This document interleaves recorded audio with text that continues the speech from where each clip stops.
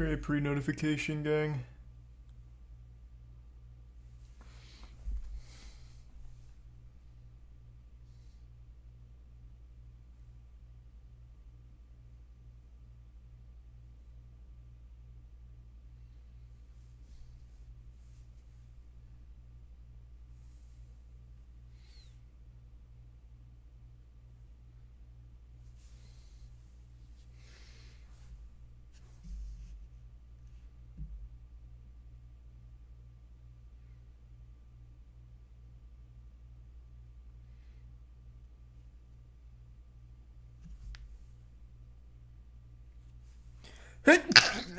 There it is. That sneeze was not coming out. God damn. Oh, thank you for the 20 gift subs, Leos. Thank you for that. Hope you're doing well. Hope you had a good Christmas Eve. Thanks to the resub, Kate.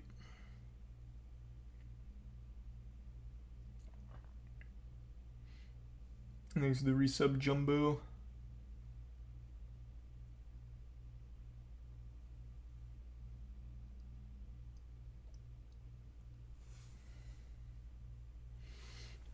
Big night. Thanks for resub, Cameron. And Lucas and the tier 1 biscuit. And the bits brewski.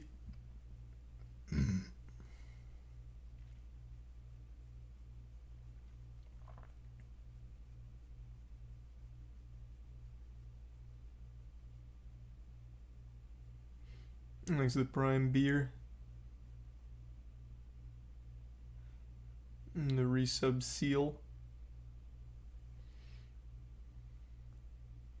And Jazz. What's the plan then? Well, finally watch the Logan Paul saga from CoffeeZilla, and then probably some Dark and Darker. Maybe the new Summoning Salt as well, haven't fully decided yet. Thanks for resub Potato and tier 1 Smiley. And the prime Jude. And the resub Richard.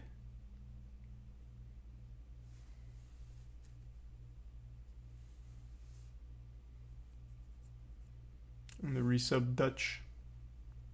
And gift sub Vaz. And the tier 1 Just BZ.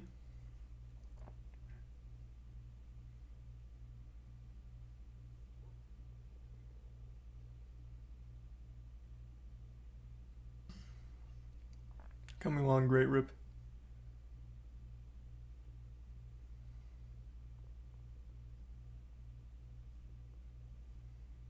Next, the resub Kibbles in Frygos.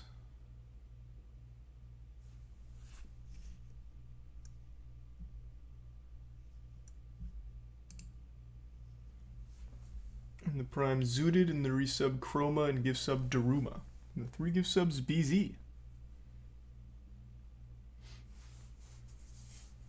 And the resub Coley and Mickey. The plot twist will have you on your feet for the Logan Paul scam? I don't doubt it. Thanks to the resub Dedo and Brad.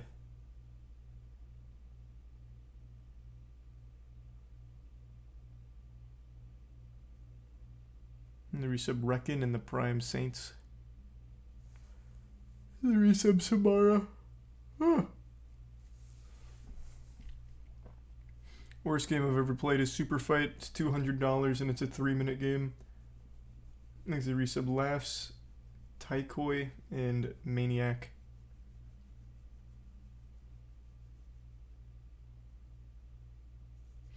I put cookies out for old Saint Nick. No. Not this year. There's the Bits Professor. And the resub Ty and Craddy.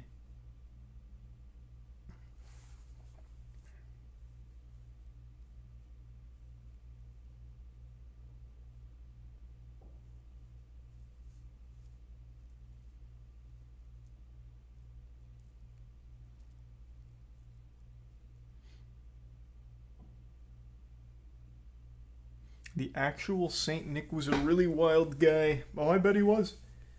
That dirty bastard. Thanks for resub, idiot.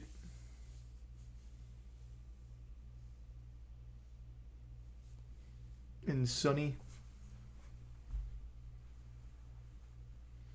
No, I'm still one episode behind on Chainsaw Man. Thanks for the resub, Horizon.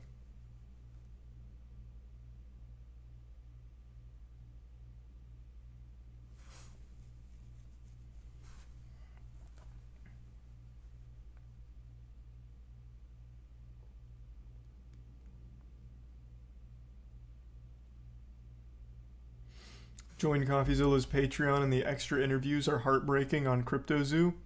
Oh, I bet it is. I have no doubt that it's just really young, impressionable kids from Logan Paul's audience that bought into it, or they convinced their parents to buy into it. It's probably tragic. Makes it a bit moot. I did not see those interviews yet. I'm going to give Sub Coffin.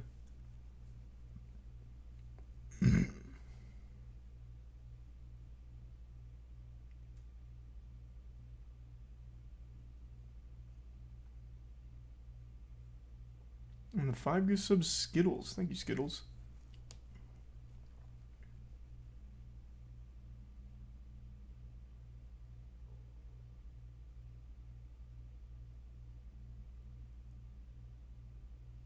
Well, I'm sorry to hear that, Viking. I hope everything's okay.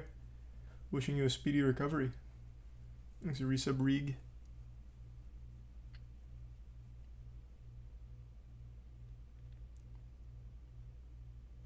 And the resub, Conan.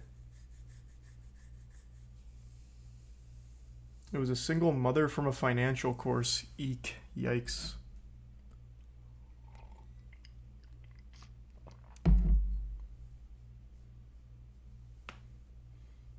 Thanks for the resub.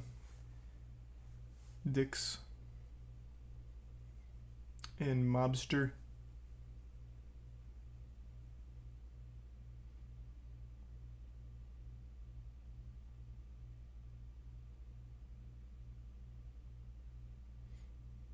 I think Andrew Tate spoke on people paying high streamers and YouTubers money for the crypto scams.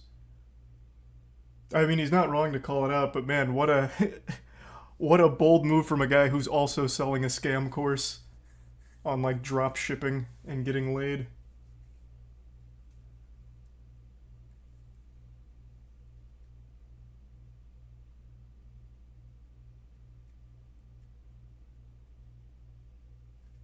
Thanks to the resub, Prosciutto, Brady, Sram, Crommy, and the Prime Misty, and gift sub MRP in the tier 1 Mochi, Bits Camino.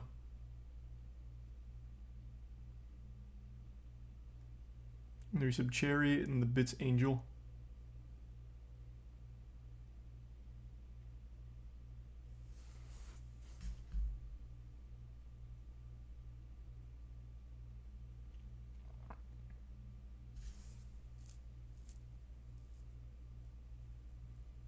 Thanks to resub James.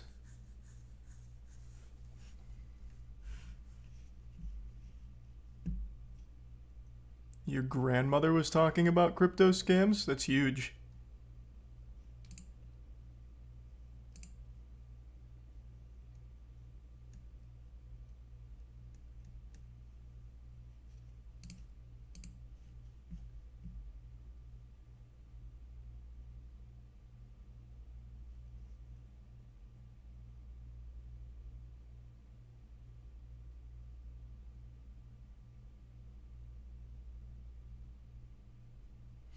Is it tier 1 roasted?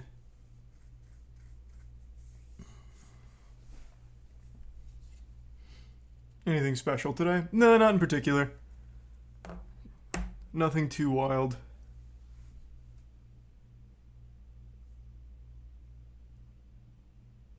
Let's give some Spy and Surreal.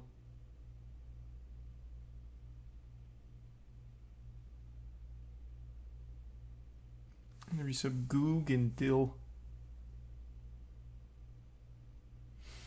Have you heard of the biggest scam artist on Twitch, Taylor Javot? I know exactly who you're talking about. How is she a scam artist? She's a hot tub streamer. Unless the scam is of your time. I talked about this before. She's the Twitch streamer who does hot tub stuff, but she spends the first 2.5 to 3 hours off screen and talking to chat, saying like, "All right, I'm gonna be going in very soon. Sorry, just setting up a couple things. We're going into the hot tub pretty soon.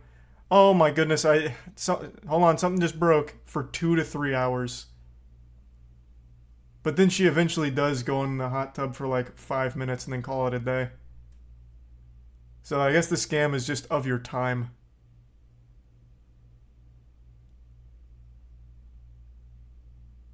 And I'm pretty sure the first 2.5 to 3 hours is just a loop that she plays from a like preset list of videos she's already filmed.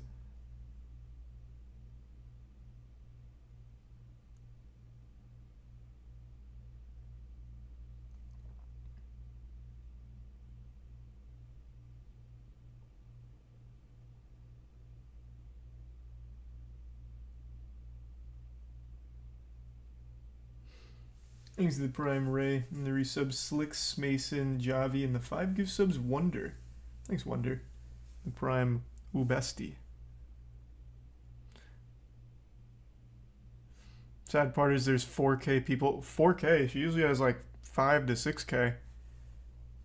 She does it like every single morning. When you just log on, or if you go to Twitch not logged in, she's one of the recommended channels every single time. And they just sit there waiting forever and complaining, not realizing that she won't be doing anything for another 3 or so hours. I wouldn't call it a scam though, it just seems more like a hustle. There's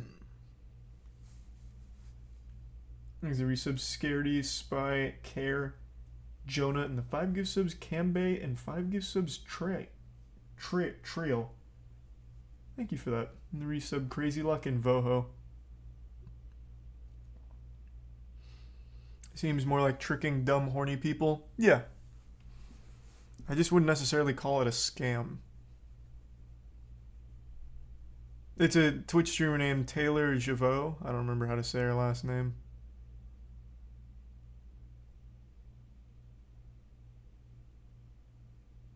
The stupid part is it works. Yeah, it works super well. Every single day.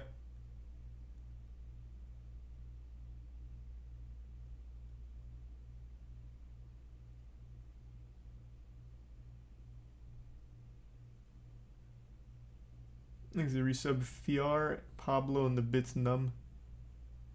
You see Logan being an asshole to his co-host? Oh, about religion? Yeah.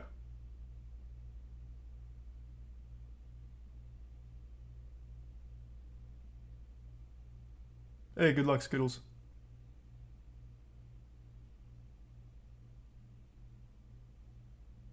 She got mad at Gideon when he called her out for her bullshit. I doubt she actually got mad. That kind of stuff is very good for her, so she was most likely just trying to farm the controversy.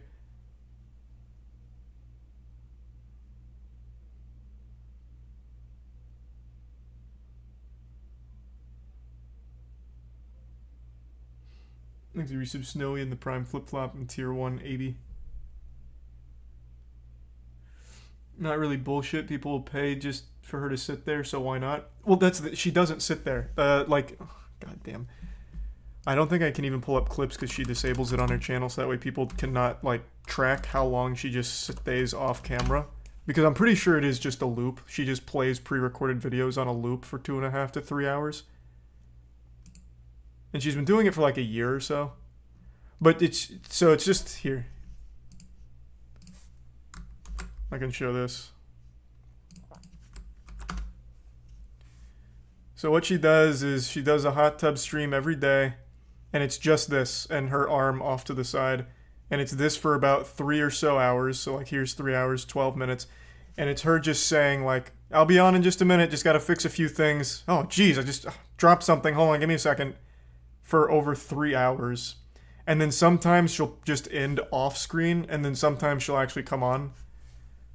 But yeah, it's quite the scam's the wrong word, but hustle.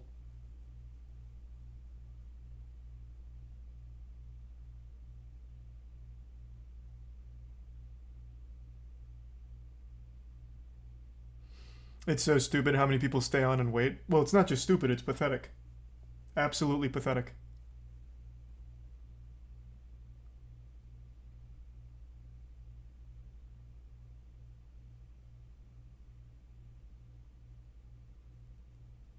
Thanks the 5 gift subs, corporate. Appreciate it. And the resub Gunch, Quinchiest, IDK, Miku, and the 5 gift subs, Abel.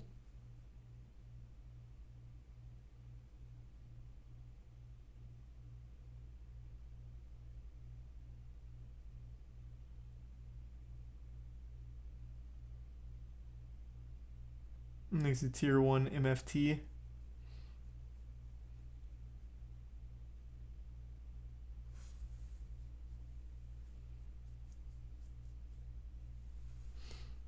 Must be farming ad rev. Probably.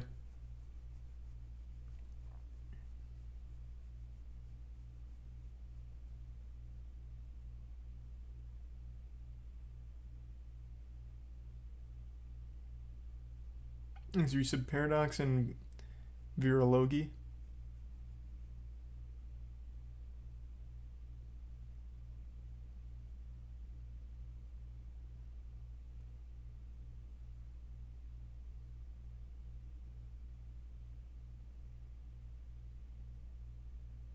And thanks to the Prime Icy.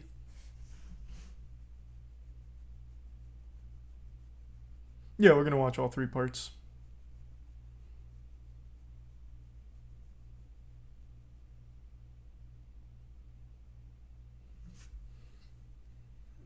Am I gonna moist meter Mob Psycho? No, probably not. The video I posted today was kind of the moist meter of it. Thanks to the resub Logi.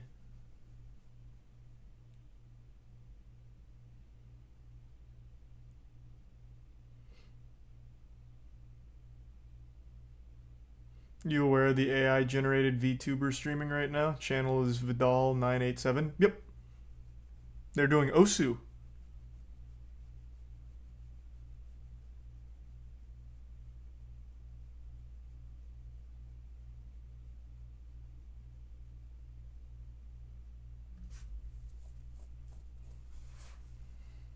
Oh, thanks to the raid, Wax. Hope you had a good stream.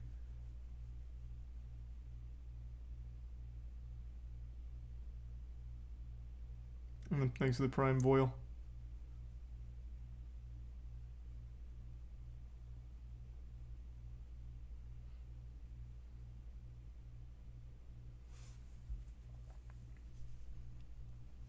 No, the AI generated VTuber is pretty cool. It is actually beyond impressive what AI is already capable of. Thanks to resub Jake in the tier 1 Mac.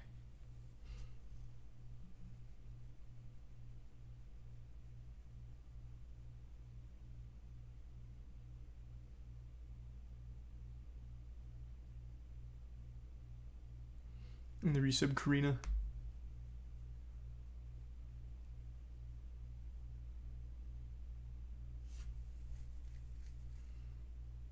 Did you see that Sir Alfred? Yeah, I did see that.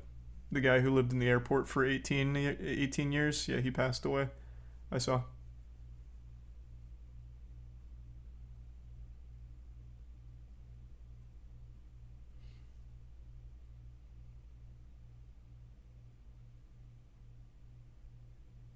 Thanks to 2 gift subs, Ali. AI streamers who get boring real fast.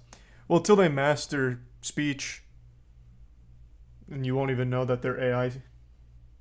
It'll just sound like a normal streamer. Thanks to tier 1 Pay.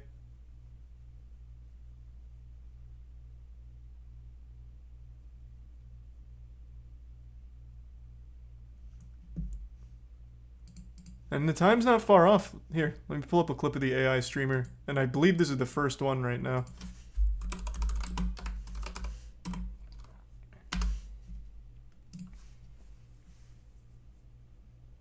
Oh, they're live right now. I'm sorry, what? Did you say something? Being able to respond to chat, go on full tangents. I'm already crying. What are your top 20 OSU streamers?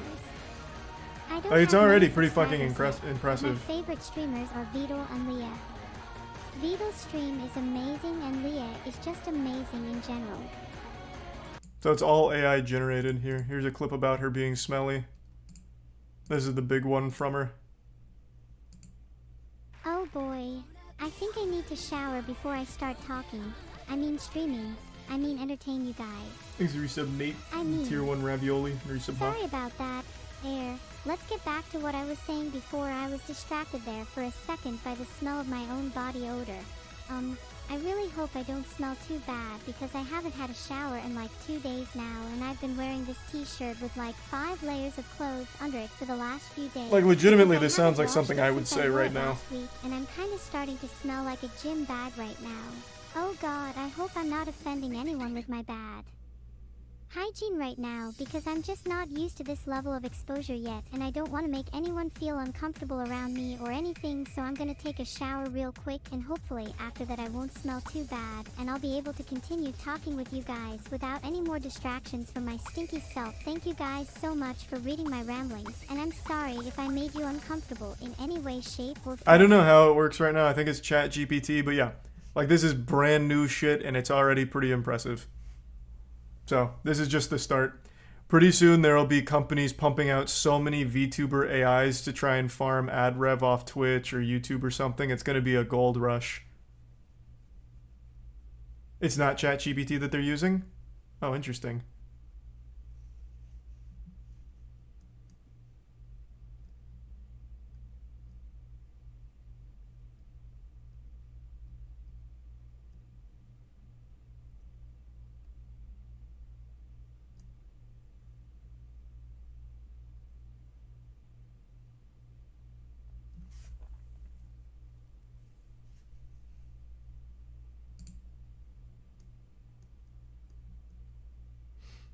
Saw an article that AI was fed a ton of x-rays and can tell what... Oh, I actually saw something like that not too long ago. Not the same thing you just brought up, though, but something similar. Yeah, AI is already pretty damn good when it comes to, like, medicinal stuff and anything, like, I guess health-related. It's good at identifying things. I think it was oncology that it was specializing in at the moment.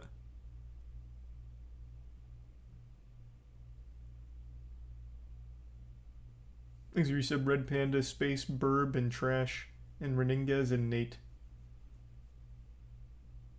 You think Twitch will do something about it or let it go wild? Twitch has no reason to stop AI streamers if they ever take off in a huge way. They make money off of it too. So why would they step in?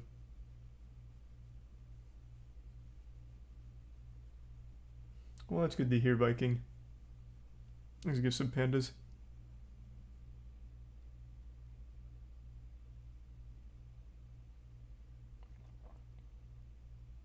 I'm gonna give sub gray.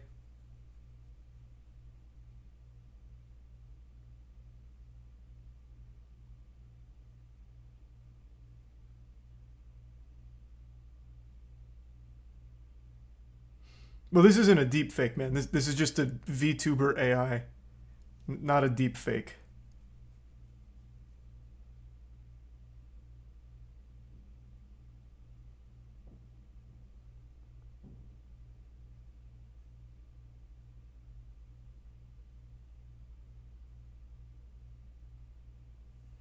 Thanks the resub cow.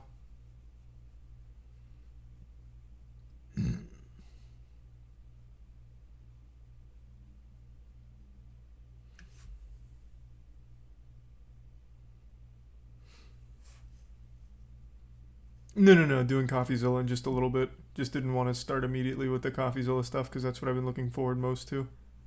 Thanks for resub Sonic. And thanks to the Prime Nephew.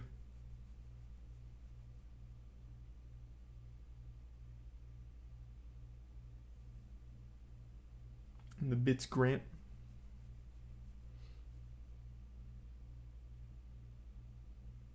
Dark and Darker has been great. I've been really enjoying it. Thanks to the Prime Fox. Orlando Brown from That So Raven was arrested in my town this week. Yeah, his mugshot was super hyped too.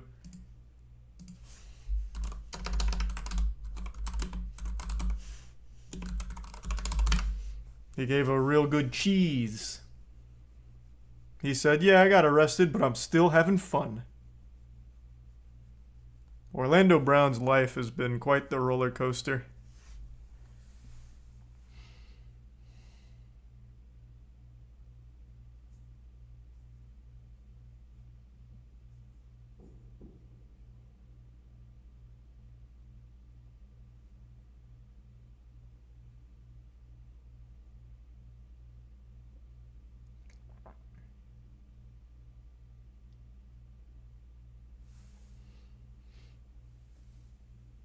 He looks so happy.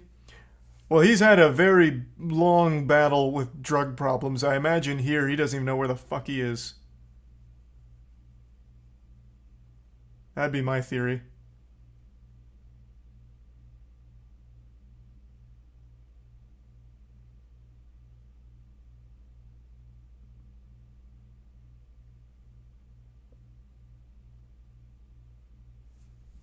Thanks in 5 gift subs, Womps. Appreciate it, man. The resub Nero.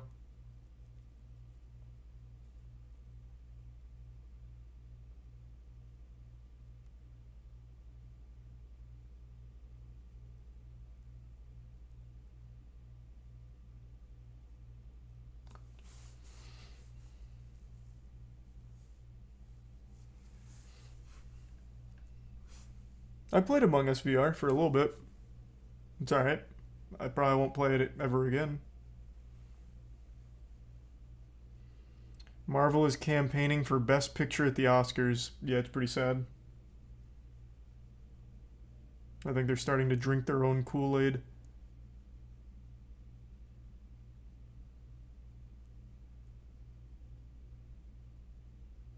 Thanks to the gift sub or the resub, Nate.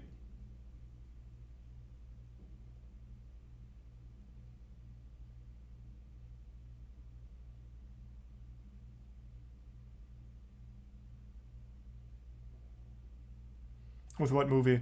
2 movies. They're doing it for Doctor Strange, Multiverse of Madness, and Thor: Love and Thunder, I believe. Thor: Love and Thunder for visuals, right?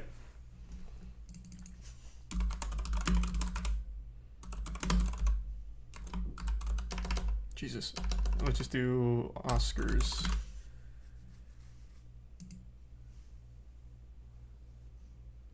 Oh god, what an awful title for this. Jesus Christ.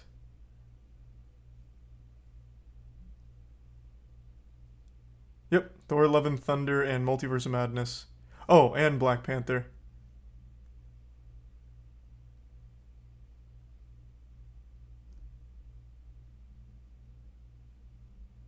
What is this article?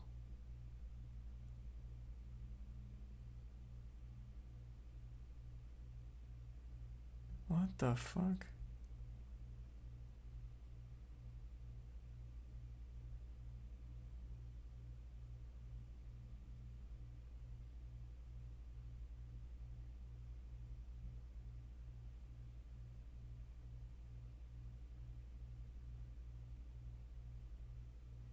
What is this article? In-game should have absolutely not even come close to being considered for one of the best films of the year. What is this delusion? What? Goodness gracious. Sweet Joseph.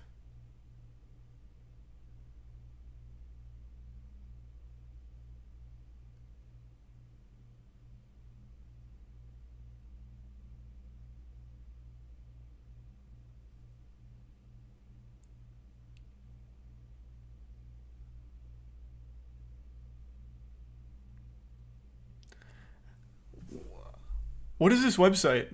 I've never heard of this before. Is this satire?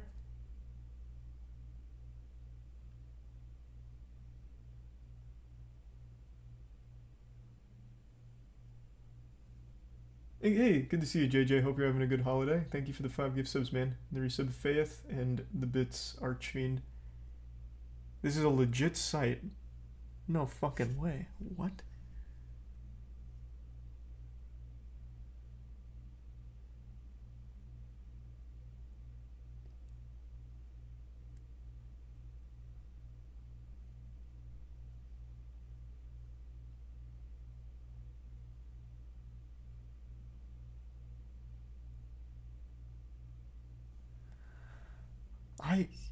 Other comments on this? I can't believe what I just read. The unreal delusion.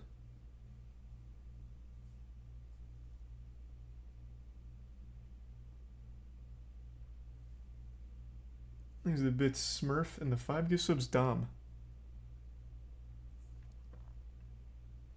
What movie do I think deserves Best Picture? Oh, for me, it's between two. It's either going to be Everything Everywhere All at Once or Top Gun Maverick. I think those are the two most deserving. I personally would think maybe they'd go Everything Everywhere All at Once. But I don't even know if those are nominated. They should be if they're not. Haven't seen Whale yet. Haven't had the chance. Thanks to the resub Frozen. And the resub Milk and King. So I can't say. I hope Whale is very good though, because I love Brendan Fraser.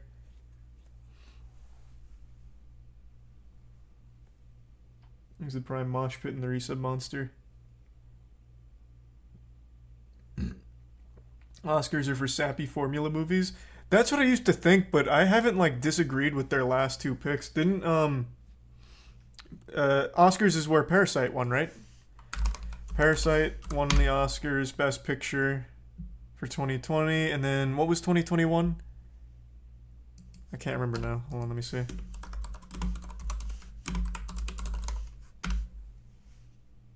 Oh, I don't know Nomadland. Okay. I've never heard of that.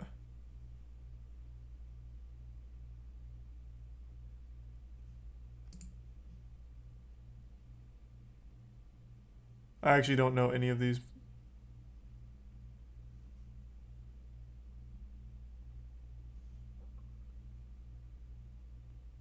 Thanks, resub Dominic and Aiden.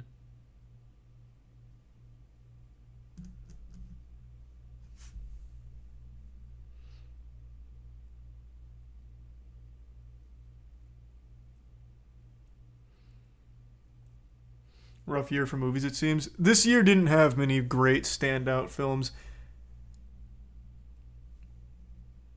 I already did the top 5 best films for the Moisties. And then it hit me, wow, there wasn't a ton of great ones. There was only a few really good ones.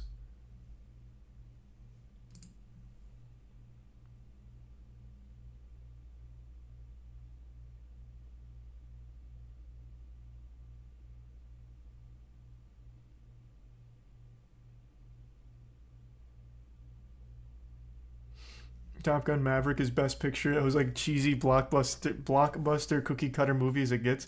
Yeah, but it was still just really fucking fun. Like that was the most standard idea of a fun movie I could have imagined, and it was executed perfectly. It's exactly what I think of when I think of going to a movie theater just to be entertained. And I think there's something to be said for that. How is that different from Marvel then? Because Marvel just fucking sucks. Like, Marvel isn't that. Marvel is, I'm going to just eat some bland cereal because I know exactly what I'm getting going into every single goddamn movie. So I go there just to kill time.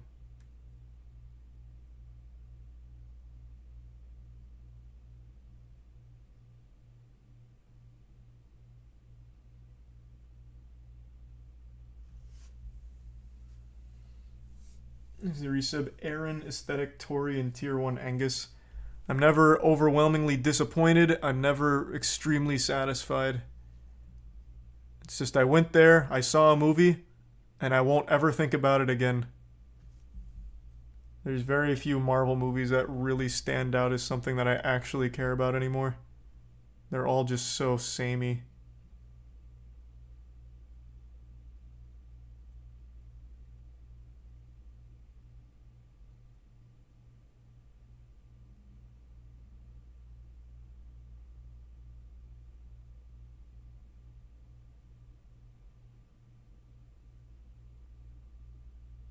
Your view on Marvel is my view on DC. Well, DC is no better. It's not like I'm saying DC is better. I don't know why you're putting the two against each other. I feel the same way about DC. Except DC has some like super stinkers like Wonder Woman 1984 and shit. They have some like actual turbo dog shit. At least Marvel's even awful films aren't nearly as bad as DC's awful ones.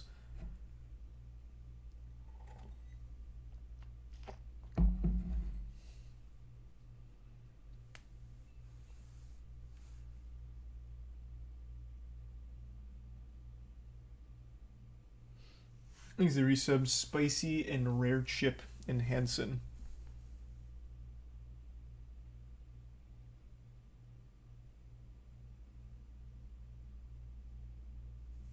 And Gabagool.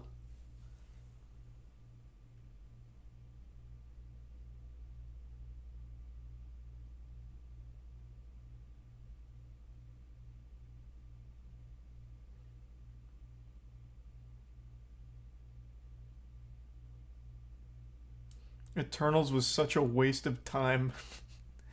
Yeah, it really was. So was Thor Love and Thunder. It's all just been not great, like this entire phase of Marvel.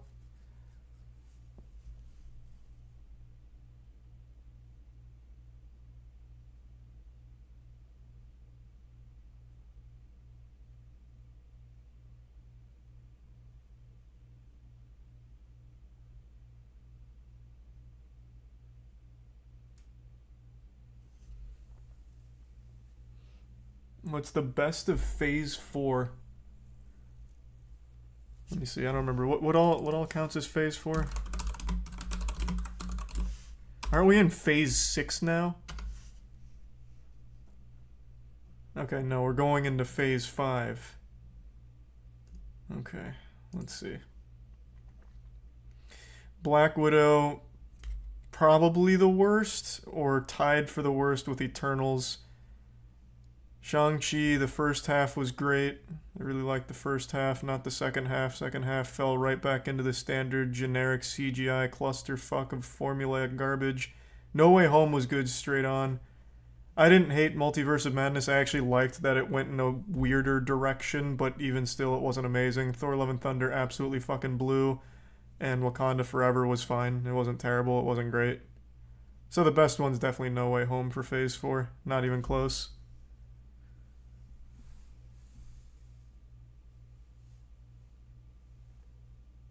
Thanks, Resub Caesar.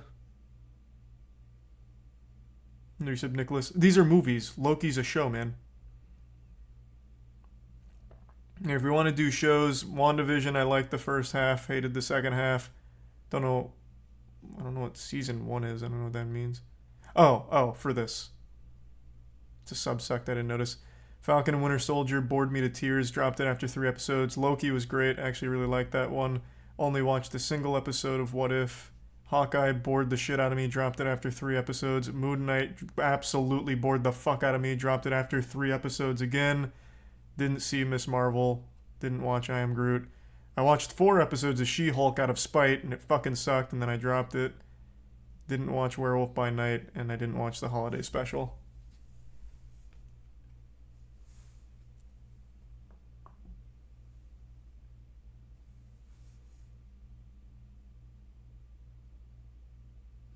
Moon Knight's fine if you're just looking for Power Rangers. That's the impression I got. I got to the point where he's talking to all of the other, like, gods, and they're like, "We won't do this. He's the bad guy, but he's not the bad guy." Like, he's just surrounded by these people having, like, the most awful generic conversation ever, trying to convince them that the moon guy isn't bad and shit. It was terrible.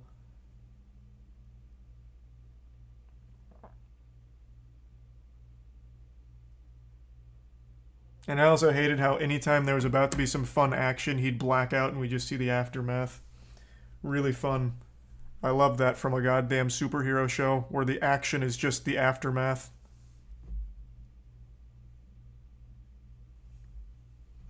The resub Space, Courage, and Roasted.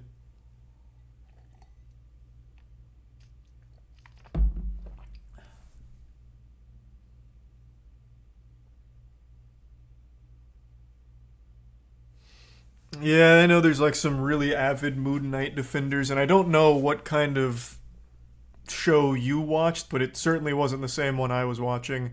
Or it must have some kind of incredible glow up post episode 3. Because that shit was actually goofy like a Power Rangers episode. Unless that's what you like about it.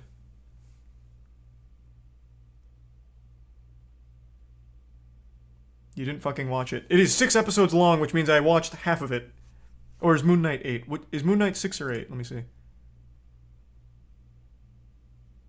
Well, I don't know what I was expecting here. It's such a short write-up. Is it 6 or 8? It's 6. So I watched half of it. And it fucking sucked. What do you mean you didn't watch it? I hate that mentality. Oh, you only watched half of it. You have to finish the whole thing to know whether or not you can have a real opinion on if it's good. No, man. I watched half of it, and the half I watched was fucking terrible.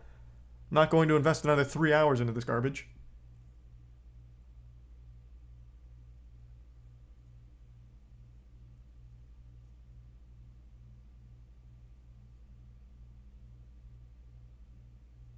The finale was better. I watched the finale. Like, the final fight. You want to know what happens? He fucking blacks out, and you miss the entire final fight.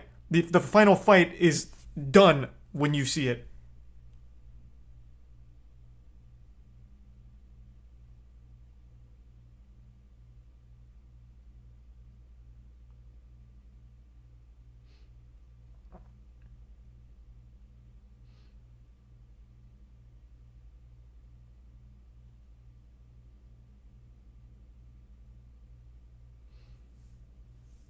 Thanks to resub JMK and the bit's icy.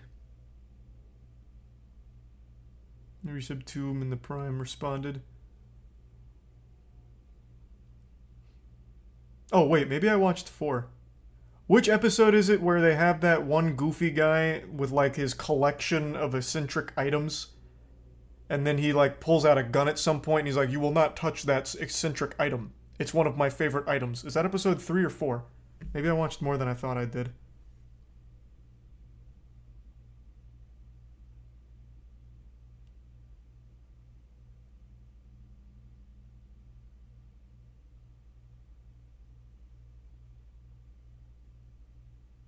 It was 4. No, nice. See, I got even further than I thought.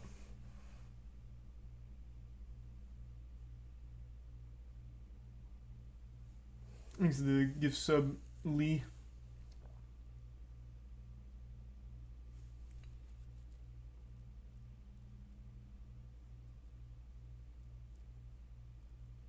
No, it was 3. 3 or 4. One of the two then. I thought it was 3. A couple people in chat said it was 4, so I got gaslit. Thanks for resub Forsaken.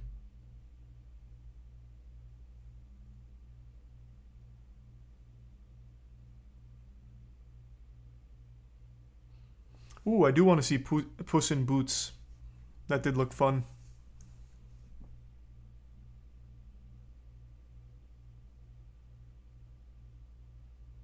What am I expecting from Deadpool 3? I don't know, I like the first two, so I'm hoping it's good. There's a resub Finch in Whale.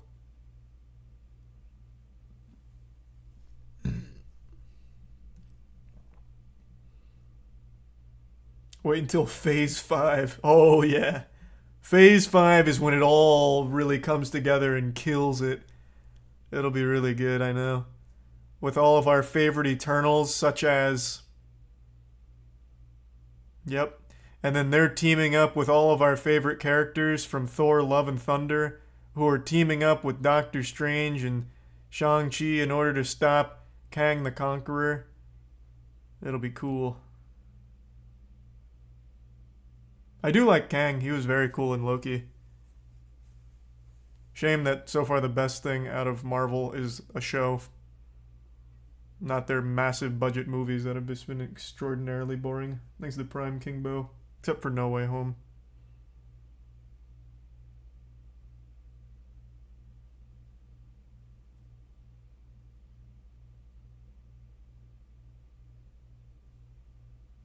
Resub Rufter.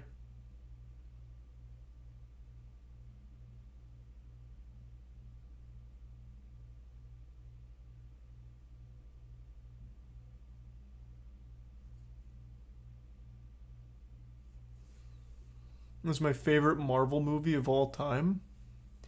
I don't know, man. It's hard to say. I really liked what Infinity War did. That felt so unbelievably satisfying, having everything come together and then having the balls to end it on such a like sad ending for the fans. I really respected everything about Infinity War. It had so many hiccups, but I really loved that and look back on it so fondly. And then Endgame to me fumbled it really hard because it was basically just a complete breeze. Like there was never any tension in Endgame. Everything just went their way every step of the journey. And I know it's because it was originally supposed to be like a 4-hour movie, just one film, but they divided it into two. So the second half is obviously Endgame, where they are solving all the problems. But that kind of makes for a shit standalone movie when everything just goes their way.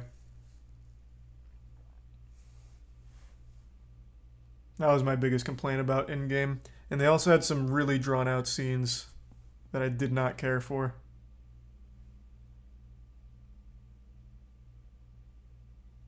Not everything went their way. Yeah, not everything, but the vast majority. There was never a time where I was like, oh, how are they going to solve this? They had the plan going and going correctly the entire time with only a couple of moments of like, uh-oh, this is about to be a tough decision. Like, it wasn't bad by any means, but Infinity War I thought absolutely fucking crushed it. And if they had just committed to the entire bit of doing like that long 3.5 hour movie or whatever, I think it would have been better as a whole package instead of dividing it in two and making one fucking amazing one and then one like epilogue almost.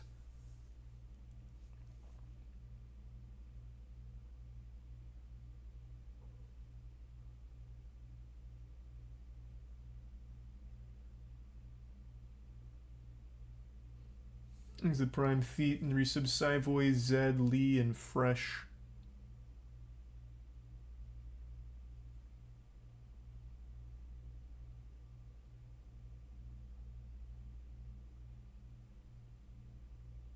Yeah, I'll probably do some Dark and Darker tonight after going through the CoffeeZilla Logan Paul saga.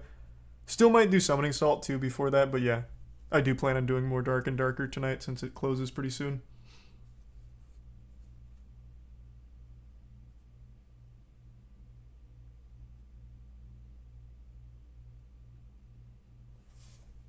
There's the resub Big Brain and Logan.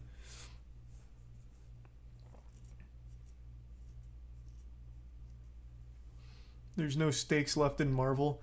Well, that's kind of the impression that I get as well. Like, it just really feels so fucking directionless. And I cannot believe there's another Ant-Man movie coming after how awful Ant-Man and the Wasp was. They should have just sidelined him. Just write him out or something. Don't give him another fucking standalone movie. Christ.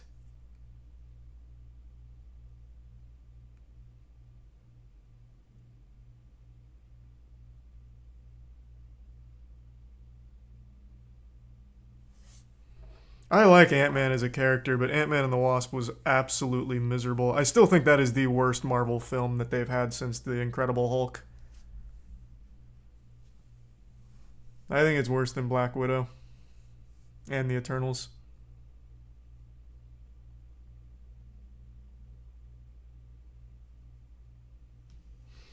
Even Thor 2. Yep, even Thor 2. Thanks to the Bits Ghost. Yeah, Dark and Darker's been great. I think it's been a super fun game. Movie wasn't great, but I don't remember being offensively bad. Then you don't remember it. Bro, that whole movie was so stupid. Like, they didn't even use the growing and shrinking power at all in the film, which is like the entire crux of what the trailers would leave you to believe. But the most offensive part is the ending, where literally the good guys and the bad girl, the vibrator girl, like their goals completely aligned perfectly. They had the exact same goal and yet fought the entire movie despite having the exact same fucking goal and even pretty much the same method of achieving that goal. And for some reason they were still clashing the entire goddamn movie. And then at the end they were like, huh, it looks like we do share the same goal.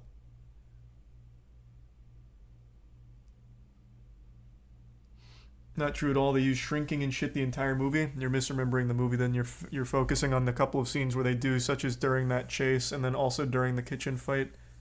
Those are the only two notable examples of the shrinking and enlarging. Exit Tier 1 Ace and the Resub Dark Shadow, the Prime Yulin and Glock.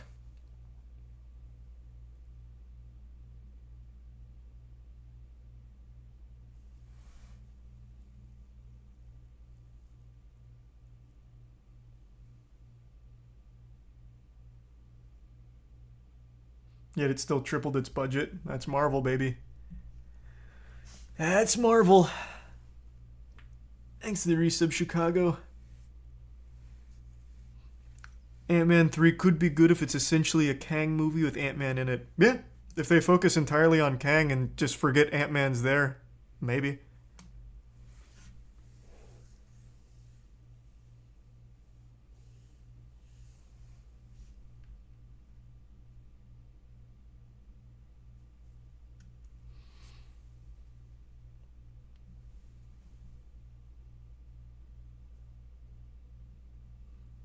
Is the Resub OP? Tripling the budget doesn't mean shit. Look at Blumhouse. What a weird example. What? A Blumhouse budget's like $2 million, so tripling that is still huge regardless, but take it on a Marvel scale where the budget's $100 million of just production, not even marketing. Tripling that is a ton of money. What are you even talking about?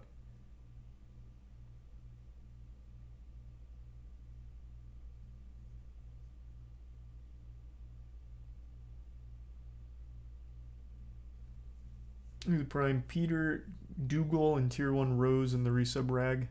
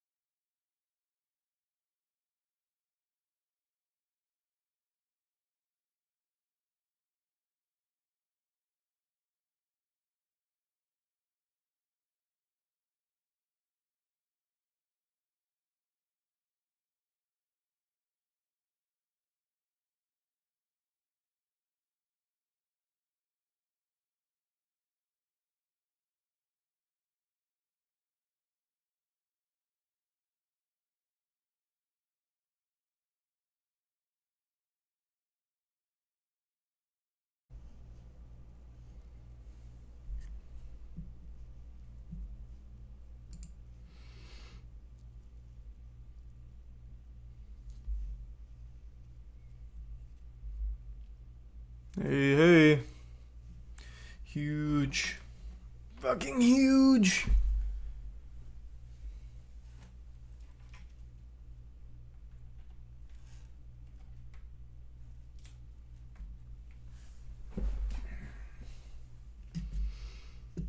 Love that.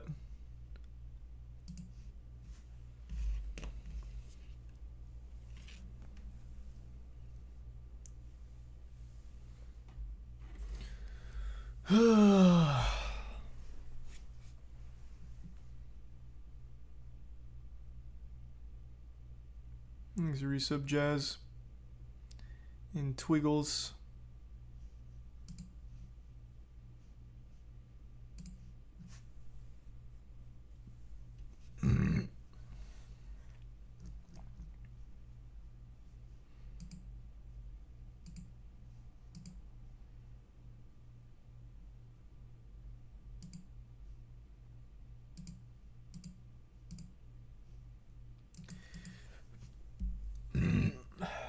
Thanks to Resub Jack and Eden. Hold on. I've now got to reset up everything.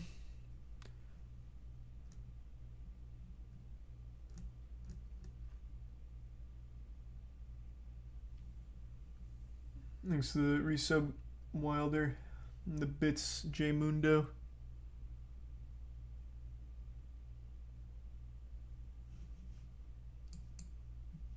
Yeah, hold on, I just gotta reset up everything though, which is huge.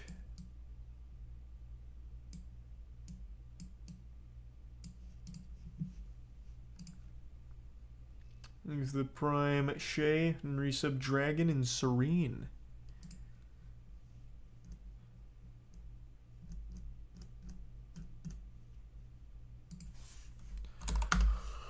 You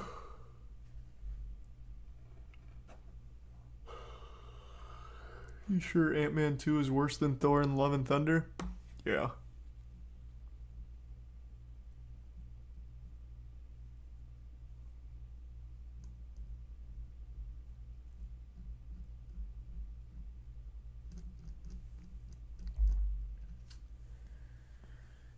Thanks to Resub Ash. I hate that that keeps happening. I thought I had finally figured out the problem, but clearly I didn't.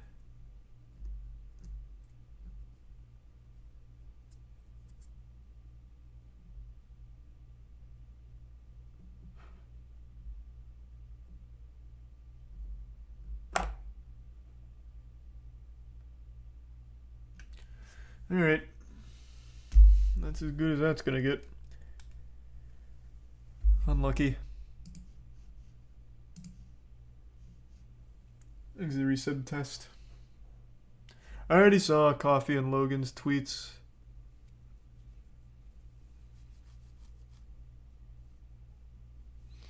Yeah, I'm hyped for Jedi Survivor. What do you mean, what's wrong with the frame now? No, the frame's good. Frame's fine.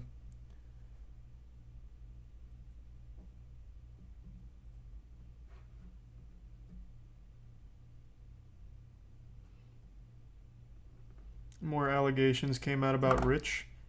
Are you talking about the clip from Caseytron?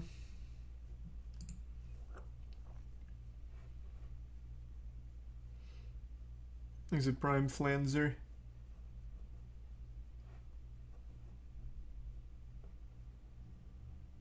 No, there was more from wait, from what? Is it Tier 1 Goku? What's wrong with the border? Why do you keep saying that? There, fine. Is that better?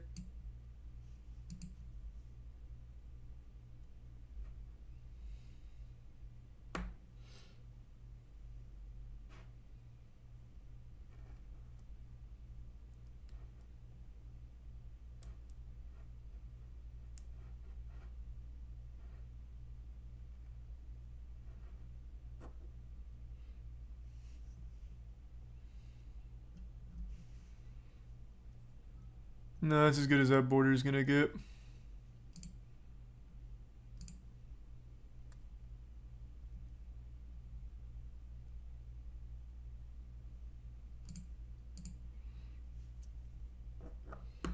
Yeah, I'll moist meter bleach when it finishes. Alright, I think I got everything reset up. I don't know. I can't tell. Oh, I'm so fucking tired of that happening. There's just no explanation. Shit's just old, man. Thanks to Gift Sub Stealer and the Resub Val.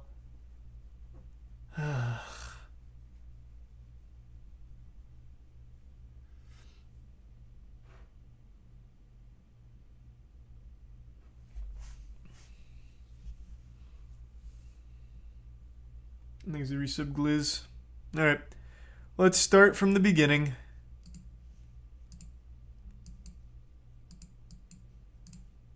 This has been like my most anticipated show of the entire year. CoffeeZilla's 3-part deep dive into Logan Paul's crypto scam, CryptoZoo. So I'm extremely excited and I'm super happy to see CoffeeZilla go so hard on this. He's gained like almost 400,000 subs since posting these videos, something like that. And he deserves it. I know he spent quite a few months investigating this. I know he's also reached out to Logan Paul numerous times to try and get his side of the story, but has been dodged and ducked every single time until he finally posted this video.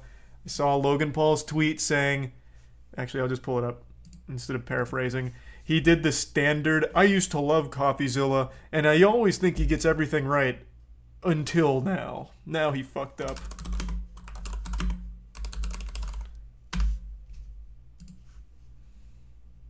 Like, this is very cookie cutter. Somehow, every single time CoffeeZilla talks about some kind of big scam like this is always the response.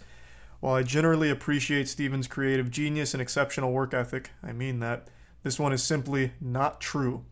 When appropriate, all bad actors will be exposed, explained, and held fully accountable. I'll speak further on Impulsive January 3rd, which to me reads more like an advertisement for his podcast than anything. But I always just love this first line because this is boilerplate at this point. This is what everyone says when CoffeeZilla makes a video about them. A creative genius, one of the best in the business, ace detective, like Benoit Blanc. But this time he fucked up, trust me. This time he's wrong. CryptoZoo.co.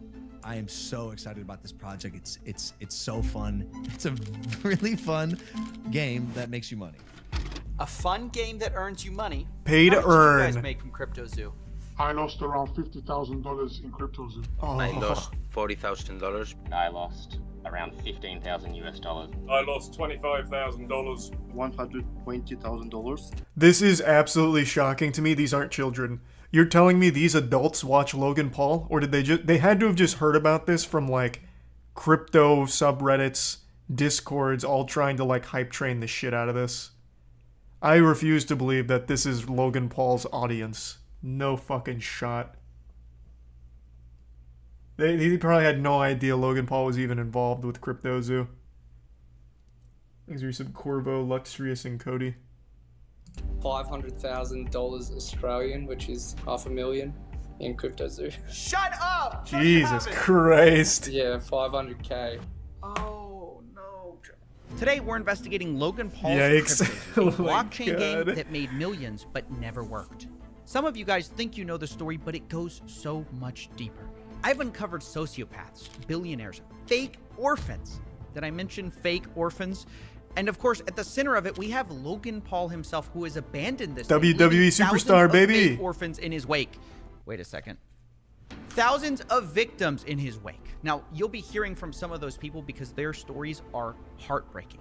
This is the first in a 3-part series that's been a year in the making. And if you like high-effort investigations like this one, Here's a prime please you. consider supporting this channel on Patreon. I don't take sponsors. We are viewer-supported. So if you want to and are able to, thank you. Either way, enjoy the video. Amen. For the last 6 months, I've been working on my own NFT project. We have a massive team behind it. And Real quick, you might be asking yourself, well, what experience does Logan Paul have with NFTs? And that's a great question to be asking, and I have the answer. He was actually a pioneer in NFTs, and in fact still has some of the best NFTs of all time, such as... are these still up on OpenSea? Well, here's his NFT Pokemon cards. Beautiful stuff, obviously. Very high quality stuff, and I mean, only $10,000 for that, so I mean, reasonably priced as well. Where are his... He used to sell clips, so you could pay thousands of dollars to get an NFT clip of him boxing, which was a fucking bargain. Honestly, just giving it away at that price. You get like 15-second Twitter clips of his boxing matches. Where are they?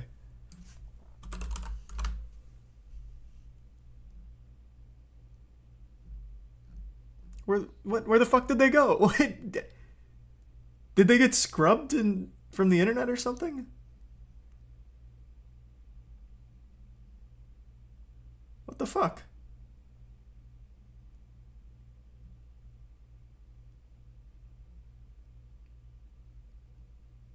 Gotta love these headlines. Lost millions on his NFT investments. W. Where the fuck are his old video NFTs he used to sell?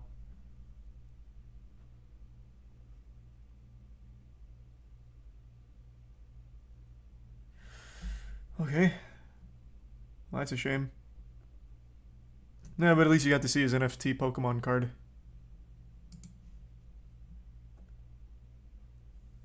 There's a resub. Apple, Flux, Vuxed, and Tier 1 Glass. Dink Doink, is that what they were called? That sounds like it's just gonna bring me porn.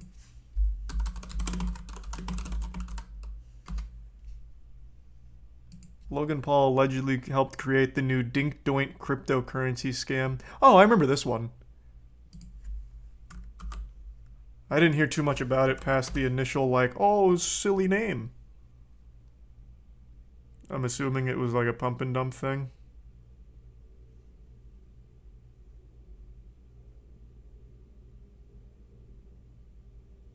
Huge. Where the fuck? I'm so upset that he got rid of those videos.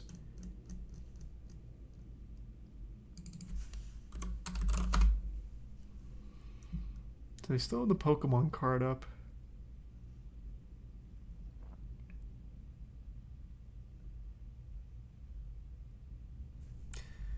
Oh, wait.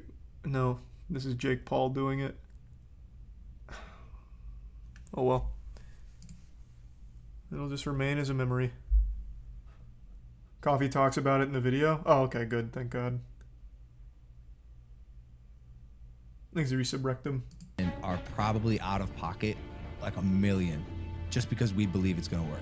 September 1st, cryptozoo.co. We don't scam. That's I've fine. never scammed anyone before. Logan cares extremely deeply about his audience, loves his audience, loves his brand, doesn't have to scam to make money. True, but you make a lot of money doing it, I imagine, so. Welcome to part The cookie one, jar the was too million-dollar appealing. mystery that began this whole story. Like many people, I first heard about CryptoZoo from a podcast Logan runs called Impulsive, which was the experience of a lot of people that I spoke to. So I first heard about it on the Logan Paul podcast. Impulsive, I think. It was off one of the Impulsive episodes. The thing that I'm most excited for, and this is the first time I've ever said anything about this, for the last 6 months, I've been working on my own NFT project. I think there needs to be a fresh take, and this project that I have is that fresh take. Now look, at first, Yep, I was let's just as go. surprised at this pitch as anyone else because I just got finished roasting Logan for a different coin called Dink Doink, which his fans Dink Doink. lose money on. I'm a Dink Doink fan. Dumbest shit I ever seen, and that's why I'm all in. It's comedic, it's fun, it's comedy.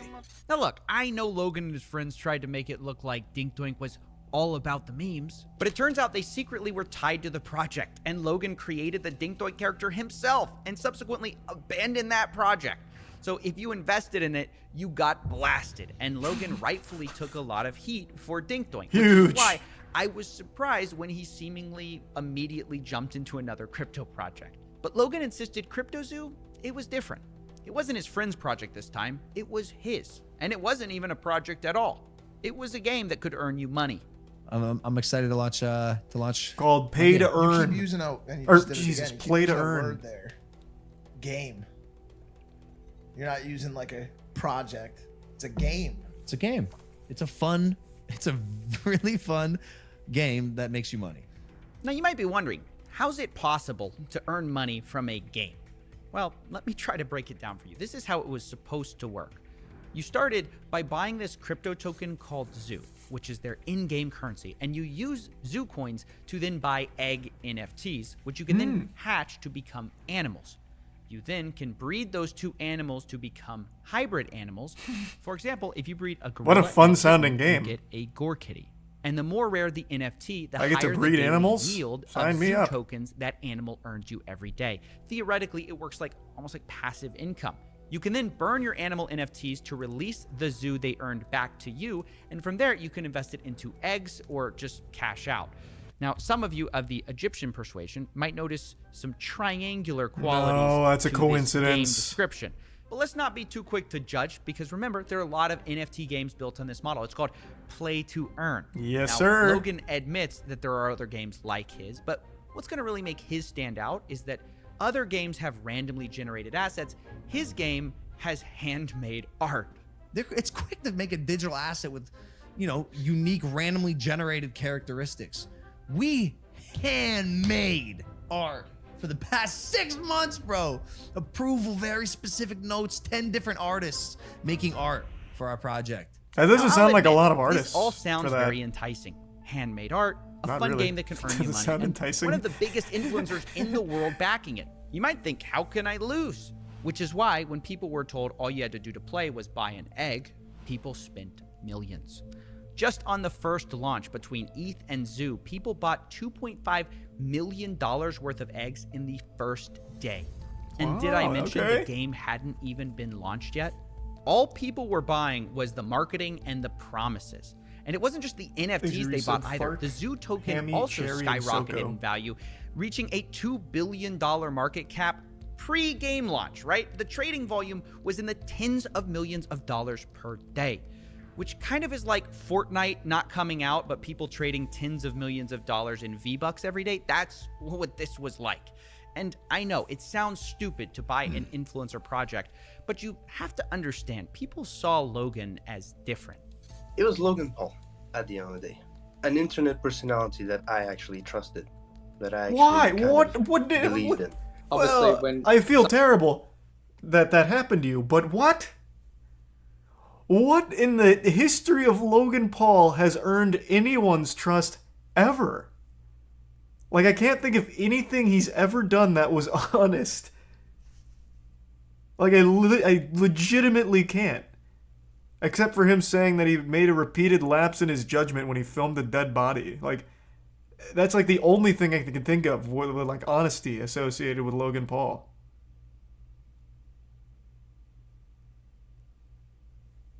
I think he resubbed Tiffy and Infinite. Prime, maybe? Well, this is... Well, no, actually, this isn't pre-Prime. But yeah, I mean, Prime did come out. I've tried it. I mean, it's a real drink. I wasn't instantly poisoned or anything. It was fine. I actually thought it was good. But I'm just going to chalk that up to KSI. I'm just going to say KSI did everything because I legitimately have no trust in Logan.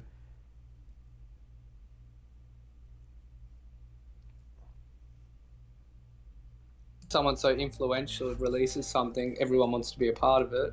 I still believe in this false fallacy that everyone else started believing, that Logan Paul's a changed man. I thought it was a safe place having a guy like that identified, like Logan Paul being the head of the project. They had seen this story he had been telling everyone that he was this reformed influencer, right? That he was no longer a reckless clout goblin just in it for the money. They thought this time it's different. Logan Paul couldn't possibly scam us, right? But as the game got closer to release, the CryptoZoo team started releasing the first ever photos of these animals. And come to find out, this handmade art story wasn't really true.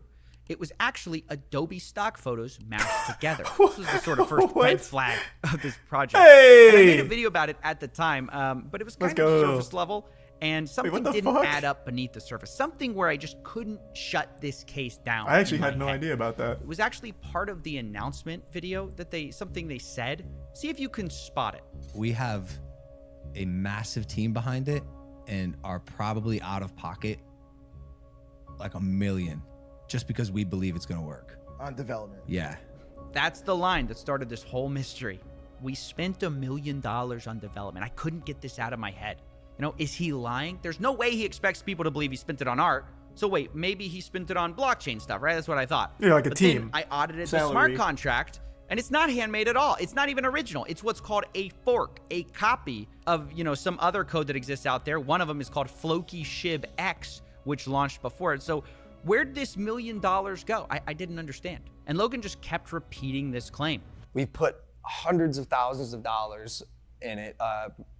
Personally, the whole team, $1 million plus. Now, at the time I'm looking into this, there's a teaser going around for Hatch Day, which is the day you can hatch your egg NFTs.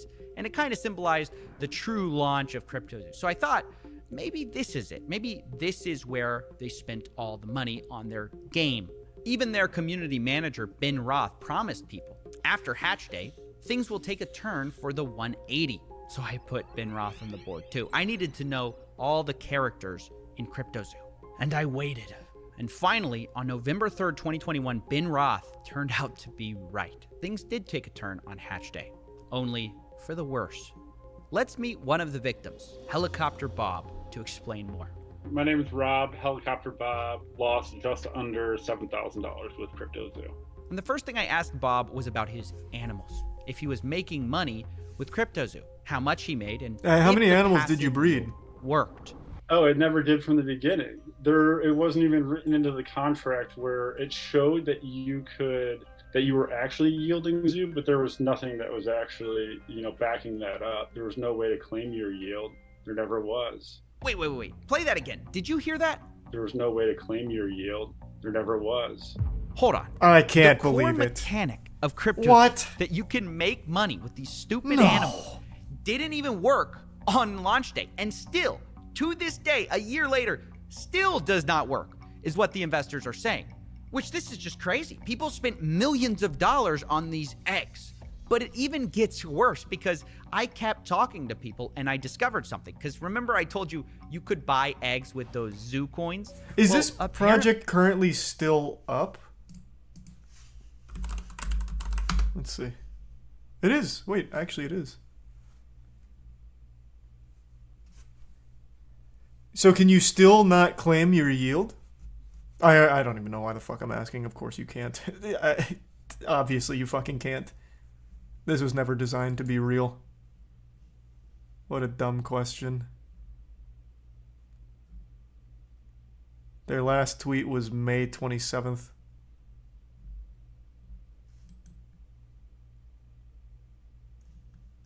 They also made it so you could buy them with Ethereum. And on the day of selling, about half of these purchases took place with Ethereum. Only it turns out for the people who spent ETH, not only did the yield part of it not work, did the NFTs not pay you, you also couldn't even hatch them. So I acquired a bunch of eggs, and I actually want to play the game. I didn't acquire the eggs with the intent of keeping them. I actually wanted to hatch them and see what I got out of them and play in this ecosystem that's I am sorry this happened to you, my friend. What compelled you to want to play this game? There is no game. The game is you buy an egg, and then we give you a stock photo of what this animal might look like with a goofy nose. What is the game? Like, the only reason anyone would have ever put money into this is off the hope that they're somehow able to make a payday out of it. Like, cash in their yield for some kind of profit. There is no, like, actual game mechanics. It is, here's a couple pictures you can look at. That's it. That's fucking it. Jesus. Just the worst Pokemon. It's not even a Pokemon at all. Like, even, let's take a card game. Even a card game has game mechanics. You play against someone, there is a goal, there is something you do, there is an actual gameplay element to it. Here, the gameplay is you hatch an egg, and we combine this photo of a moose with a photo of my cat. And that's it. And now you have played our game, and now you can either choose to keep that picture and hope it appreciates in value, you know, yield some more zoo, or you burn it to acquire your zoo. Those are your two options, neither of which constitute a game. Jesus Christ.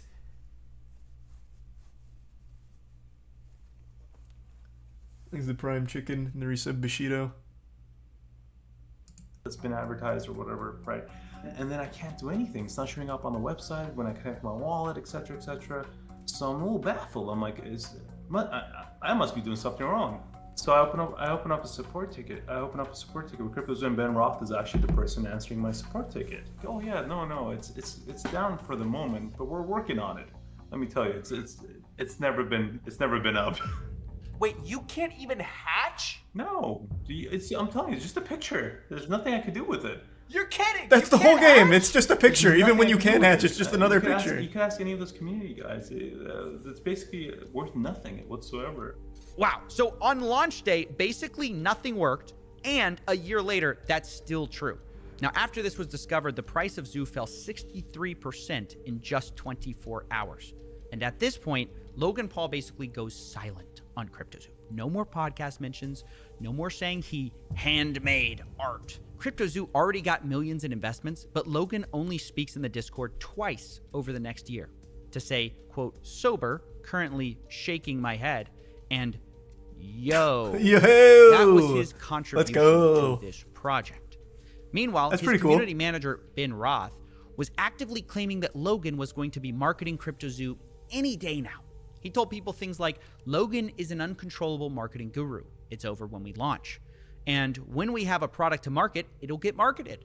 And marketing will crush. I promise you. And this disconnect between Logan abandoning the project and his team on CryptoZoo saying that he hadn't, saying that it was going to be any day now, left investors feeling like they were being led on. All you had to do was go on and tell us, look, there's something going on with this project, I'm abandoning it, or whatever, before people got more and more trapped.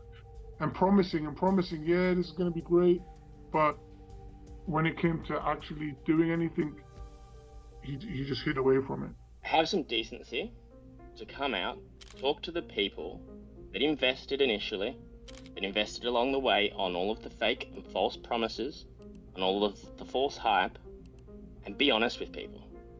Because surely Logan Paul, who's got this $1 billion hydration company and a WWE star, he's got enough money. He doesn't need to rug us lot. And it's because of these false promises about marketing that these poor investors believed in CryptoZoo so long. They sat and watched every It actually Logan is Paul very episode. impressive how far you can get when people just believe that you're too wealthy to exploit them. Like, if someone just believes you have so much money, that for some reason makes you trustworthy. That's wild to me. Because I'd always think it's the fucking opposite.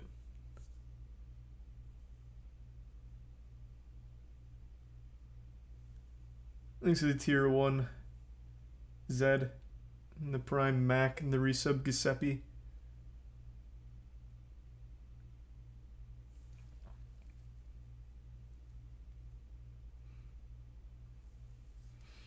Damn. Well, no, that's not exactly the same. The Elon comparison, that's not exactly the same. Because you're not, like, investing in Elon. I'm talking about it more from, like, a perspective. I'll use a different example. Andrew Tate. A lot of people view Andrew Tate as, like, infallible because he is very rich, or at least he portrays himself as very rich, and he portrays himself as someone who gets a lot of pussy. So those two factors make people believe that everything he says is right, no matter what, and that he would never take advantage of him because he doesn't need to. He's already too well off. I'd say that's a more apt comparison to what I'm talking about.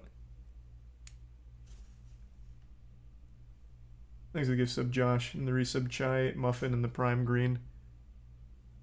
And the resub Gogeta. Trying to guess and decipher when this so-called marketing push would happen. And Logan and his team really fed into this with a lot of cryptic messages. Only a month after CryptoZoo's launch, actually, the hatch day, they started teasing this. Not too much of this is out, but he's been working on a massive project. And one of them will be the biggest thing I ever do. It's like my life and soul is put into this project, which is where most of my time these days goes.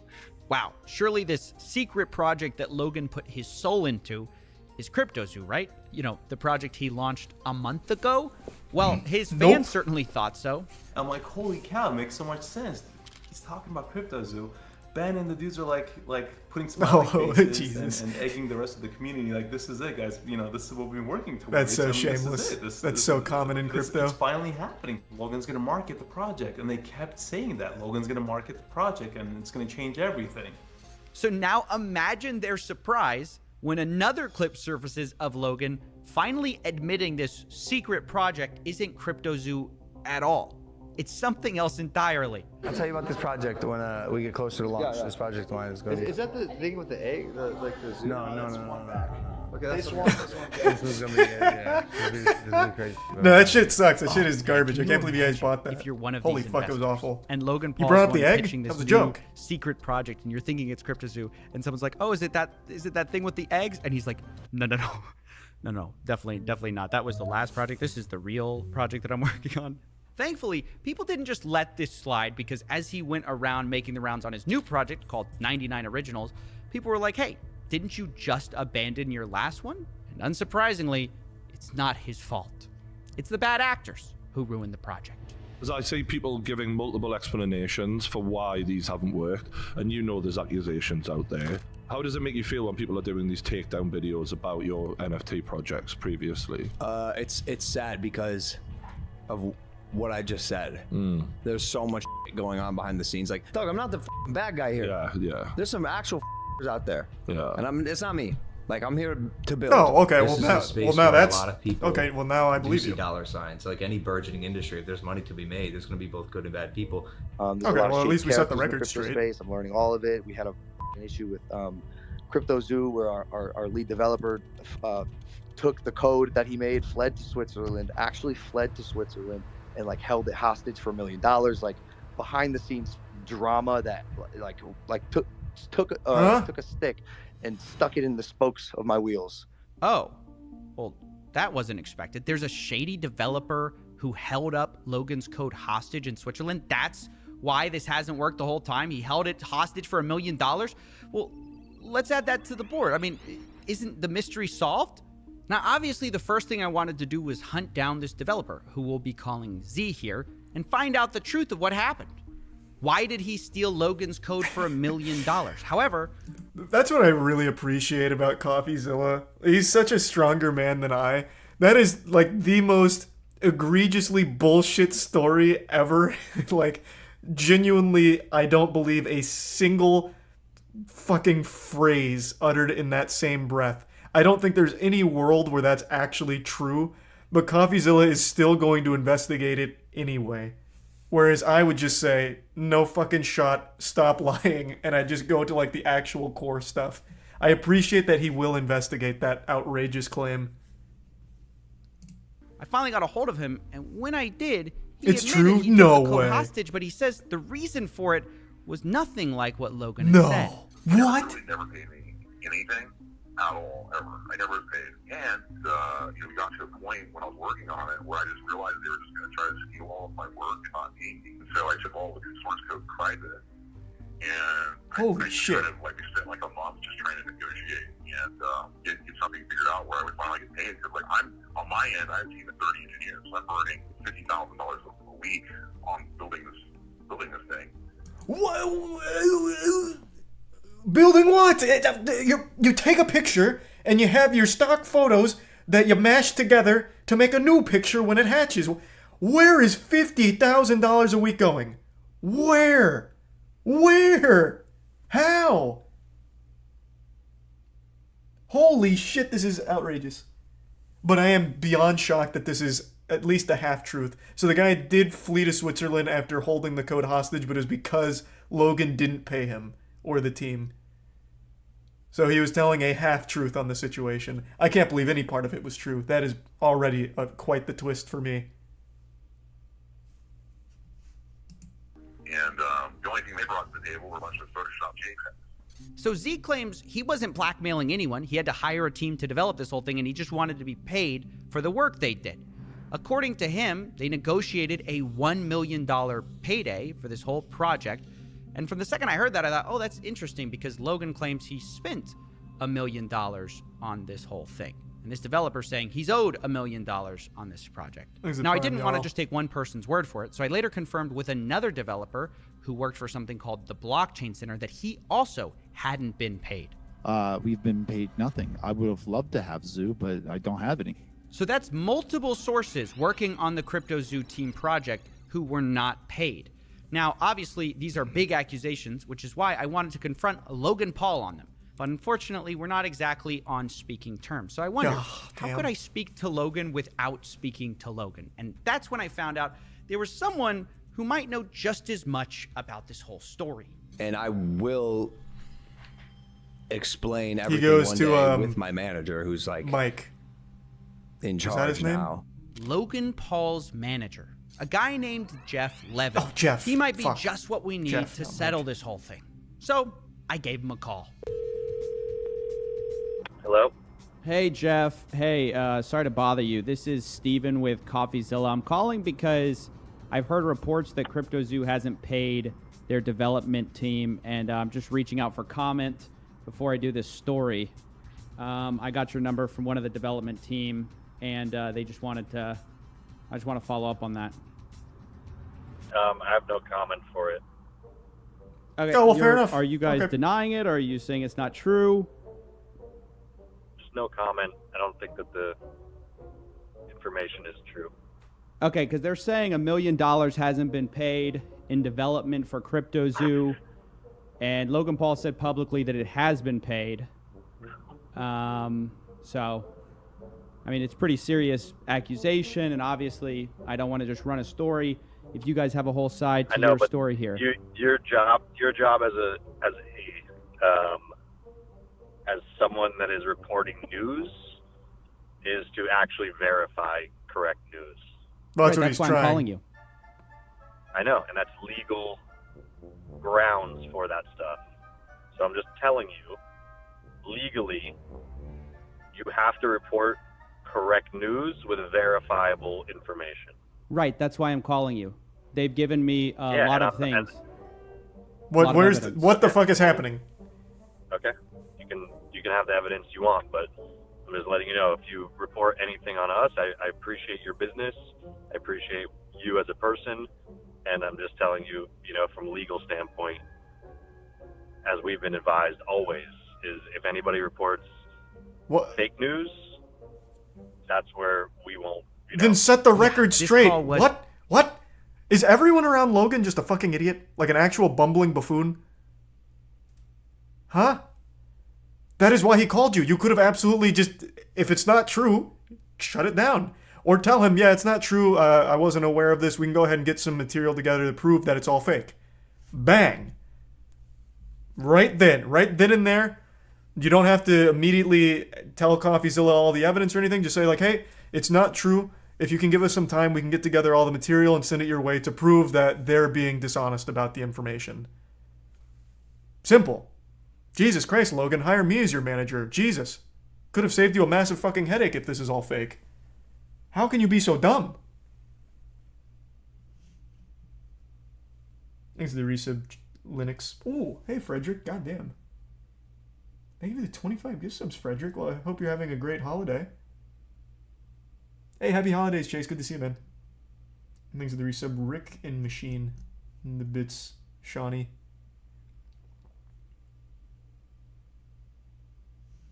A mess. Jeff, Logan's manager, seems to be implying that I'm not allowed to repeat allegations his own development team made, even though Logan can go on podcasts and publicly accuse those developers of stealing his code. Not only that, he's the one who refuses to provide any evidence, but seems to sort of be implying that maybe we'll sue you if you tell this to anyone, which he then denies doing when I ask him if that's what he's doing. Told you I have no comment to it. Telling you once again, from a legal standpoint, you have to report truth. If you do not Is this an verify NPC? truth, Why does he keep saying this? Then you're just allegations, and those then will be handled the way that we want to handle them. Okay.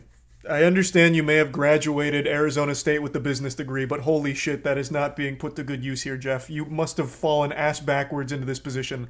He is calling you so that way you can defend against the allegations. You don't have to do it right now on the phone call. Just say they're not true, and we will defend them. And here's our evidence. We can eventually get you our evidence. It is that simple. Like, it is that fucking simple. How dumb is this guy? Like, oh my god. He is calling you because he is trying to verify it as a trustworthy source. He wants the whole story. And how the fuck else is he supposed to verify it without talking to you? The team, the people behind it, the ones who now have the allegations. You are the only ones that can verify the authenticity of the claims. He can't go to the Better Business Bureau, who's somehow going to be having all the fucking answers to this. This guy is so dumb. He is so unbelievably dumb. And then making that like a sly little threat about it.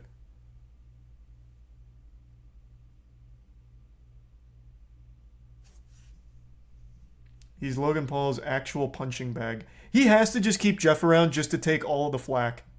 That's got to be the only reason. He's like a little public spittoon for Logan Paul. Oh, what? No, I would have absolutely denied these things. Oh, that's just Jeff. Jeff, man, he's so fucking dumb. Yeah, no, oh my god, I can't believe Jeff. What a silly guy.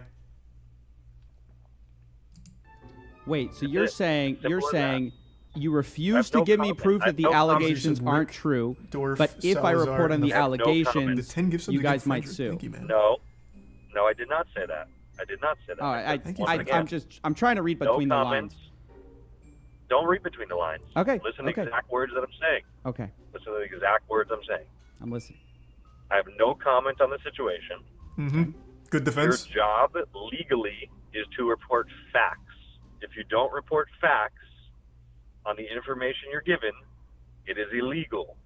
It's not. You can report allegations. That's the whole fucking point of an allegation. He's not saying it's the truth. He is saying they're allegations, and he wants to verify, are these allegations accurate or are they inaccurate? You can absolutely talk about allegations. Yes, that was a real conversation with a real person. Now, I'm no lawyer, but I don't think it's a crime to say that multiple developers say they haven't been paid, and Logan's team refuses to provide any evidence or like statements or wire transfers that they have. Which, by the way, seems incredibly ironic, given just how much Logan whines about not being paid by Floyd Mayweather. Where's my money, bitch? Floyd never paid me for our fight. Who am I, the IRS? Nope, but you might be the CryptoZoo dev team. Now, in all seriousness, I do want to acknowledge something which actually kind of looks bad a bit on the developers, because it turns out very few written contracts were actually done. So much of this were verbal deals like, oh, we'll take care of you. We'll give you that sounds like crypto. We'll give you $1 million. We'll give you whatever. But then when it was time to actually sign the deals, there's just always delays. What kind of promises were made to you? Verbal promises, basically. So verbal promises, and then we followed up with like a physical paper agreement. But that's when communication broke down. This is where I think the dev guys screwed up and led to this whole situation of like, okay, we're just going to take the code private until you pay us for our work. And to be clear, I'm not justifying not paying someone for what they did. I'm just playing devil's advocate and saying this could have all been avoided by just getting every detail in writing. And I think it's just a good I still don't think it lesson. would have avoided if you're the problem, thinking that to be that's the fair, $1 not in the million crypto mystery space. solved, well, But yeah. No. $1 million It on a still verbal doesn't promise? make Yikes. sense. Why not just pay the dev team what you publicly said you kind of already paid them? Why not pay for a game that now isn't launched and now investors are so angry about? Why not pay when you already made millions from minting the eggs on this game? Well, this is where things get even stranger, because right when I was ready to pin everything on Logan, and believe me, he is at fault, I was speaking to the Z developer, and I heard a name that I hadn't heard before. I basically, Lana Rhodes.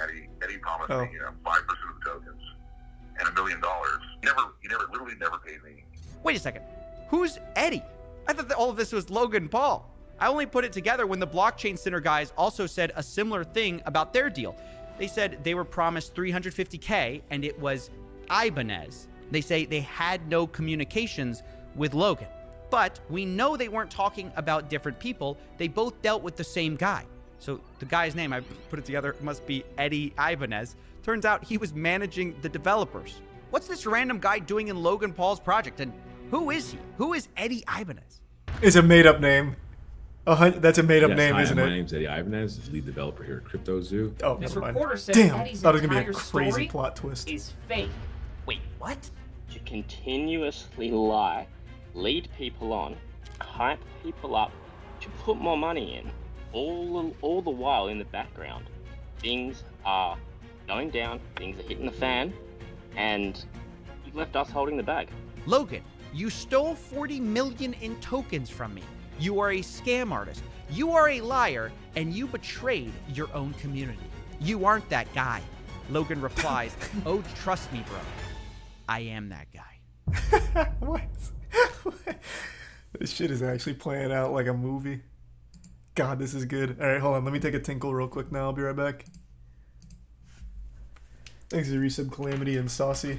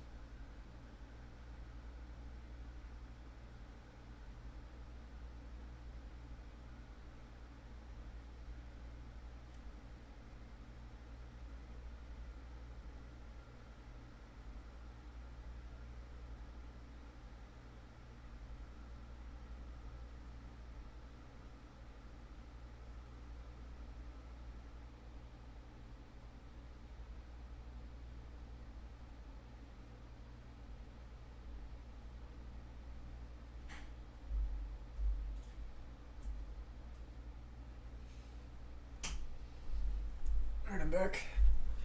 Oh. Thanks to Prime Comet and the resub randomized JPL and Dash. Oh, hold on.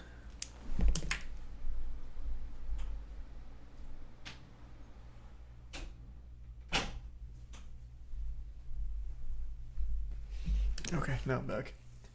Thanks to resub Goku and Weezer. For the last 6 months, I've been working on my own NFT project. CryptoZoo.co. It's a really fun game that makes you money. I lost around $50,000 in CryptoZoo. I lost $40,000. $500,000 Australian. I'm telling you, it's just a picture. There's nothing I can do with it. Wait, you can't even hatch? No. We had a f***ing issue with CryptoZoo, where our lead developer took the code that he made, fled to Switzerland, actually fled to Switzerland, and It's like held it fucking chilly in hostage for $1 million. He literally never paid me Thanks to Prime. anything at Bungus. all, ever. Eddie promised me, 5% of tokens and $1 million. He literally never paid me. Wait a second. Who's Eddie? I thought that all of this was Logan Paul. What's this random guy doing in Logan Paul's project? And who is he? Who is Eddie Ibanez? Thanks, resub Crazy. To begin answering the question of who Eddie is, I decided to take a deep dive. I started by looking through all the news articles I could on Eddie, where I found out he graduated from MIT, and from there became a data scientist and cybersecurity expert, and used that technical background to win a Super Bowl for the Eagles.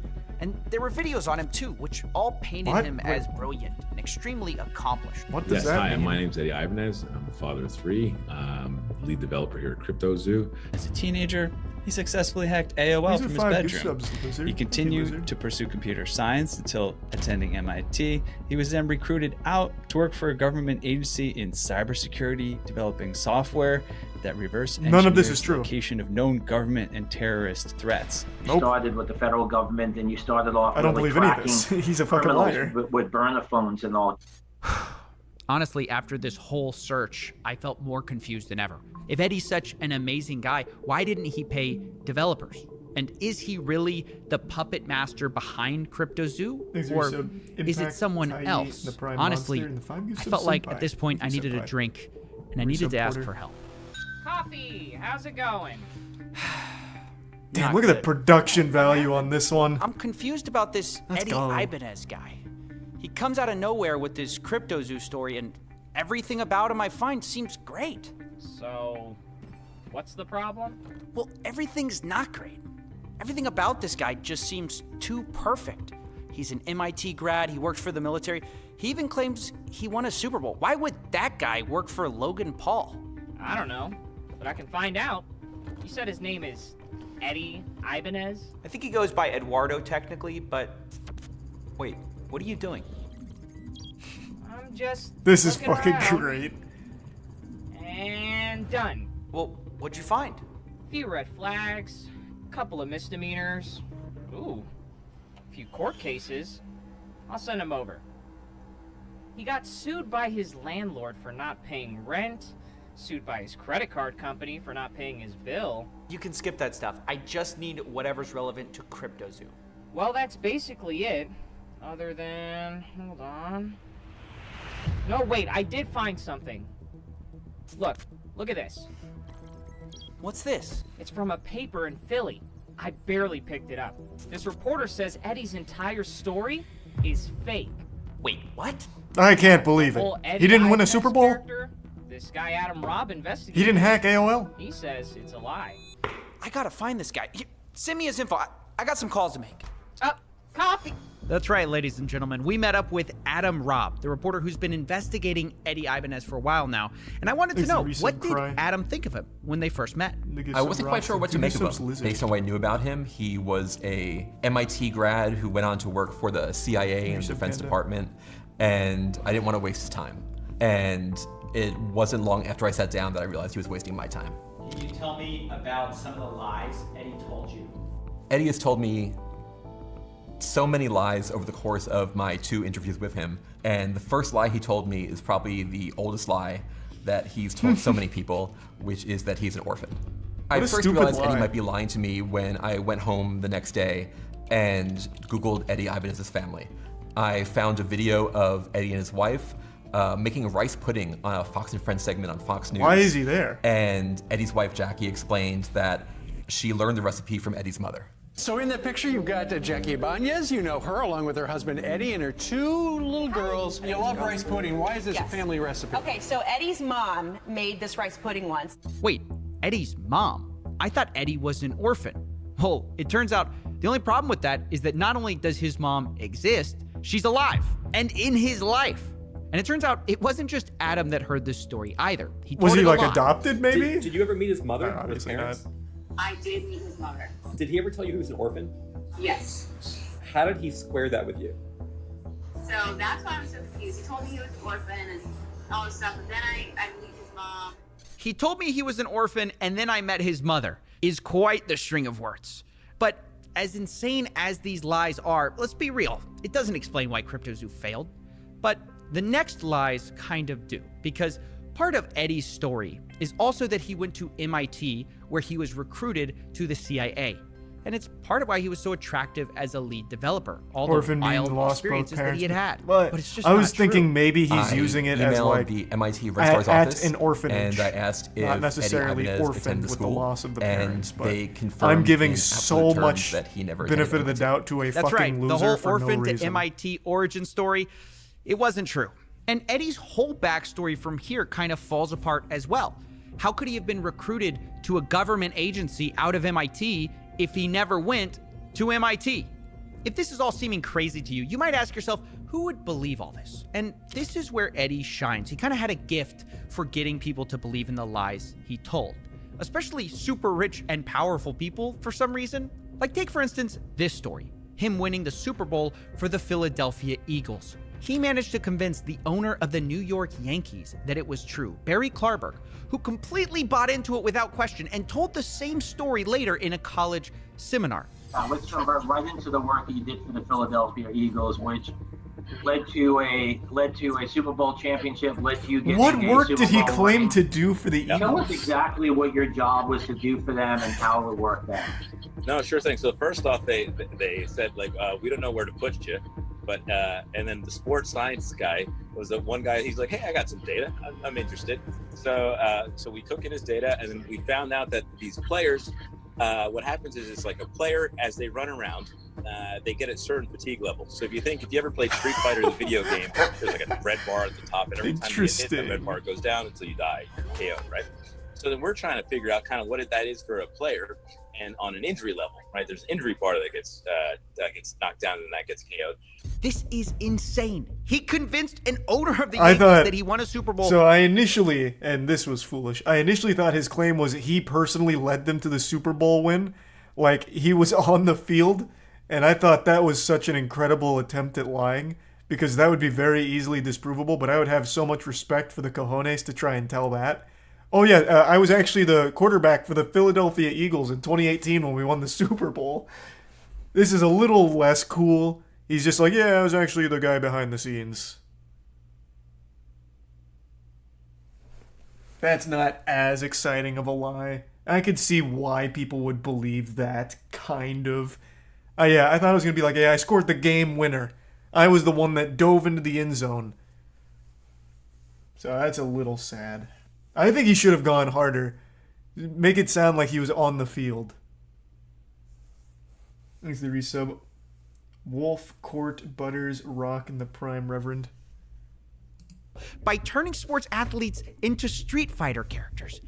And of course, none of it's true. The Philadelphia Eagles responded to a fact check saying he never worked for their player analysis team. Not What? only that, the Eagles No, also impossible. said that Eddie did try to do an in-person presentation in March of 2018, but that was already a month after the Eagles had already won the Super Bowl. And also, they didn't hire him because, of course not. Meaning, there's no way this story is true. And yet, he's convinced people at the highest levels of sports that it is. And this is where we get back to CryptoZoo, of course, because it's how he got involved with that project.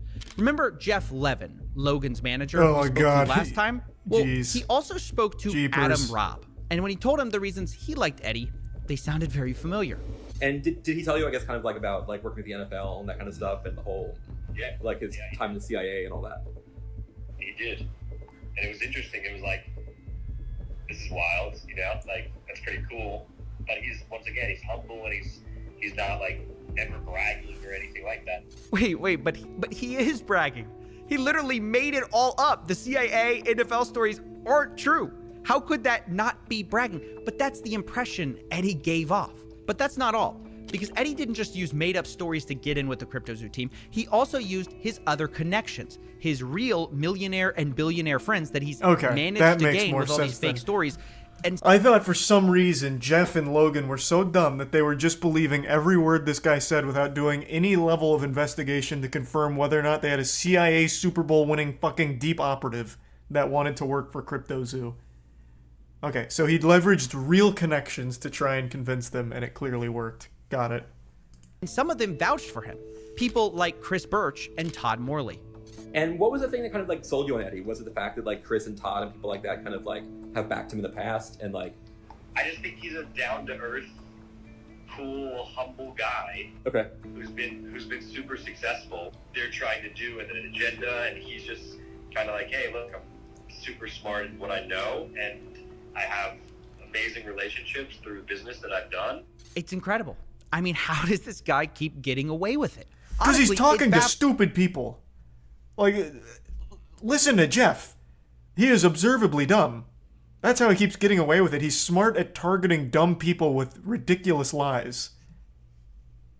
But I've got to say, up till now, everyone's been fooled sort of fair and square on the same grounds. But I found out CryptoZoo did have an advantage that could have saved them all this trouble the whole time. So a month before the launch of CryptoZoo, I got on the phone with Jeff Levin, Logan Paul's manager. And after he spoke fondly of Eddie and his work, I confronted him about some of Eddie's lies, including how he didn't work for the NFL. Jeff told me he doesn't know much about the NFL, but he knows about the business world. And Chris Birch and Todd Morley vouched for Eddie. And so Jeff and Logan were going to continue working with him. Have you ever verified that anything Eddie said about himself is true? We verified that it's true. Yeah. Yeah, we definitely talk to people. Okay. And his friends and, you know, and people that he said he has relationships with, which we've confirmed them for sure. Okay, because I had trouble with some of that, like, with the NFL. Yeah, all of these things he told us, we checked with his friends to make sure they were true, because that's where we're going to get the real information from his friends.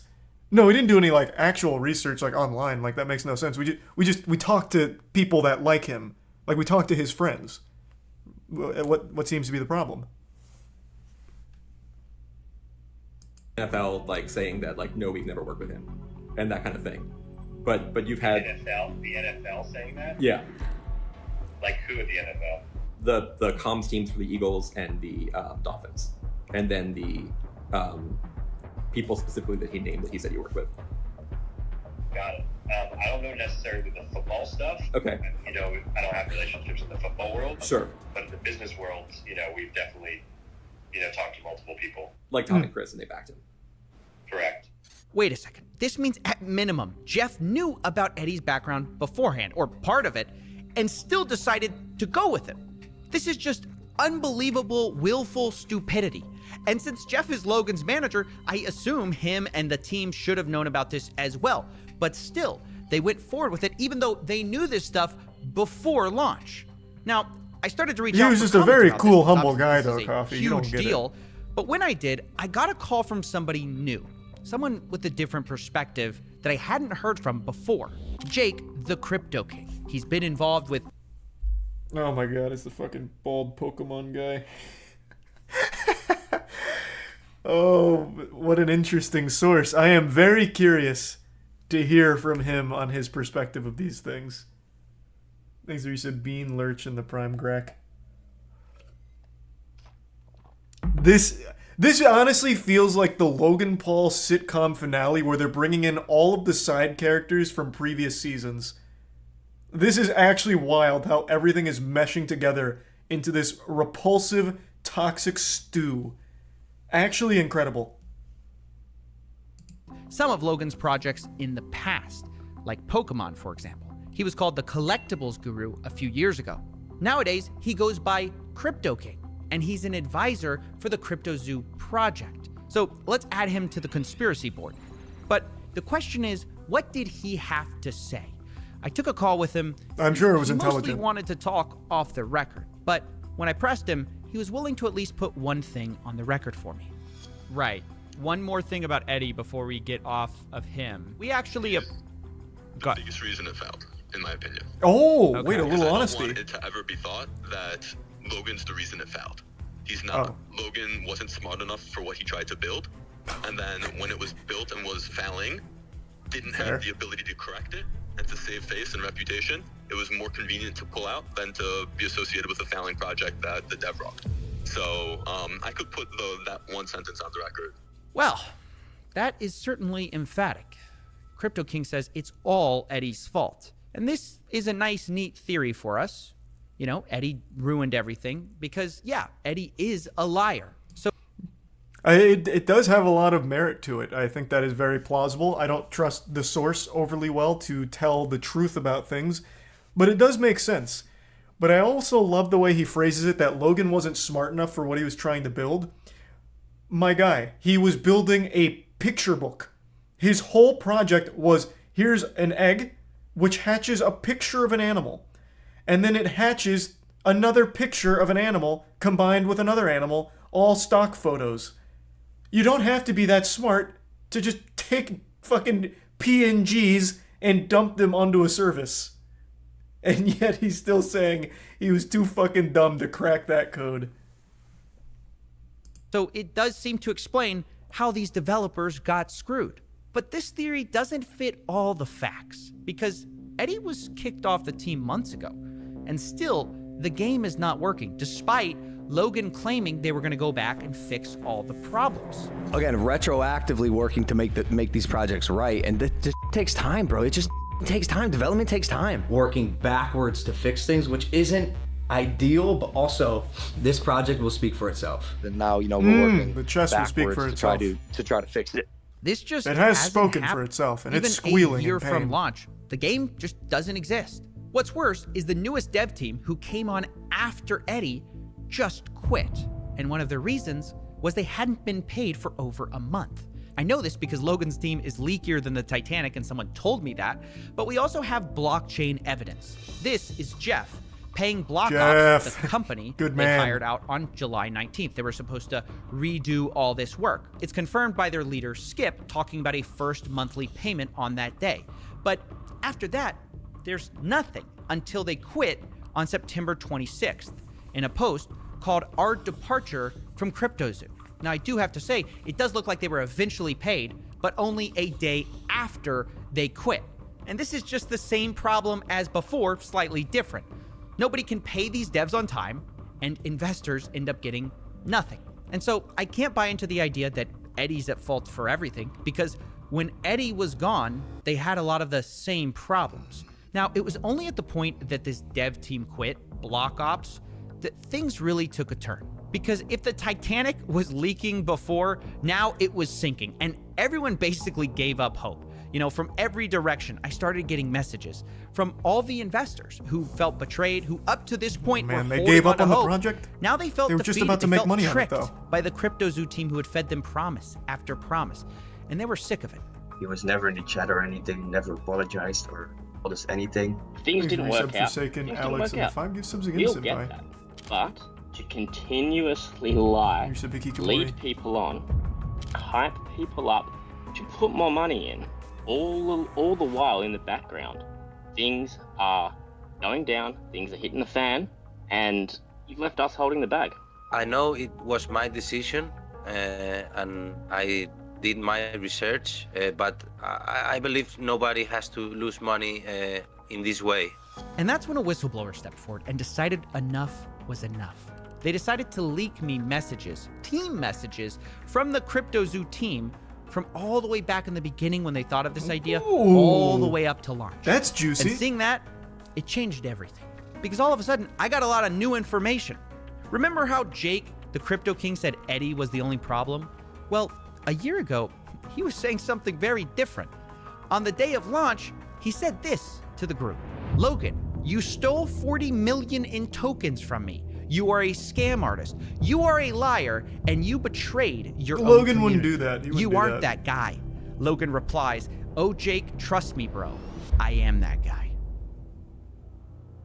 You're gonna change the whole story. Yeah, I'll go on the record for you, and yes, I'm gonna show you the text message that say we can sell at these ascending market caps, and that it's not like I was trying to rug a project. It's like I put $250,000 into a project plus 6 months of time, and the founder never did anything he said he was going to do, and then hired a bunch of devs that didn't do what they were going to do. Oh God, I really don't like that guy. Jesus, this is the Pokemon guy. This is like the slimiest fucking guy.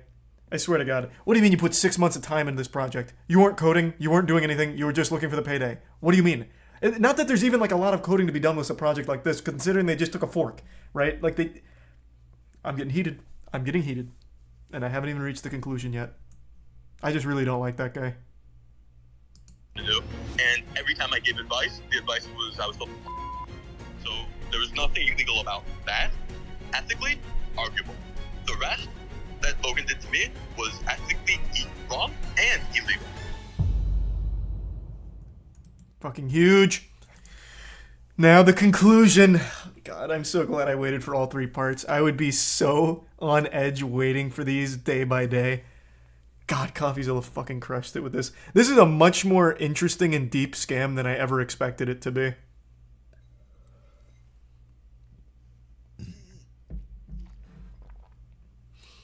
The exclusive Patreon interview with the single mother will make you very, very angry. Chat told me about that a little earlier. I heard. I'll say it again.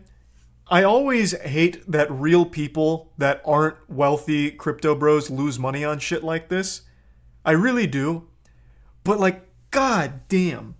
When they say things like, I did research on it and I wanted to play the game, I believed in it because Logan Paul's already wealthy, it's like, you were literally asking for it. All of the writing was on the walls. At no point during any of the pitch of this game did it ever seem like a real project. Oh, it's a play-to-earn model where you hatch an egg through our crypto token, that egg gives you a picture, and then you can breed that picture into another picture, which you can eventually sell for money, maybe. Like, what about that draws people to it? I don't understand. I actually don't get it. I do feel very bad for the single mother. I'm assuming she had no fucking clue at all who Logan Paul was or anything about this. I think chat said she heard about it from like a financial investment guide or something like that. So I'm assuming it was just one of those things where it's like, damn, I really need money and I'm just going to trust this guide or this resource, and ending up losing a ton of money would be my guess. It's very, like, it sucks. It is tragic, but goddamn, come on. Like, it's just right under your nose.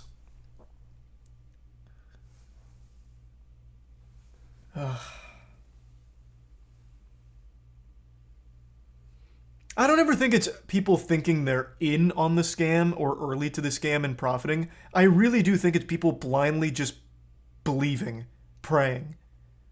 They don't want to be the person that misses out on the next big thing. The fear of missing out compels them to put it in regardless. Money they don't have to lose, in the hopes that somehow they're there early enough that it turns a profit no matter what.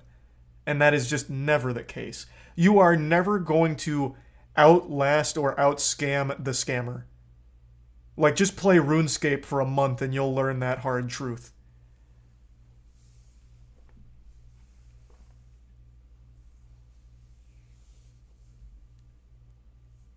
Thanks to the resub, Gruyan. Some of the dudes in the video really wanted it to be marketed. Well, yeah, because if it's marketed, they can make money off it. Like, then the project has life. Then they can believe in the team. Of course they want it marketed. That's the whole point. NFTs, crypto, it's all speculative hype. That's why it was such a big thing with crypto bros on Twitter, because it's just all artificially inflated through the perception of hype. And nothing else. There's never anything else.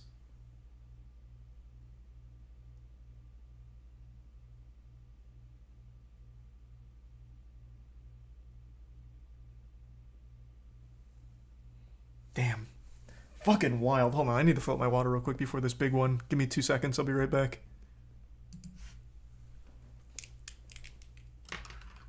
Uh, 2 seconds.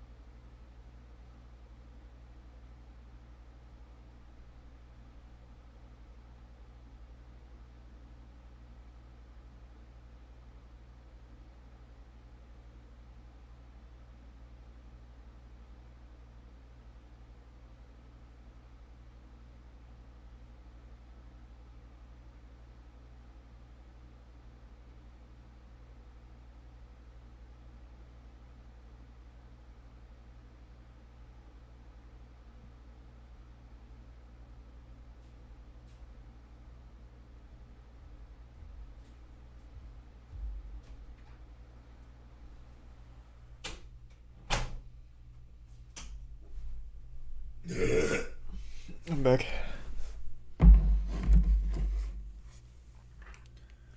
There's a tier 1 Sunny and the tier 1 Henry in the gift sub. Bondigas in the prime. Dilemma Lindy in the resub. Pterodactyl, Waxy, and Odern in the prime Alucard. The 5 gift subs Senpai, thank you for that. There's some Coke Can in the prime Llama. Alright, For the the finale. last 6 months, I've been working on my own NFT project. We've put hundreds of thousands of There's dollars. some Nolus, in, Chance, and Cosmic. Personally, the whole team, $1 million plus. We had an issue with CryptoZoo where our lead developer took the code that he made, fled to Switzerland, actually fled to That would be Switzerland, wild. and like held it hostage for $1 million. He literally never paid me anything at all, ever. Eddie promised me, 5% of the tokens and $1 million. He literally never paid me. This reporter says Eddie's entire story is fake. The biggest reason it failed, in my opinion. Doug, I'm not the bad guy here. Yeah. There's some actual out there. Yeah. And it's not me. Like, I'm here to build. Is it tier 1 Sugar? Welcome to part Give 3. some So rosier. far, we've discovered fake orphans, millions of dollars stolen, and a cast of sleazy characters. But now, it's time to put it all together. What is the truth? And who's to blame? We're going to start by going through leaked text messages of the CryptoZoo team to understand all of their motivation. Then we'll go to blockchain evidence and show who sold what. And finally, we'll confront some of the people responsible. But before we can God, do the any of production that, on this is so we have good. to start in March of 2021, 6 months before the token even launched. Our 4 suspects, Logan, Crypto King, Eddie, and Jeff, are in a group chat discussing CryptoZoo, which starts as a copy of something else.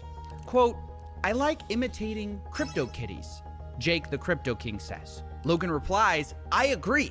And initially, it wasn't called CryptoZoo at all. It was called Crypto Pets, and they were going to sell a Pets token. And pretty early on, it became clear this was all about money, how they were going to sell this thing to investors. No! In fact, Crypto Kings In the crypto space?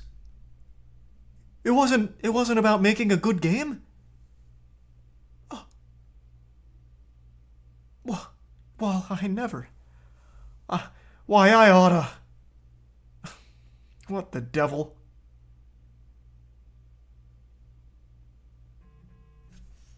said he thought it was worth at least $20 million in only 6 months, saying the range is insane. $20 to $210 million. It's beautiful wherever we land. Eddie jumped in at this point and talked about how he could sell the project as an investment to a friend, Matt Higgins, saying, quote, he has to spend that $350 million somewhere. Why not us? And Logan says, I love that idea. Crypto King, I'm in. Oh, and thank and you of for course the raid, you have Pac. I'm sorry I Jeff didn't see that. I saying, didn't hear it let's go go. off. So you can see right there, Thank you, they Pac. Hope wanted you had to a sell great this stream. game before it had even launched. Now later, Eddie amends the list of investors and says, quote, investors will be Gary Vee, Todd Morley, James Altucher, Ryan Kavanaugh, and others, confirmed on my end. Supposedly, they had $100 million of investment interest. Now, I actually went to some of these investors and asked if this was true, and the one person who responded denied it, Ryan Kavanaugh. Quote, nope, not even a little. So this looks like it could be yet another Wait, what lie was from the Eddie second Ibanez. message? Wait, hold on, let me take a peek. I haven't even heard of it until recently. Huge. Hey, hats off to Ryan Kavanaugh for responding here. Of course, he could also be lying too, I suppose, since he obviously did hear about it and the negative connotation around it.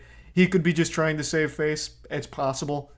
Doesn't really matter anyway at this point, but it's just nice to know that, once again, this is most likely just a lie from Eddie.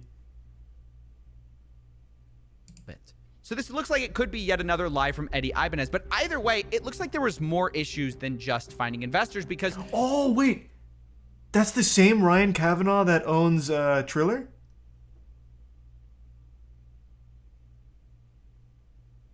Oh, interesting.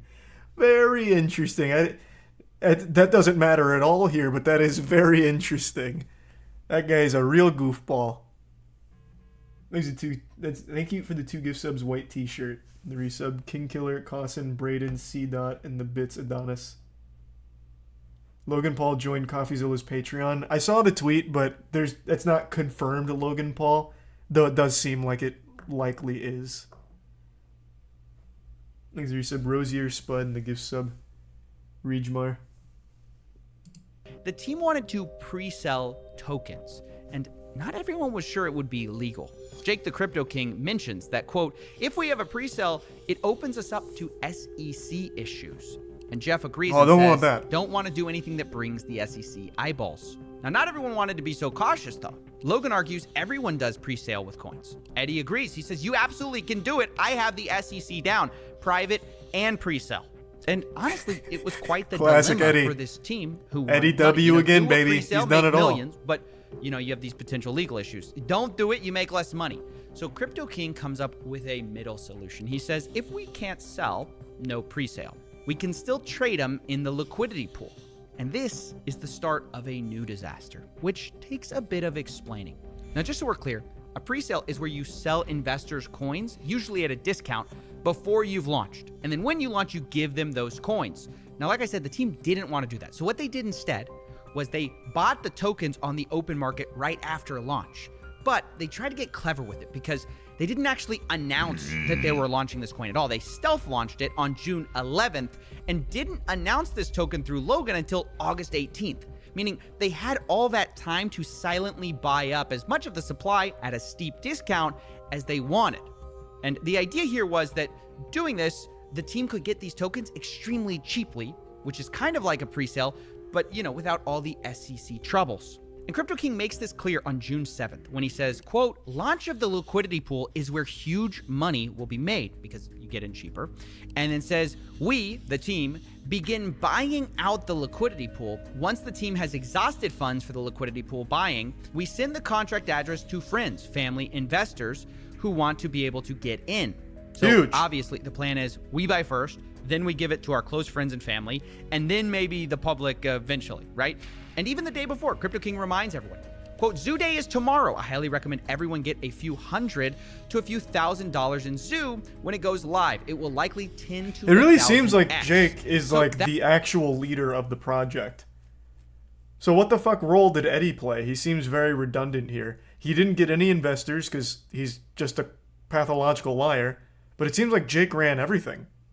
Is that going to be the conclusion here? Because that's the impression I'm getting from these messages. He's the one keeping everyone updated on launch day. I imagine he was also the one probably relaying the information to the teams, would be my guess. But maybe he's just like really enthusiastic about the project. I guess we'll see. That was their plan. Rather than doing a pre-sale, they were going to do this stealth launch and hopefully get tokens cheaply the same way, but without all the legal troubles. Or at least that was the plan. Because on stealth launch day, this is where things first started to go wrong for the team. He's a tier 1 At first, Waterboy. everything Resub seemed to Hugo, go normal. PewDiePie, The team JSK, sat in a and the circle Bits and literally Biscuit, bought and it out Minecraft. as planned. But the next day, The 5 Crypto Newsom's King dizzy. says something odd. Quote, a bot is playing with our token. Kind of cool to watch them work. But he doesn't mention who this bot is. And he also says the asshole finished selling, but doesn't mention who that is. Now, Jeff, Logan's manager, replies upset. He says, how do we prevent someone doing what they just did again? We went from a $130 million to $26 million market cap in 2 hours. It's not cool to watch. Logan jumps in. Yeah, wait, how did that happen? And he also says, what asshole? How did anyone get this token except for us and none of us sold? And I think actually this is incredibly suspicious. Oh, imagine it's Eddie. The implication of what Logan's saying is, hey, we tried to scheme this really well. We tried to all buy this without letting anyone know. How did anyone else figure out we were buying it, right? And this is where a fight ensues that's going to become really interesting. Crypto King deflects the question by saying, my buyer pushed it back up to $40 million. And Logan says, no, bro, F your buyer. Explain to me what just happened and how there were 30 token holders. And Jake tries to explain that this was just traders and bots happening to find the token. But Logan says only 5 of us knew about it. Jake says, well, many people chase volume and new tokens. And to some extent, he's kind of right. But Logan replies, cap. Uh-oh. He doesn't believe it. Uh-oh. Well, I can't be He the dropped only the one who emoji. thinks that's too incredibly convenient. Like someone was tipped off.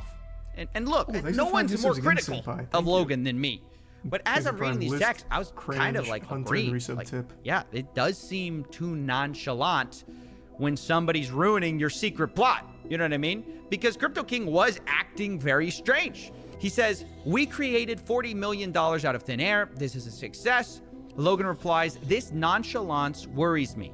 F 40 million. It was at 120 million," which again, it's all about the money with these guys. But truth be told, I did agree that Crypto King's attitude seemed strange in these texts.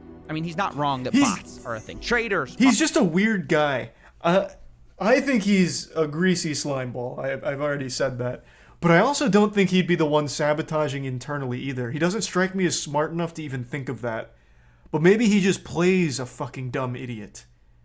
So maybe he's more cunning than I give him credit for. To me, the impression I get reading his messages is a guy that's trying to calm down an angry dog. He's like, no, but 40 million's great, Logan. No, it's wonderful, actually. These things, it'll be water under the bridge once we're back to scamming. Yeah, just let it go. Thanks to the tier 1 Mike, and the resub Gamer, and the 5 gift subs Barry. Thank you, Barry. Are a thing. But it sounded like he didn't want anyone to look into it. So, naturally, I looked into it. And what I found surprised me, because there were bots, but there's also unusual human activity during this time. So I tracked the 5 biggest buyers of this Zoo coin. And lo and behold, this is what I found. Logan was one of the biggest buyers, which is what you'd expect. But he wasn't the biggest. In fact, 2 of the biggest wallets seem to be associated with Crypto King himself. Oh, okay. And here's where I pause. I said, Interesting. "Wait a second. Why did this guy buy more Zoo tokens than Logan when this is mostly Logan's project?" I thought Crypto King was a small part of this team. And so, to get more info on this, I actually got access to an internal meeting note from the day of June 11th, which they called Zoo Day. And in it, we find actually some interesting information. We see that 5 founders bought in. They apparently were, quote, trading in circles until each person maxed out. But on the list of buyers and how much they spent are only 4 people, when we know 5 people bought. We have Danny, Logan's assistant, for 20K, Logan Paul for 100K, Jeff at 100K, and Eddie at 100K, but Crypto King is nowhere to be found. And yet, on the blockchain, I have him putting in $200,000 worth. And this number, by the way, seemingly is confirmed in a conversation I had with Crypto King, where he said, "My 200K investment." And the reason this is important is because it does imply that something shady was going on the day of the stealth launch.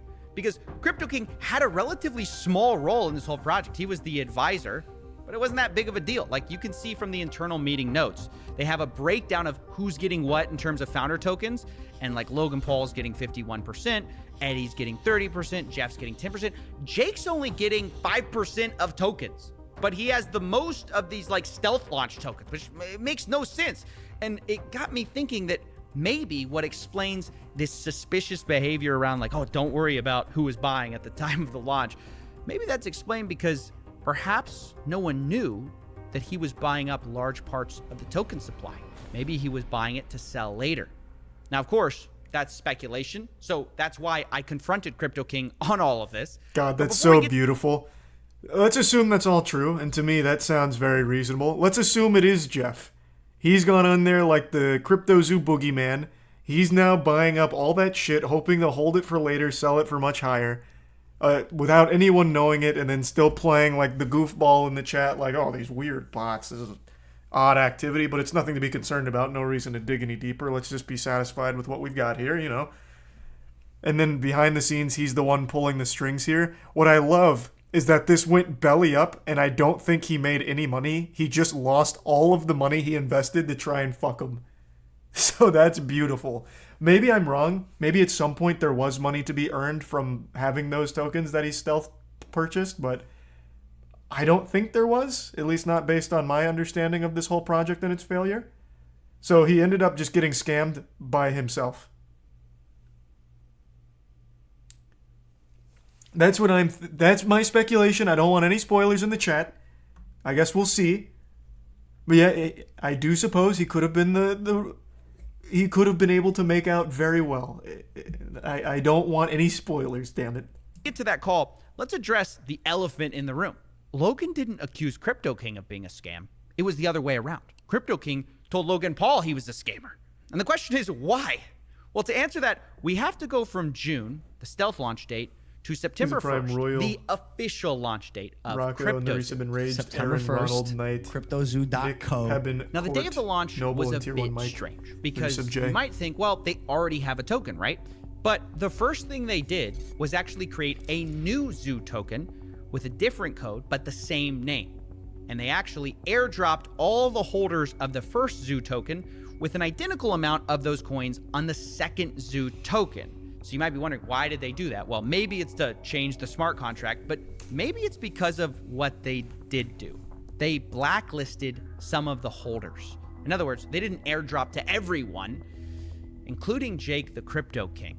They excluded his wallets so it couldn't get these Zoo coins. Jake texts the group about this the next day, saying, quote, "The Zoo team made a major error this weekend. They chose not to communicate, mint a new token, and airdrop it to whatever wallets they determined fit. This decision came from Eddie and Logan, and I had no part in it. 11,250 wallets before the airdrop, under 11,000 after. They chose to blacklist and ban over 200 wallets. Now, who those wallets are, I have no idea." But he continues, quote, "As a founder like Logan, Jeff, Eddie, and Danny, I had purchased a large quantity of tokens. 5+ of my wallets had been blacklisted from the original team's buys." Now, I don't know why he had 5+ wallets there, but okay. He says 80 Because he plus made the billion bots. Zoo tokens were confiscated from me today without any communication. So, wow. That's why Crypto King accused Logan of stealing from him or scamming. It's because he was frozen out of a lot of his wallets. And then we get to the text you guys all know. He says, "Logan, you stole $40 million. You're a scammer. You're a con artist, all that stuff. You betrayed your community. The reality is you aren't that guy." And Logan responds, "Oh, Jake, trust me, bro. I am that guy." I still love Cue that line. "In the arms of an angel." And look, I mean, what do we make of this? Well, I don't know. I can't root for either of these guys because it sounds like Logan stabbed him in the back, but it sounds like Crypto King may have stabbed him in the back in the first place, right? Because it does appear like he bought tokens that maybe everyone didn't know about. So I'm really not a fan of anyone in this situation. And by the way, this whole thing was structured so misleadingly from the beginning. I have to talk to you a bit about it because you might think that these tokens were the only tokens they had, but it's not even true. In the distribution section of Zoo's white paper, they say there's 2 trillion tokens, and a quarter of that are allocated to development, marketing, and founders. Those aren't even the tokens we're talking about right now, because they claim that those tokens were locked up for 6 months, and then afterwards, 10% was unlocked every month. And if that's true, there would be no reason for these funds to be blacklisted, right? Why would you blacklist something that would be locked up? And the answer is because, well, the founders had more than one set of tokens. Not only did they supposedly have these founder tokens that were locked up and couldn't be sold, these stealth launch tokens were different from that. It's like a whole different thing. And the tokens that they bought, that all of these guys bought, they could sell at basically any time because they weren't locked up, which is a massive problem. And this fact was explicitly Well, were the other ones laid out even in ever their meeting actually notes, locked up? with only one rule. They say, quote, "No selling until $200 million market cap, and don't impact the market more than 3%, and not impact the market more than 10% in a day." And by the way, this is basically conspiracy to manipulate a market. You know, they're literally having insider rules for how to sell. But we're gonna look past that. Not right? even important. Because these rules eventually Who kind of cares? changed. A text from Logan's manager, Jeff Levin, came to the group chat, Zoo founders, Jake's got other saying, plans. "Guys, new and absolute rules. No one is to sell or transfer any Zoo. Logan's gonna make the call when we can make moves." And Logan replies, "Your tokens do not leave your wallet. This is a game." Now, that all sounds well and good. Don't sell your tokens, but the reality was, I mean, they're just kind of trusting each other because these tokens that they're talking about, they're unlocked. They're not locked up, and they could sell it at any time. And I guess the question on my It's mind a loaded is gun that in the why dark. Crypto King's tokens were blacklisted Uh-oh. because they thought he would sell, or maybe it's just the fact they found out he bought and they didn't know about all those tokens. It's honestly hard to say without knowing more evidence. And this is where we're going to jump into the blockchain. Now, I've tracked the wallets of the entire team and identified the largest seller Prime of Hayden, Zoo in Nerys the Invited team. Gel, And it Control, wasn't give some sugar. Jeff. Resub Gato, wasn't Tier 1 Danny. Duck, Sugar, It and the wasn't Prime Lads. even Logan. It was Crypto King. Crypto King sold, by my calculations, millions of dollars. And I know what you're thinking. How's that possible, right? I thought his tokens were blacklisted the day of the official launch. How could he sell that much? Well, the answer is that not all of his tokens were blacklisted. He had even more tokens behind the scenes. The bots. And what's Yeah, worse, okay. the CryptoZoo team actually gave him back a lot of his blacklisted tokens, which I guess you can see as a good thing or a bad thing because he then turned around and sold those tokens, right? And from my blockchain analysis across his blacklisted tokens he got back and the tokens that he had squirreled away the whole time, he ended up making $6 million. Oh, He did that's this sickening. by sending out tokens from these larger wallets to dozens of smaller wallets, selling it, and then sending the money to final cash out wallets. So Rough. he used those final wallets to calculate the amount he made. Now, It still just blows my fucking mind that even after all of the Pokemon shit, Logan still brings that guy around and gets fucked by him again. What a cuck. Unreal. I thought there was a chance. It seemed pretty clear Jake was absolutely the shadiest one so far. I just thought there was a chance he didn't make any money off of it because it was such a colossal failure of a project. But I guess he must have just been able to strike it at the right time and make that money. Damn, Jake got him again. That is a fool me twice situation right there. He got Logan again. Thanks to the resub, Colin. Jake just fucking farms Logan, man. And then Logan farms his audience with the scams.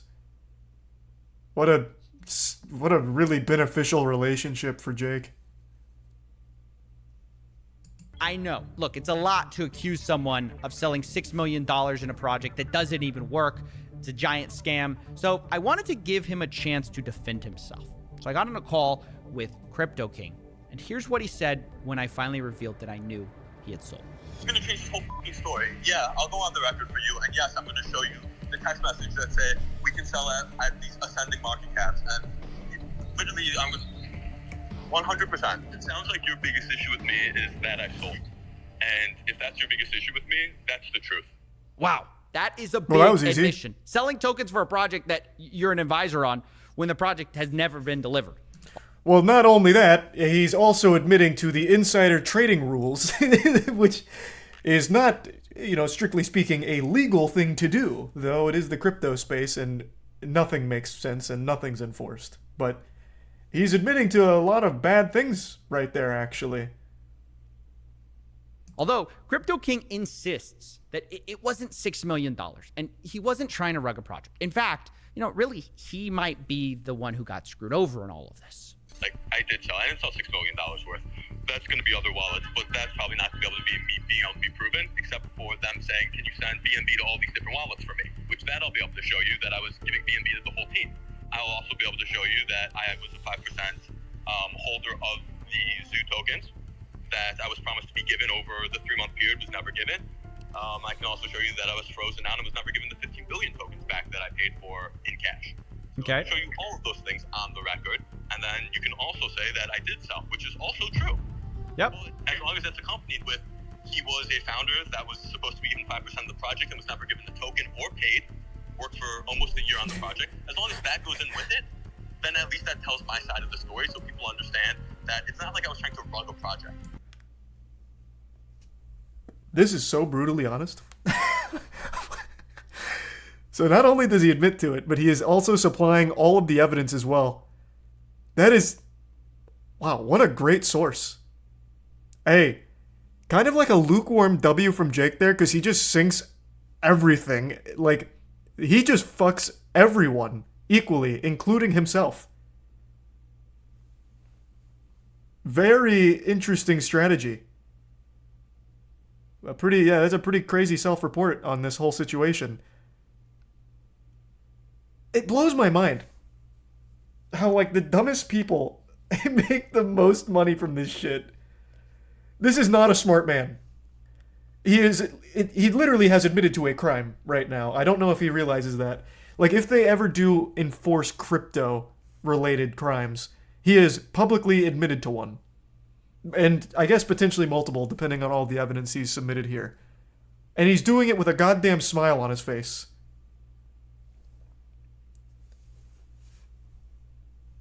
It's like I put $250,000 into a project plus 6 months of time, and the founder never did anything he said he was going to do, and then hired a bunch of devs that didn't do what they were going to do. And every time I gave advice, the advice was I was told to fuck off. So it can be that story, or it can be he sold all this amount and he got in early. Well, yeah, that's like 1% of it though. Incredible. Well, we got the whole story He sounds now. like he views himself as the victim, or at least like Or a hero. he got screwed too, which just has to win the gold medal for me for mental gymnastics, because I mean, he literally had put $200,000 into this and he says he made millions of dollars. Even if you take him at his word that he didn't make the full 6 million, he admits to me later that it might be a pretty close guess. He tells me via text, quote, "I don't care if you tell people I sold a few million and leave it at that." Well, okay, $6 million, a few $1 million, it's millions of dollars, right? Millions of dollars when you only put in $200,000 into a project that's never been delivered, doesn't work, scammed people out of their money. And How was is he always saying designed to be a he's the one money-making who's scam? in the wrong? Well, in his view, what he did was not wrong. It might have been arguably unethical, but it wasn't illegal. And what Logan did, well, that was illegal. You can say the timing was bad and it was inappropriate to sell, but the reality is I bought tokens open market and sold them open market. So there was nothing illegal about that. Ethically, arguable. The rest that Logan did to me was ethically wrong and illegal. Now, what do I think of all this? This would be amazing. Imagine Jake presses charges and tries to sue Logan Paul and the team. This is such an interesting story because it is literally scammers scamming scammers, and then at the end of the day, the people that end up losing the most is normal people who somehow bought into the scam by proxy. But I feel like at no point, like this entire team ever understood anything about the space. They were all just trying to fuck each other. Like literally just swallowing each other's meat, like, and lying to each other. And like, this is crazy. This has so many moving pieces. Eddie was lying to everyone from the start. He never did anything for the project besides just fucking lie and sell hopium. Jake, from the start, was immediately fucking them and scamming them, buying tokens stealthily behind all of their backs in the effort to immediately sell to rug it. Regardless of what he says, that's clearly what he was doing. He was literally rugging it from the get-go. They had insider trading marketing protocols in order so that way they can continue to manipulate the market and profit maximally from it, that nobody followed and had to go by the trust system on, okay, follow our insider trading protocol. This is so wild. Holy shit. It is literally scamming at every possible avenue of this project. The developers never getting paid, multiple developers never getting paid, 2 different like developing orgs, I think, right? They had the first one where the code got held hostage and another one come in, still didn't pay.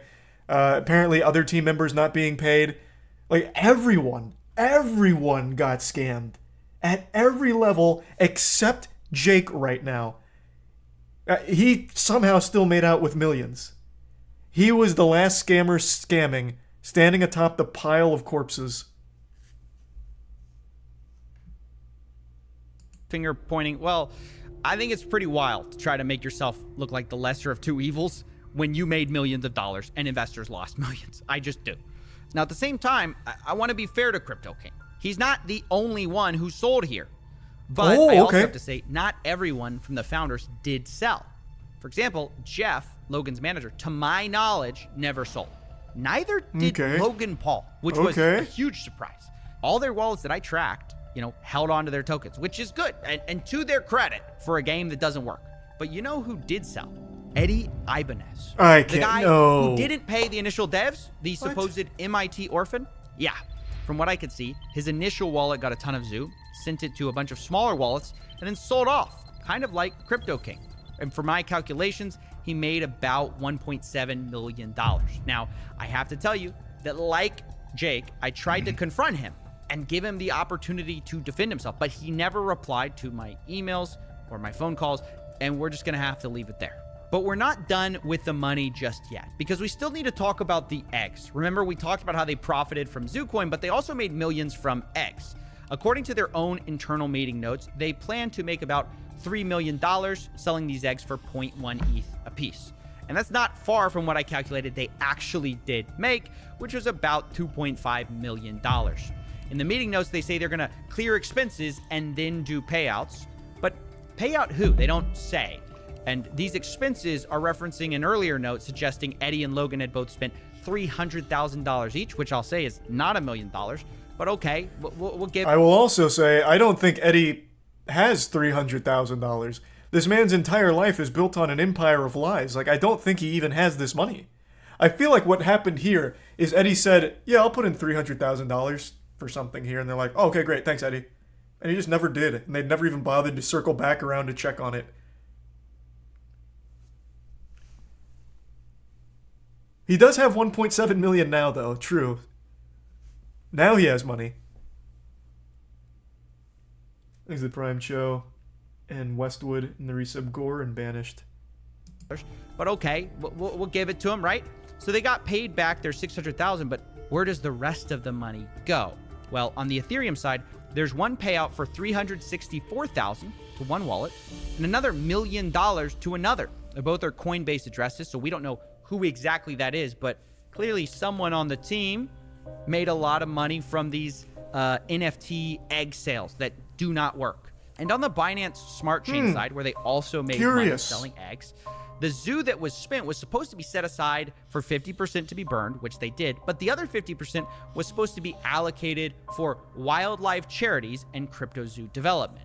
Now, neither seems to have happened because all the money is in a wallet that the team still controls. So there are open questions about, where that money is going to go and where the Ethereum money went. Did it go to Jake? Did it go to Logan? Did it go to Jeff? Did it go to Eddie? We don't know. But what I know for sure is that no one was innocent, although there are certainly shades of guilt you can argue about because, of course, not everyone did sell. You could look at that as the most important thing. Logan Paul didn't sell. Jeff, Logan's manager, didn't sell. But does that make them innocent? No, well, not even close. I don't think so, because they never built absolutely the game they not. promised people. Logan Paul specifically got millions of dollars spent on this game on the promise of the technology that he never built, that his team never built. And he never addressed the failure except to blame his developers who weren't paid. And you could say he promised to work backwards to fix it, but then never did. But at the same time, hey, it's there's still time. maybe Maybe he's working on it right now. Because there are major team issues, right? You've got Eddie selling millions of dollars of Zoo and then allegedly not paying developers. You've got Jeff, who was warned about Eddie, who kept him on the team anyways. And then after they fired Eddie, seems to also have failed to pay developers on time. And then you've got Crypto King himself, who sold the most, but claims he was the guy who was scammed, which is the stupidest thing I've ever heard. It's just like Avengers Assemble for the worst possible team you can imagine to build a crypto gang. And so, all the unsurprisingly, Avengers are turns out scammers. A lot of these guys backstabbed each other. And so finding a way to wrap this up was difficult because it's hard to assign exact proportions of blame. Because if you focus on any one person, you kind of miss why this project failed. CryptoZoo, at the end of the day, did not fail because the price went too low. CryptoZoo failed because they never built a functioning game that they promised. Really, the number one problem, even bigger than people selling millions of dollars of tokens, was that they never paid the developers on time, as boring as that is. And as a result, the investors not only got rugged for millions of dollars, which is a problem, but they just didn't get the core thing they had bought from the beginning, which was not a crypto project, but something different. I'm excited to launch. Yeah, they bought into an idea. You keep using a bad I idea. just did it again. You keep using a and word nothing there. else. Game. You're not using like a project. It's a game. It's a game. It's a really fun game that makes you money. Nothing more fun than That's looking it. at That, to PNGs me, and is nothing the else. biggest scam in all of this. Yes, it's a huge problem. People stole millions of dollars, but it's a symptom of the larger issue, which is people didn't actually care about the game or this, whatever you want to call it. They just cared about the money. And this is ultimately what happens when you have an influencer LARPing as a businessman. It's what happens when you have a liar LARPing as a developer. And it's what happens when you have a shady crypto guru LARPing as a crypto king. You end up with a mess, and in my personal opinion, a fraud as well. And now that this thing blew up in their faces, these four seem to be dodging accountability faster than SBF dodges calls with me. Because I have reached out to everyone involved, tried to get all of their statements on things. Jake's So very far, open no about one it. has taken accountability or offered to refund the victims at all.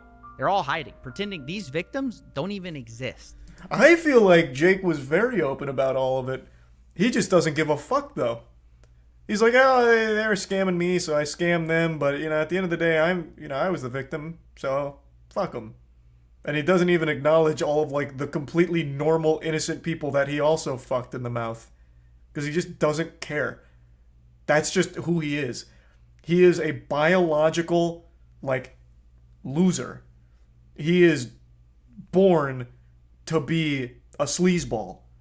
It's what his whole career has been built on. Like, this is just him. This is his soul. He just doesn't care. Thanks to the resub Carson and Bulldog and the Prime Smelly and resub Zeal. But they do exist. And throughout my investigations, they've been the heartbeat of this whole thing. So I decided to close this investigations in a bit of a unique way. Rather than me deciding who's to blame or me deciding what you should think, Merry I Christmas, wanna give everyone. them the last word. Happy holidays. Everyone's to blame. Logan, in the sense of his poor management, is his project. He still made these promises to people. I think everyone it is to blame, including Logan Paul, of course, because he was the one in charge of this, and he was responsible for all of this mess. Everybody has a big part and a massive cross to bear. Each one of them scammed the project in their own way, and then off to the sunset they went. It was his job to check the team, to make sure that everyone is working together, to make sure that he is giving the funds of the people that put it into his project under his name to people that he actually trusts. So in my opinion, if the team failed to perform, that's Logan Paul to blame. The community is destroyed. Even in the face of all of this, I think they're still missing the core problem that Logan never had interest in them. Logan, obviously, with all the messages, obviously only did this to exploit them for money. He never cared about the project being good or anything like that. He didn't care if the team was managed properly. As long as he could get the bag at the end of it, that was clearly the main chief concern of his. And people are still trying, and I'm not blaming them. I don't want anyone to misconstrue this. But it's people still have this perception that he wanted to make the project work, but just wasn't good enough for it, when that was never the goal. That was never his intention with this project. It was a scam from the very start. Thanks, Resub Massive, Tempori, Dan, and the Prime Cash, and the 5 gift subs, Dense. Thank you, Dense. The Resub Radiator, Geo, and the Bits Terrible. People is angry. They just want their money back. They just want their normal lives back. Reimbursed. Yep, reimburse absolutely those loyal reimburse. fans that they have, or how to rebuild the project, actually deliver on the project. Oh, no. For those who are still holding their eggs, like I am. No, For those no. holding the zoo coins. So maybe You don't want that. You do not want that. Reimbursement, yes. Rebuild the project, no. they could just deliver what they promised, and that would give some redemption to this fiasco. He's not said a word. That's as bad, or almost as bad, as taking the money. It's the not coming out and just being a man about it. At least we deserve to know what was happening behind the scenes while we were waiting for almost a year and a half. The fact that we're hearing this information not from Logan Paul, but from pretty much an investigator, it really says a lot. What did this loss mean to me? It meant a lot. Not just personally, because I lost quite a lot of money. My kid and also my wife were invested. It was like telling a kid that Santa doesn't exist or something like that, because she really believed in all that game. She really believed in Logan Paul. Kids look up to that kind of people. So it was some kind of broken dream. My mum was invested. My sister was also invested. So I mean, my daughter even had a couple of the eggs and animals, which the loss for them hurts the most, because obviously it's just not nice to see. For somebody to win, somebody has to lose. That's a gamble you take, whether you get into crypto or not. I got in knowing that I could lose, which is fine. That's on me.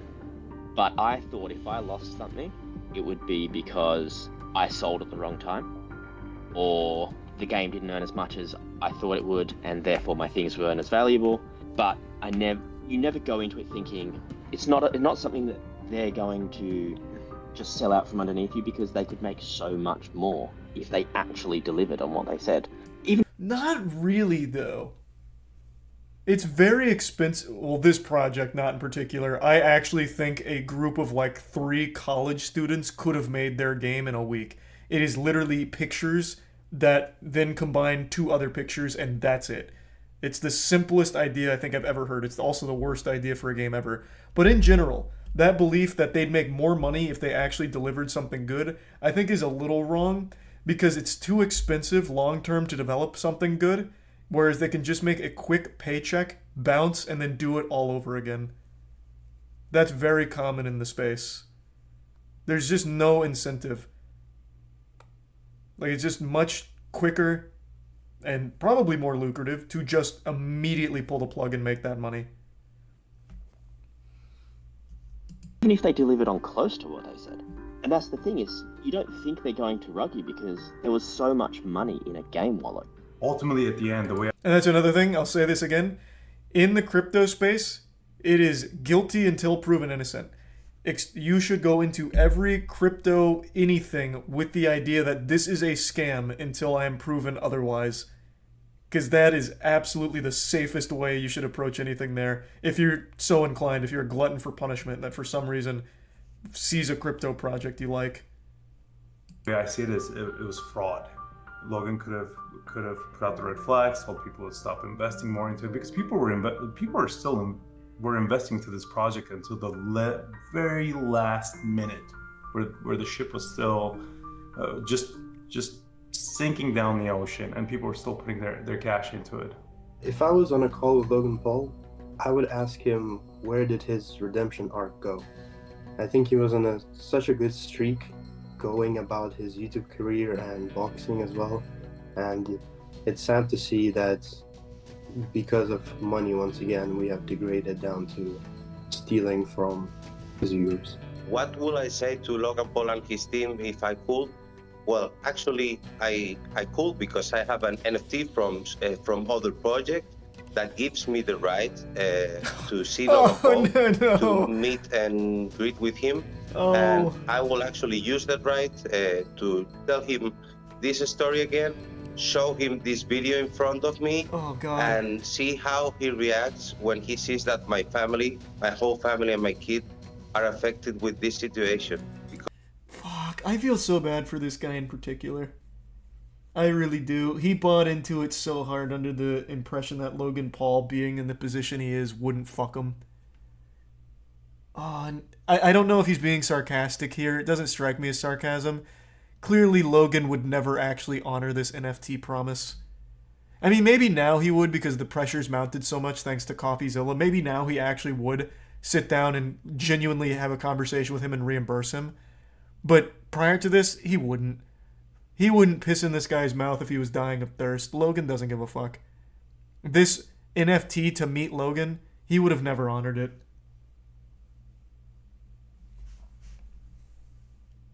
Because I think that's not human. You would think that Logan would have told his fellow followers, his loyal fans, that, hey guys, back off, red flag, things are there's turbulence in the water.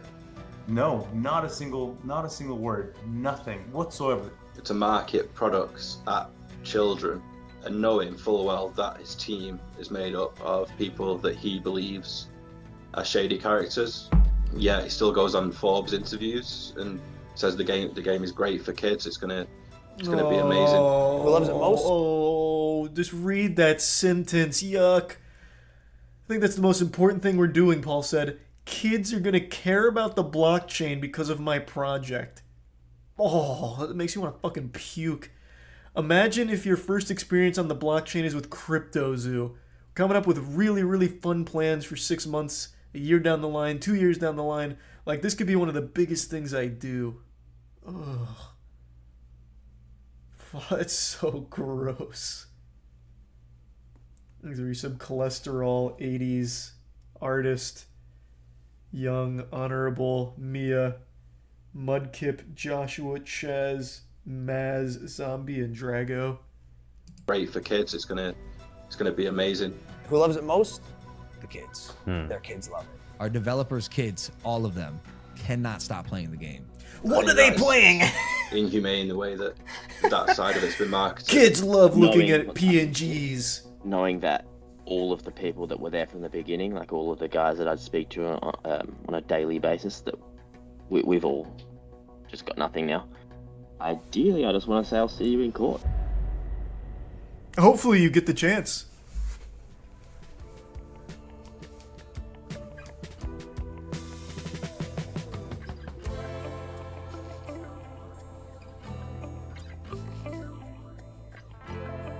Okay, there you go, Jeff.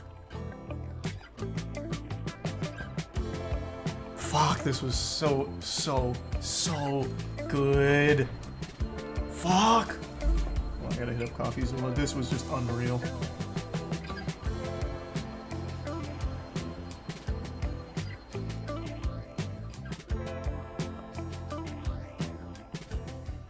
Give me 2 seconds.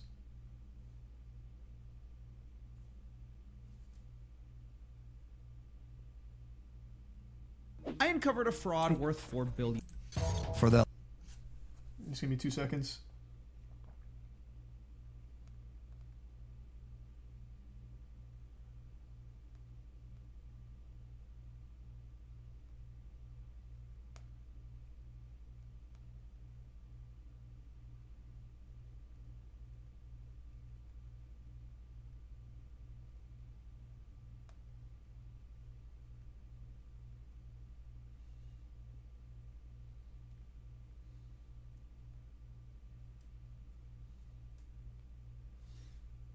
Okay, now I'm back.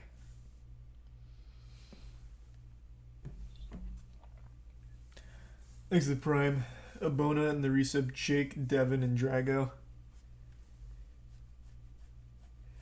Jake Crypto King replied to Logan and Coffee's tweet. I don't really give a fuck about his perspective though. Like legitimately, he was already an open book. I think he's already been hosed for all of the information he has in regards to this. Like, I think everything with him is very clear. Like, there's nothing with him or his motivation, what he did, or anything that I'm even confused on.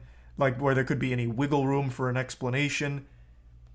Like, this is just... That feels to me like clout chasing. I'll read his response real quick, though, just for the sake of getting everything, but... I mean, the guy is just an absolute fucking snake.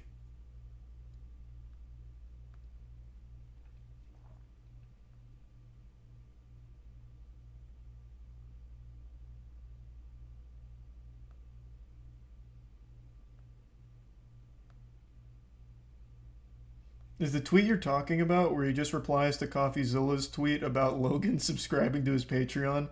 Because all Crypto King says is, but it's all on YouTube now. Is there more on Patreon? What am I missing? To answer your question though, Crypto King, yeah, there's more on Patreon. So CoffeeZilla has exclusive content over there, such as like interviews. One that chat's pointed out in particular is an interview with a single mother who got really fucked by this scam. If you'd like to hear from her, Crypto King, not that you give a fuck about human emotion. But yeah, his Patreon content is bangers. I don't see any other tweet from him about this. Nope, here's another one. This was a reply to Logan Paul's tweet about CoffeeZilla being usually great, but wrong this time. He replied to a guy that said... hold on, where's the whole thread? Invite everyone Coffee called out, including Coffee, including myself, including a lot of other individuals that went unmentioned. That was Crypto King saying that.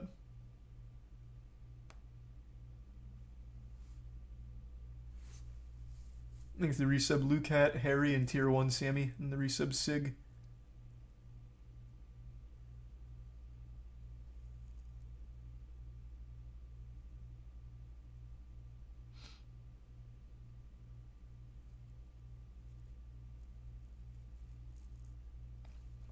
Thanks to Tier 1 Vapor.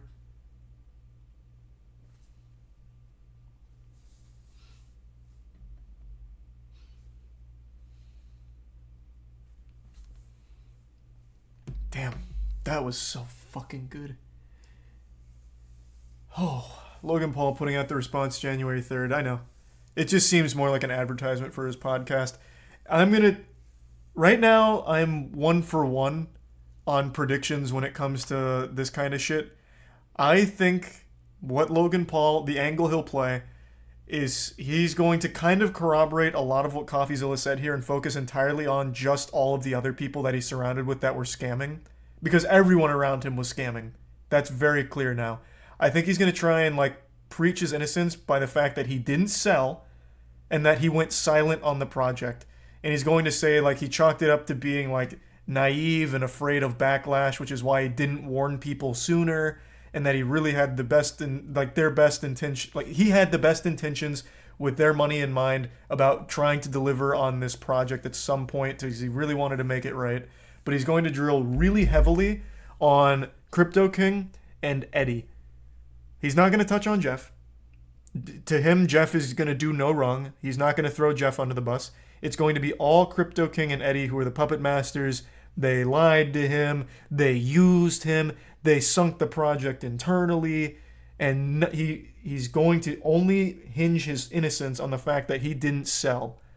I don't think he's going to address the millions that were made off of the egg sales. I don't think he's going to talk about that. It's going to be focused on just Jake and Eddie.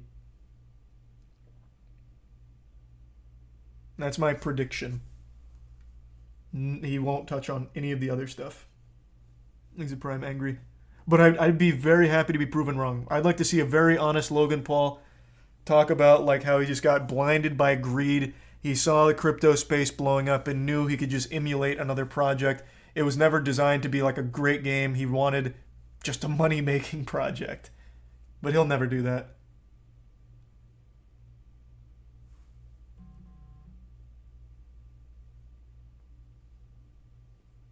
He's a resub Simu. Do you think he'll address the leaked texts? Yes. I don't think he's going to try and play them off as fake because those leaked texts come directly from Crypto King and a certain... I think, right? Crypto King leaked the internal meeting logs. I don't know if he was the one that leaked the group text, but I don't think he's going to try and say those are fake. I don't think he's even going to try that angle because I think CoffeeZilla could easily disprove that and that would immediately fuck him.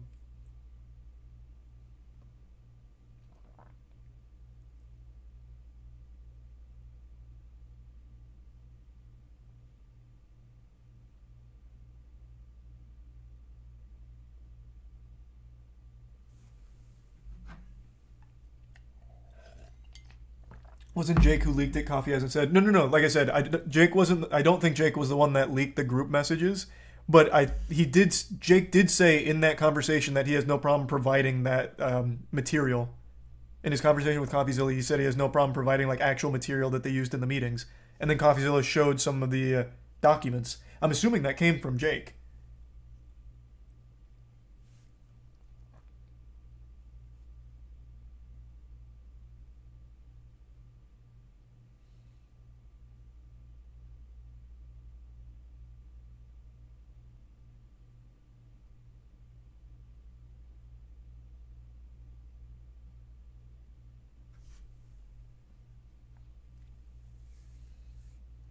How do you think Prime and KSI will recover with this scam coming out and bringing all this attention? Will this be the end of Prime and Logan Paul? Okay, I don't think it's going to affect Prime. I'll tell you right now.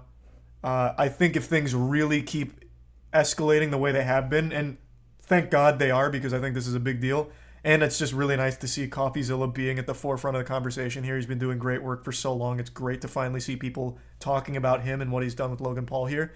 If it continues to escalate, I think what might happen, KSI buys out Logan Paul's shares and KSI runs Prime himself. As the face. Obviously, he doesn't run the company solo, but he would be the face. He would buy out Logan Paul's shares enough so that way he is no longer the face. That would be my guess as to what happens here. But I don't even think it'll reach that point. I think Prime's not going to take a hit.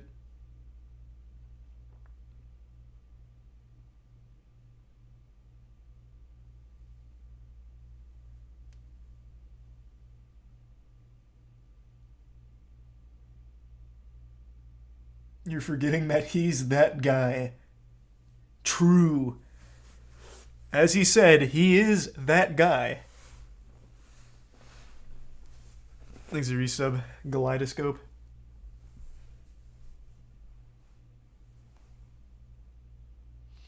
Why do people agree to talk to CoffeeZilla? They only dig themselves a bigger hole. Well, believe it or not, because a lot of these people are fucking stupid. That's why. A lot of these people actually start buying into their own bullshit, loving the smell of their own farts so much that they convince themselves that their reasons make sense.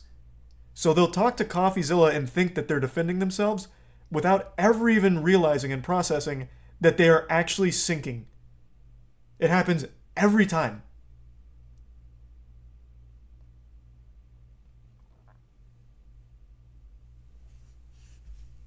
CoffeeZilla's now got 2 people to admit to crime.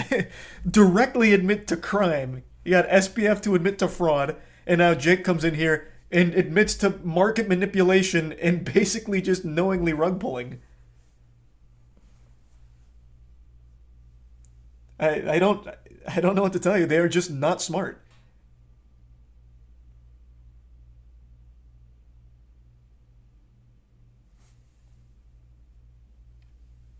Thanks to Tier 1 Zexion in the resub Shebe.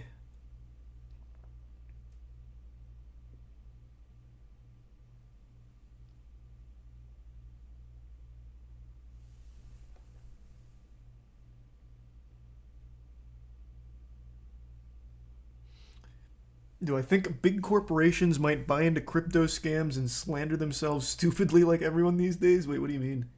No, I think the days of that are past. Then they did hop on to the crypto shit. Don't you remember all the corporate NFTs they tried peddling? All that dog shit?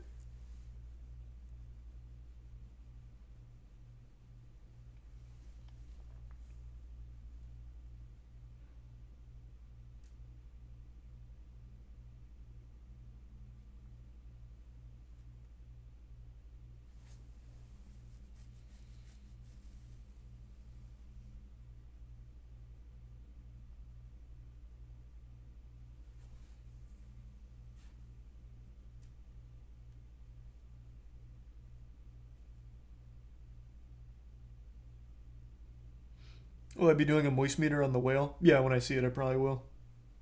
I just haven't had a chance to see it yet.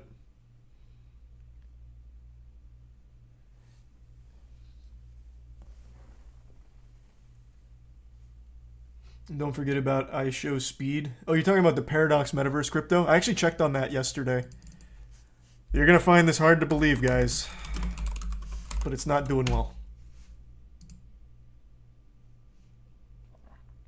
I know. I'm as shocked as all of you undoubtedly are.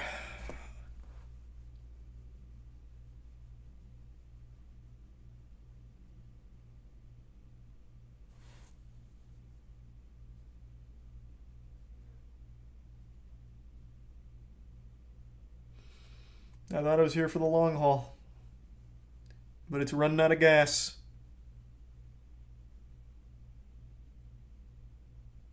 They even had Ronaldo. I know. If only they had Messi. They should have got a fake Messi to promote it.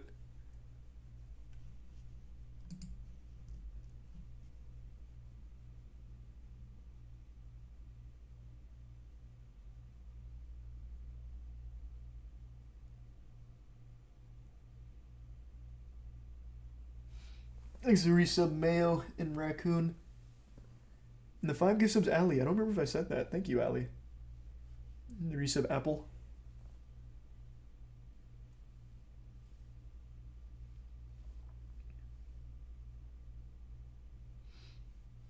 No, of course not, Jay.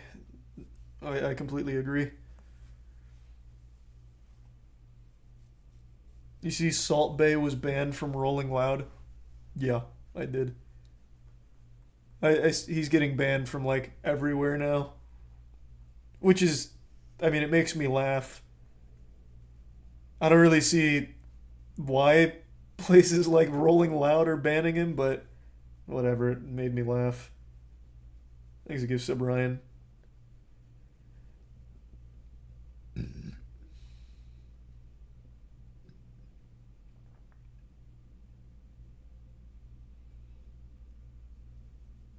Salt Bay's canceled. I think this is actually the first time that I can think of that somebody ruined their career just from pure cringe. He didn't do anything like morally questionable. He didn't do anything illegal. He didn't do anything like necessarily bad. It was just an overload of cringe, and he just ruined his whole fucking career. No, I guess you could argue the morally questionable shit is trying to or not even trying, taking the World Cup trophy from the players, being aggressive. I guess you could argue that is morally questionable. I would still say that that's more cringe than anything, though.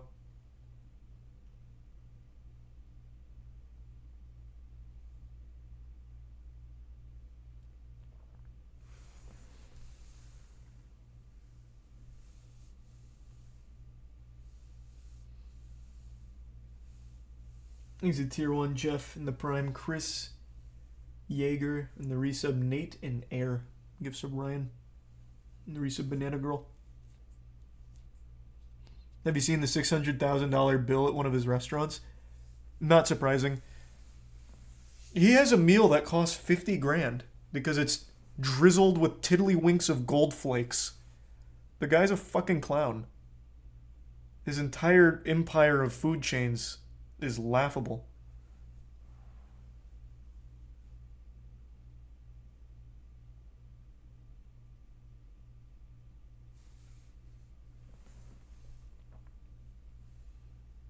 He's a prime Marine in the resub slam.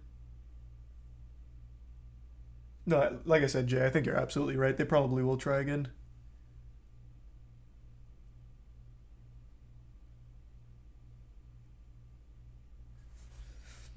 Former governor of Vermont, Howard Dean, literally ruined his career over the Dean scream.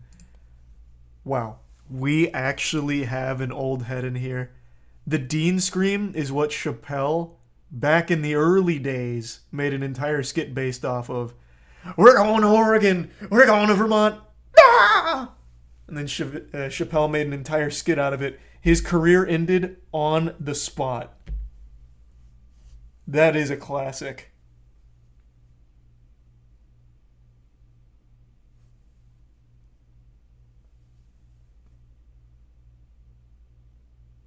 Which is so stupid. It's actually... I'm going to play it. I'm going to play the clip. What was his name again? Dean... I'll just do Dean Scream. It's crazy to think of this now because at this point, this guy would get 1 million Twitter followers overnight and become a TikTok sensation if he did this right now. But this ruined his entire political career. This one moment. This one goofy scream. You know something? You know something? If you had told us 1 year ago that we were going to come in third in Iowa, we would have given anything for that. And you know something? Tell him, Dean. You know something? Or Howard.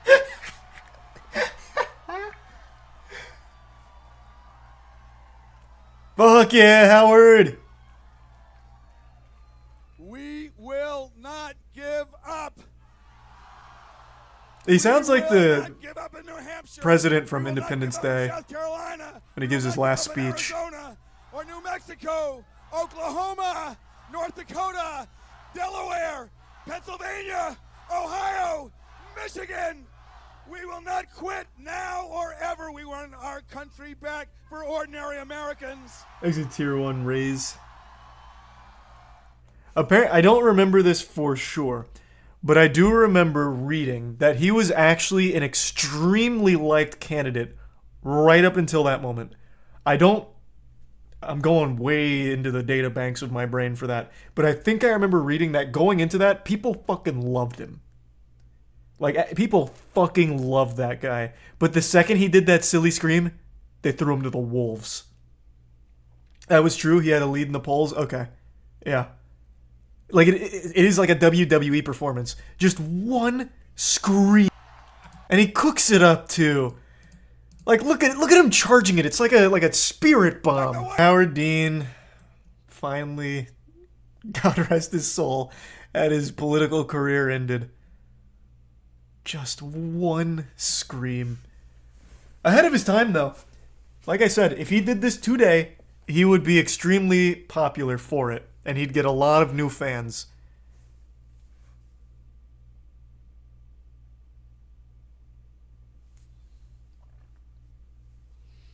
Thanks to the resub, Graygon, Graham, and the bits, Tori, Space, and Tori again.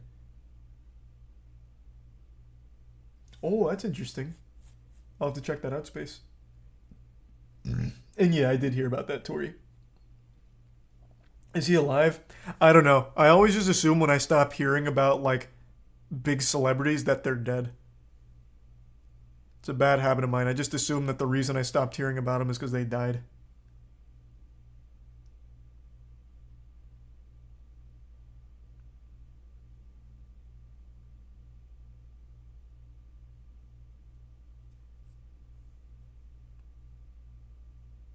Hey, thanks for the 5 gift subs, Ryan. Appreciate it, man.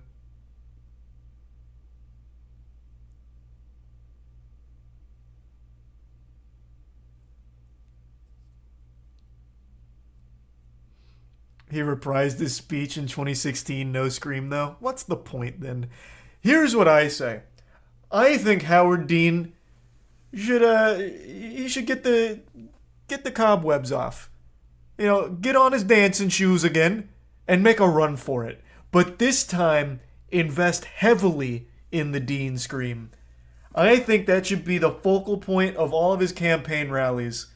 Build his whole brand around that and give it another crack.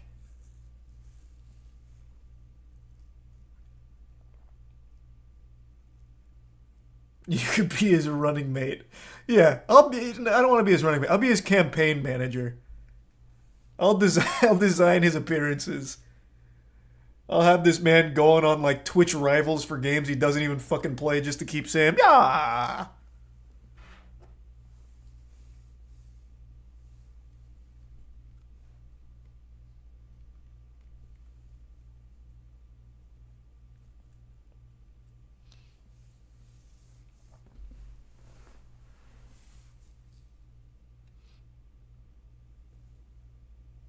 Get Howard Dean in the next Smash tournament? Oh, yeah, have him casting Smash.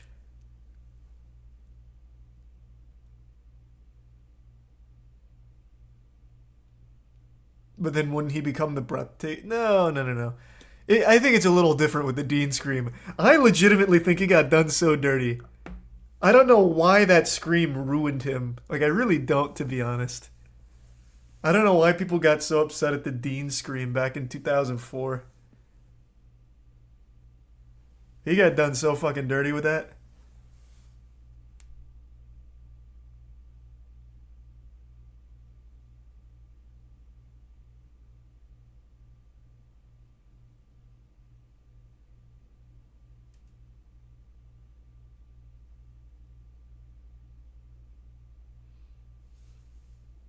It was used to trivialize his platform by his own party. Oof.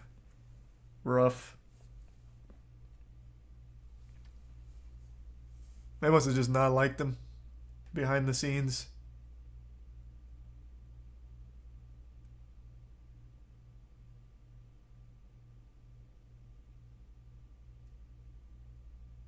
Friendly fire, Sag. I mean, that is Sag. Imagine getting ruined because you got a little too excited, so you made a silly noise. Sometimes when I get excited, I fucking squeak. Like my actual throat like makes a squeak that comes out. It sounds like a dog toy. I could never make it in politics if you get fucked for something like that. I'd be out in the first debate.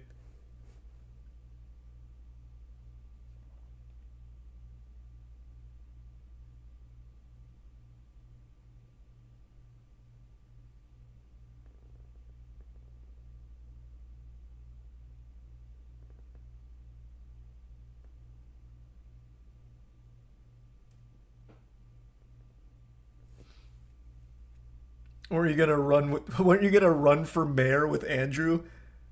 No, I just thought that was a really silly idea. Of course, I wouldn't actually fucking run for mayor.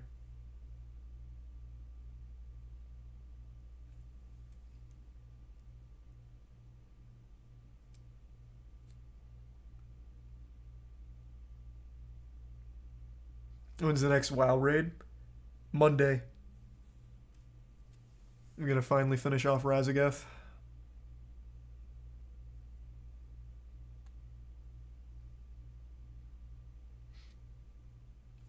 They sampled the Dean scream in Breaking Bad.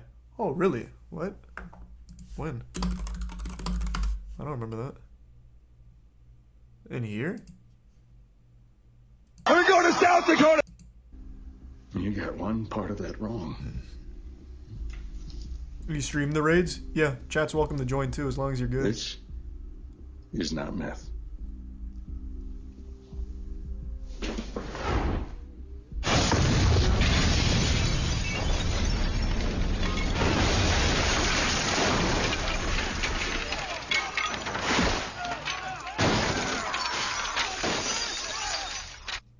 Was that actually in the show?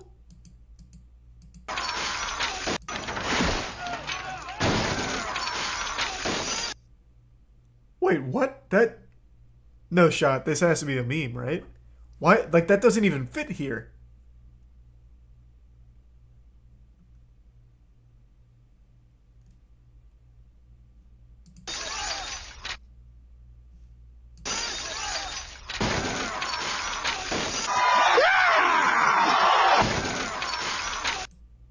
Nah, no shot. That's definitely just like a meme.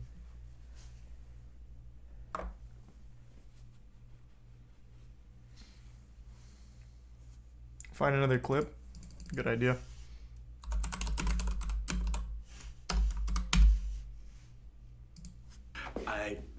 Your partner brought me.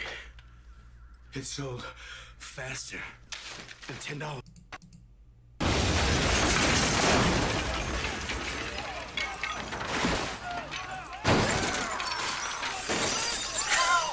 No way! What?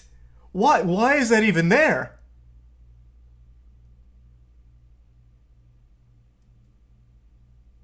No one's even talking about it.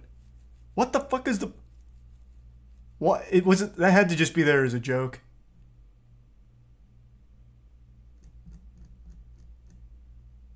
What the fuck? Yeah, it had to just be like a little joke with the crew. Yeah, I mean, it adds fucking nothing to the scene at all. Like, it's just a random sound effect. It's like the whip cracks in Johnny Test. They must have just, like, been, like, laughing about this and threw it in.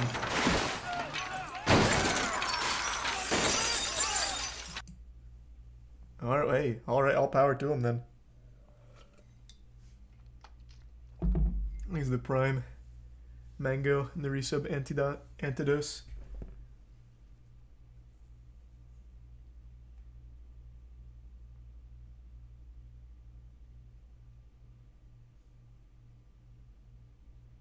Can't believe that's real, and neither can I. He's a resub Hazard. Wow.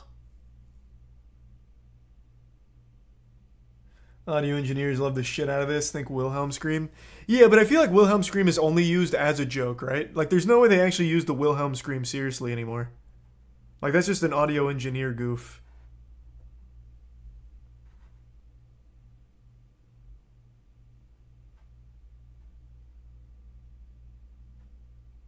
Same here, though. Yeah, true.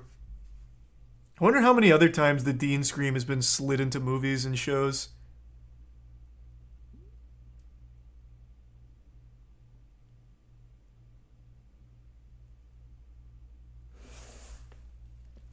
Thanks for the resub. HXS.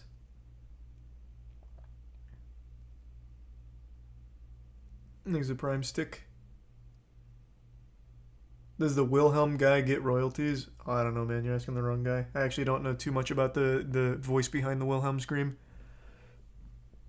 Thanks for resub, Purple.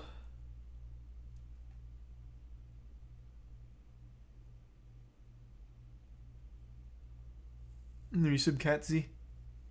Okay, I gotta pee real quick. Give me 2 seconds.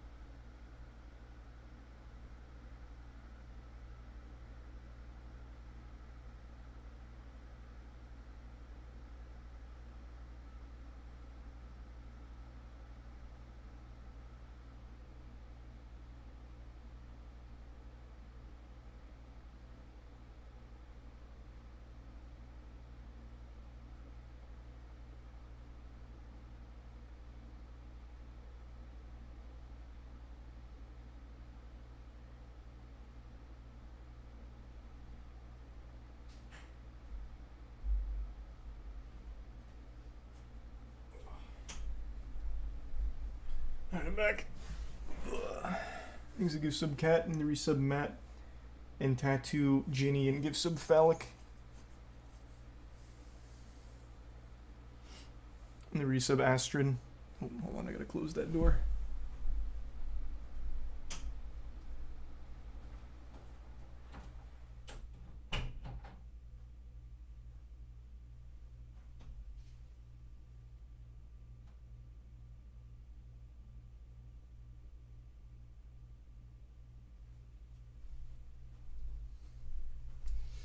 Okay, I'm back. Thanks to the bits, Christina, and the resub, Cassandra.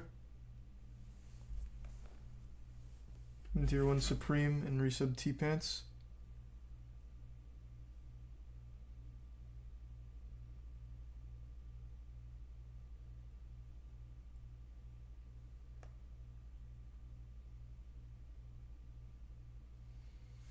And the resub Sauce.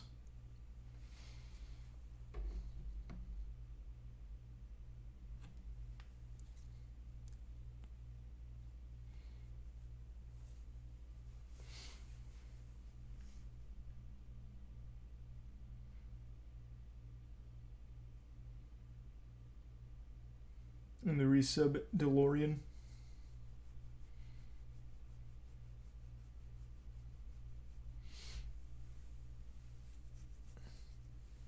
And resub Vanilla and Prime Lawless. And Byleth. What is Nepo baby stuff? I don't know what that is. I haven't heard of that.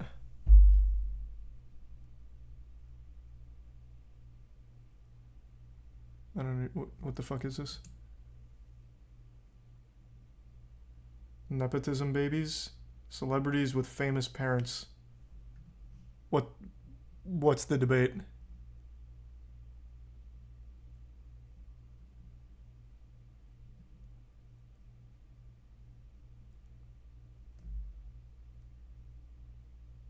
I haven't read shit about this.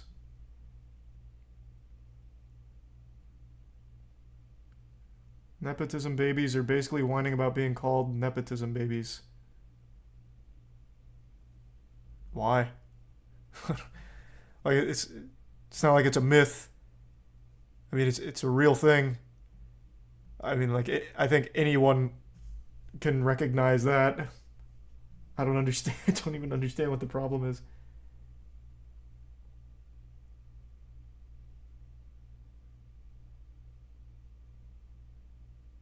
Oh yeah, I did see Tobey Maguire did an AMA. Thanks to the Prime Alphabet.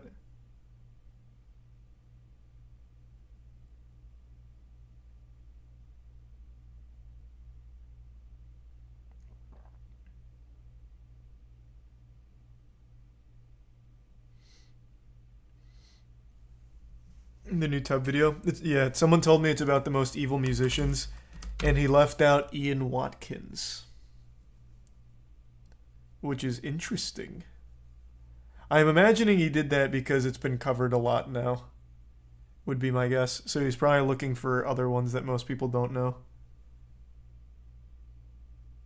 Thanks, Resub Slam.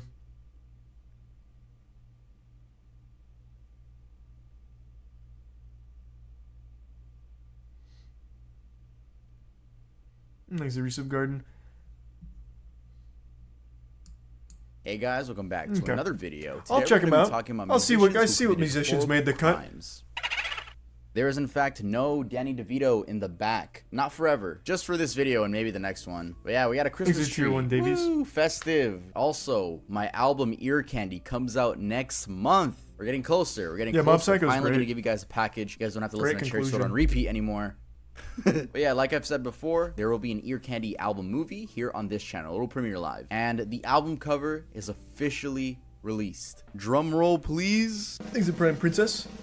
The album cover is actually on my Instagram. I'm not going to show it in this video. We're almost at 100,000 on Instagram. So Damn, that'd the be plug. amazing if you guys could go follow it. And also in news of the channel, we actually hit 100 million views. Thanks to Tier 1 Woo! Looter. Give it up for us, man. We And did that. resub 100 million views in total on this Vanilla. channel. Thank you guys so much. That's a lot of people looking at me, judging me behind the screen. I know you judged me behind the screen. Do you guys remember my hard drive video that I released like I think 2 or 3 weeks ago? Well, I got limited ads. Boom. I'm not gonna make a big deal out of that, but I will say a big thank you to today's sponsor. A lot of my videos just get straight limited Do I check the ads, NORAD so I'm Santa very tracker? thankful for I companies used to. that want to sponsor the channel. And today's sponsor is Casetify. Casetify is the world's most popular tech accessory brand, known for their protective phone cases made from 65% recycled No, it's materials about that'll evil keep your devices musicians, safe from so it's bumps gonna and be their bruises while crimes, not also their shitty expressing your music. individual style. Well, I don't even know if all the Casetify music is offers shitty. I a thought wide I range saw of Johnny case types that Johnny offer Cash high on levels here, of but I don't wanna protection, spoil it. style, and sleekness. The Bounce case offers world-class protection with Casetify's EcoShock impact absorption some saucer. technology. These cases are test-dropped 156 times to ensure they can handle everything life has to No, offer. I don't The skip clear the ads. case offers a sleek look for your devices with its clear back and slim form factor, providing you with a low profile. Unlike other cheaper TPU cases, Casetify's clear cases are optimized to prevent yellowing. The Impact series is a great combination of the two, offering a slimmer profile than These the are some Bounce weed. case, but still being tested from drops of 11.5 feet. Casetify has also recently launched their artist program, where they partnered with exclusive artists to offer more than 2,000 prints to choose from for your case. You can express yourself however you want to. Didn't oh we yeah, watch this? they also No, have he these just posted accessories that this. you can attach to your phone. I just made a Casetify was I nice made a enough to send video some on cases out the to me, and I've been most using them for a evil while now. musician I genuinely ever, love this brand, and it Ian actually has Watkins. saved my phone a couple times. Make sure to go So to it's just a similar topic. casetify.com/tub today to get 15% off your order. Thanks again to Casetify for sponsoring this video. Alright, now let's get started with the video.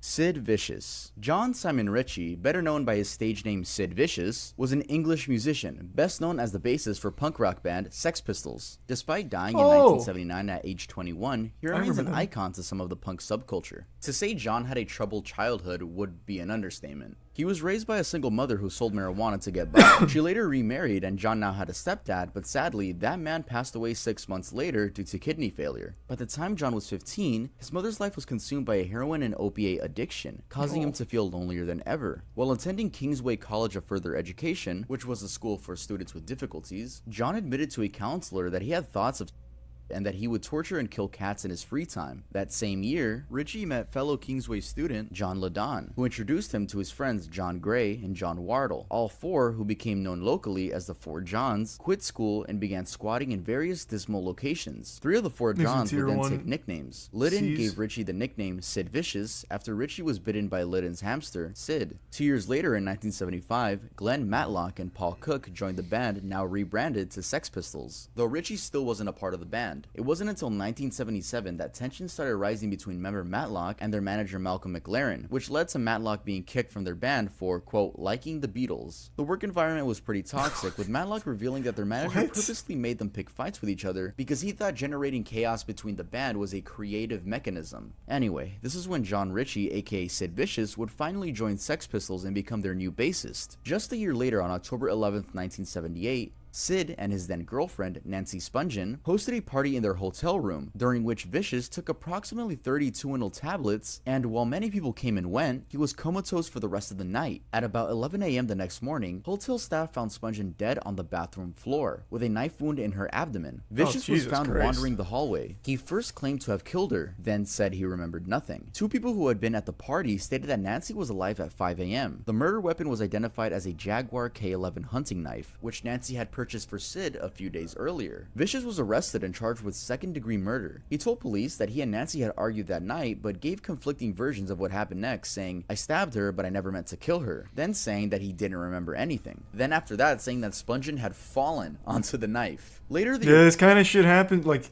he mentioned the torturing and killing cats. That's where it always starts for a murderer, or I guess like a full blown like psychopath, fucking maniac. That is like the number one sign that someone will end up doing that to a real person. Torturing, killing animals. That is just the most common thread. I think the second that gets mentioned, they need to take that very seriously and monitor the person. There needs to be some very serious repercussions for that shit. That is just like the most cited correlation ever. Like an early sign of someone who will likely be a murderer. Makes no sense why it's still not taken super seriously. A lack of respect for life. I think it's still just that notion that, oh, it's just an animal.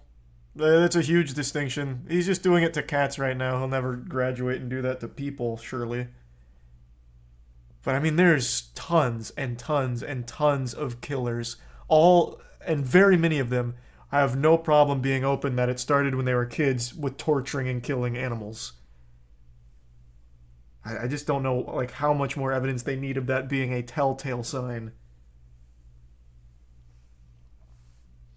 Thanks, Resub Kumquat and Baby Whale. The arresting officer Prime. was quoted as having said, after an IBT investigation, and Minor Vicious and admitted Resub killing Mario Miss and Hawk Spungen and during Tier a 1 dispute. Connor. Though the situation was a bit hard to get out of because Richie admitted to stabbing her, his manager, his mother, and his label were able to get a top-tier lawyer which arranged for Richie to be released on a $50,000 bail, with conditions that he wouldn't leave New York and that he'd sign in daily at the 3rd Homicide Unit offices. All legal costs were covered by Virgin Records. Just 2 months later, Richie found himself in another case when he was flirting with Todd Smith's girlfriend. No, not that Todd Smith, but he was flirting with a man's girlfriend, and when Smith told him to back off, well, Richie broke a beer bottle and jammed it into his face, leading to Smith getting 5 stitches and Richie being arrested and charged with assault. In January 1979, Richie would be released on a $10,000 bail. In the morning of February 1st, 1979, after completing his detoxification program, Richie was released from Rikers Island Jail. When he arrived in Manhattan, he met his friend Peter Gravel. Vicious asked Gravel to find him some heroin, and Gravel brought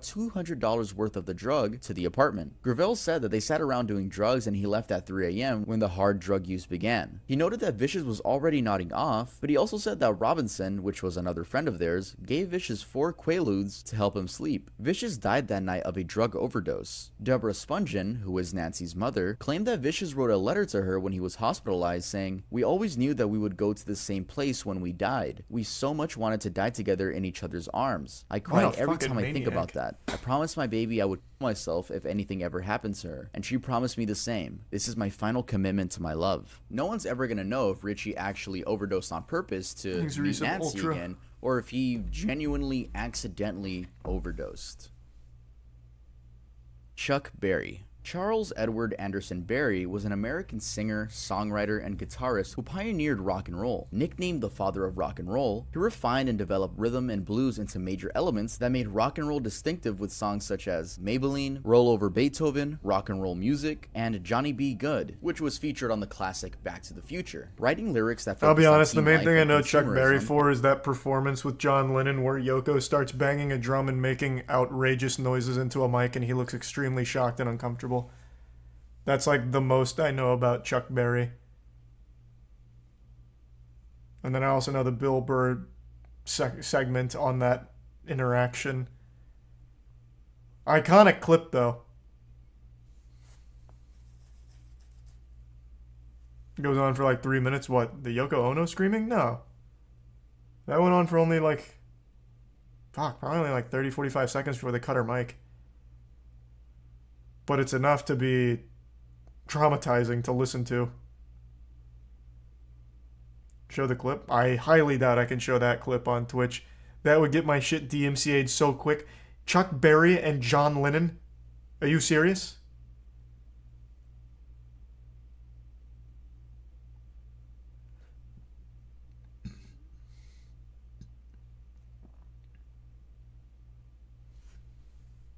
And Yoko Ono? Well, Yoko Ono doesn't even know what the internet is. Yoko Ono still does that shtick. She's lived her whole life around this idea that people like to hear her make goofy noises. I will never forget that, I think it was 2016, 2015. She went to like an art museum and had her own exhibit where she just grabs a mic and goes,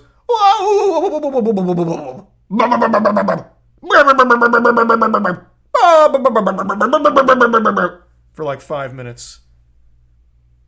Yoko doesn't know what the fuck the internet is.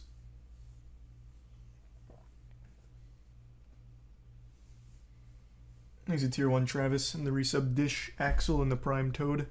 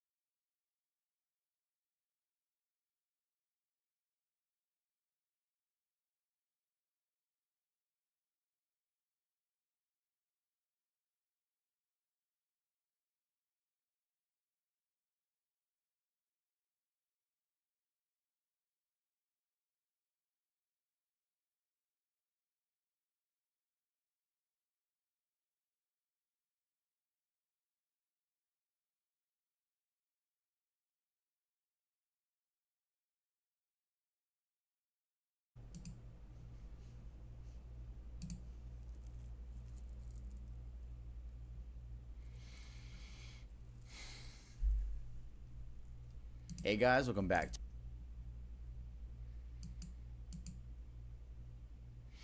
Huge. Thanks to Prime Home Shot. In Weeb.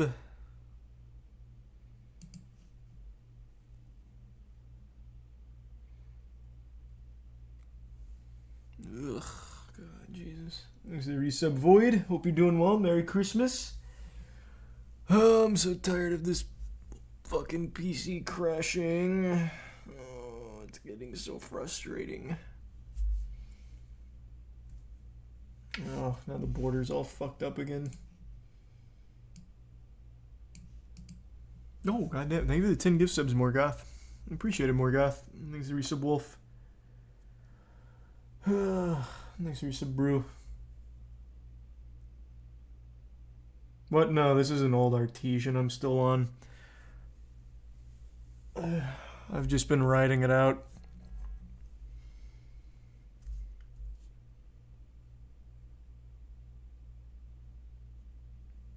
I don't know why though. It's hard to get past that mental block where I only get something new if the previous thing I was using actually is non-functioning. That's just how I've always been. But this is borderline non-functioning.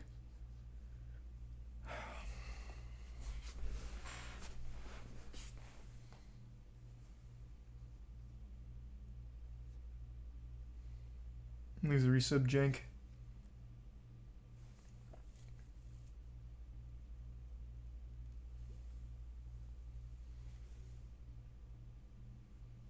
And the resub stash. There's the thing about not wanting to waste stuff. I don't even know where it really started, man.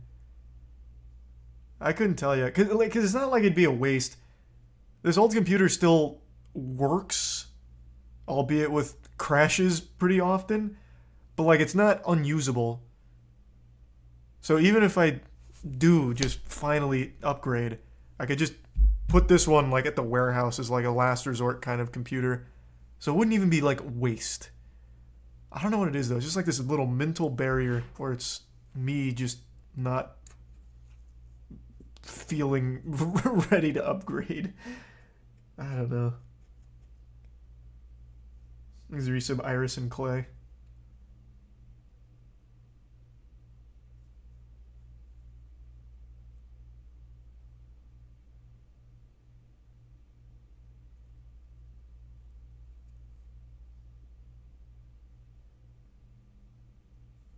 Resub Kiritsugu. Alright, hold on, let me open my other shit real quick. I don't think it'll take me as long to set my shit up.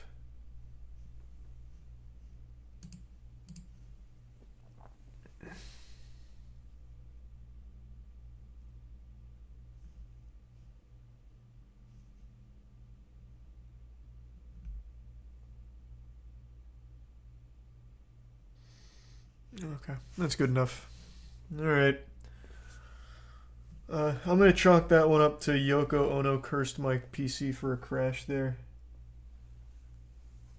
That's gonna be my leading theory for now. Roll Over Beethoven, Rock and Roll Music, and Johnny B. Good, which was featured on the classic Back to the Future. God, writing such a good lyrics song, that focused on teen life and consumerism, and developing a music style that included guitar solos and showmanship. Barry was a major influence on rock music. Though he's seen as a legend by many, the fact that he's a predator and full-on creep seems to be forgotten. Well after his peak fame, when Charles was 61 in 1987, he was charged with assaulting a woman at New York's Gramercy Park Hotel. He was accused of causing lacerations to the mouth requiring 5 stitches, 2 loose teeth, and contusions of the face. He pleaded guilty to a lesser charge of harassment and paid a $250 fine. 3 years later, in 1990, he was sued by several women who claimed that he had installed a video camera in the bathroom of his restaurant. Barry claimed that he had the camera installed to catch a worker who was suspected suspected of stealing from the restaurant. Although his guilt was What? never proven in court, Barry opted for a class action settlement. One of his biographers, Bruce Pegg, estimated that it cost Barry over $1.2 million plus legal fees. His lawyers claimed that he had been a victim of conspiracy to profit from his wealth. Reportedly, a police raid on his house found intimate videotapes of women, one of whom was apparently a minor. Also found in the raid Jesus were 62 grams of Christ. marijuana. Felony drug and abuse charges were filed, and the abuse charges were eventually dropped, and Barry agreed to plead guilty to misdemeanor possession of marijuana. He was given a 6-month suspended jail sentence, placed on 2 years unsupervised probation, and was ordered to donate $5,000 to a local hospital. Still don't know why the abuse charges were dropped, even though there was apparently a video. Later videos Barry recorded of himself urinating on a woman, and another of her defecating on him would surface. And one of the Whoa! Wait, this guy was like the original R. Kelly pisser.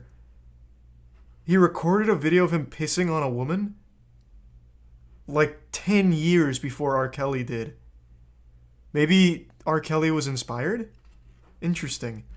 The defecating, I don't think R. Kelly ever did. I don't think he ever got shit on by a woman. Well, he may have. I have no fucking idea. But that was never in any of the court documents. So he didn't want to go full Chuck Berry. It was a half measure. There's a tier 1 sergeant and the 5 gift subs Destroyer. Thank you, Destroyer. The Prime Grit and resub Brain. John McAfee. Yeah, I still don't know if that one's true, but I still just love the mythos around that. It was rumored that John McAfee would hire prostitutes to sit in this special swing he made that had the ass cut out of it so that way he could lay under it and they'd shit on him. That was a kind of wild theory. Don't know if it's true. There's a lot of mystique around the life of John McAfee. There's really no telling for sure what's real and what's fake.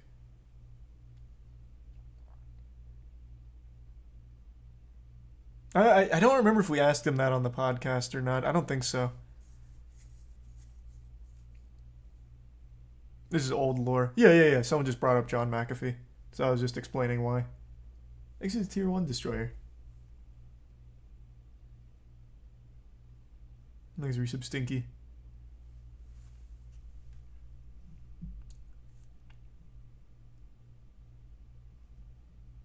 You asked about the whale thing. Yeah, we asked him if he actually had sex with a whale, which he denies.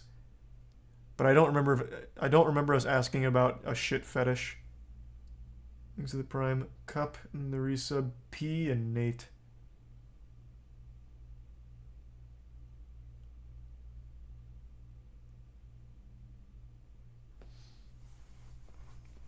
What is it with celebrities and shit piss fetishes? I don't fucking know, man. I'm not their sex therapist. I have no clue. If you want me to take like an uneducated stab at it, I'd say it's probably because they reach this level of wealth and fame where they have everything. So the only thing left to give them some kind of thrill is the most deplorable shit. I don't know. There's Resub Foxy and the Prime Dirty. videos is it's on Reddit. Doesn't show that much, but you can hear a Chuck Berry fart and then ask, "Did I fart in your face?" Not gonna play the audio, but what? it's pretty odd and wild stuff. Nonetheless, the you can't tease me with that, Tov. What? Say that again. Face on Reddit doesn't show woman, and another of her defecating on him would surface. And one of those videos is it's on Reddit. Doesn't show that much, but you can hear a Chuck Berry fart and then ask, "Did I fart in your face?" Not gonna play the audio, but it's pretty odd and wild stuff. Nonetheless, the dude was a fucking Okay, hold on. Just pulling that up.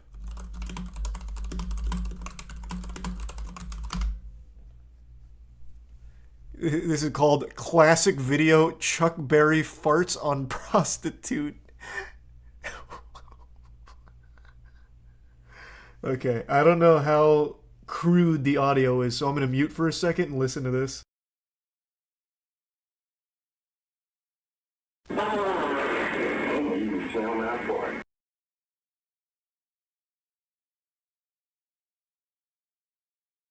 Hundreds of hours.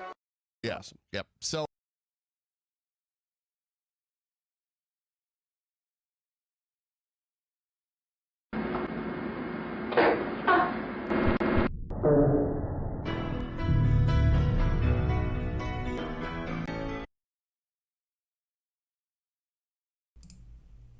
That was hype. That was a lot cooler than I thought it was going to be, too. It's not muted. Well, you're welcome then. How about that? That was hype. The video had like his legs over his head. It was like the fart was aimed at her face.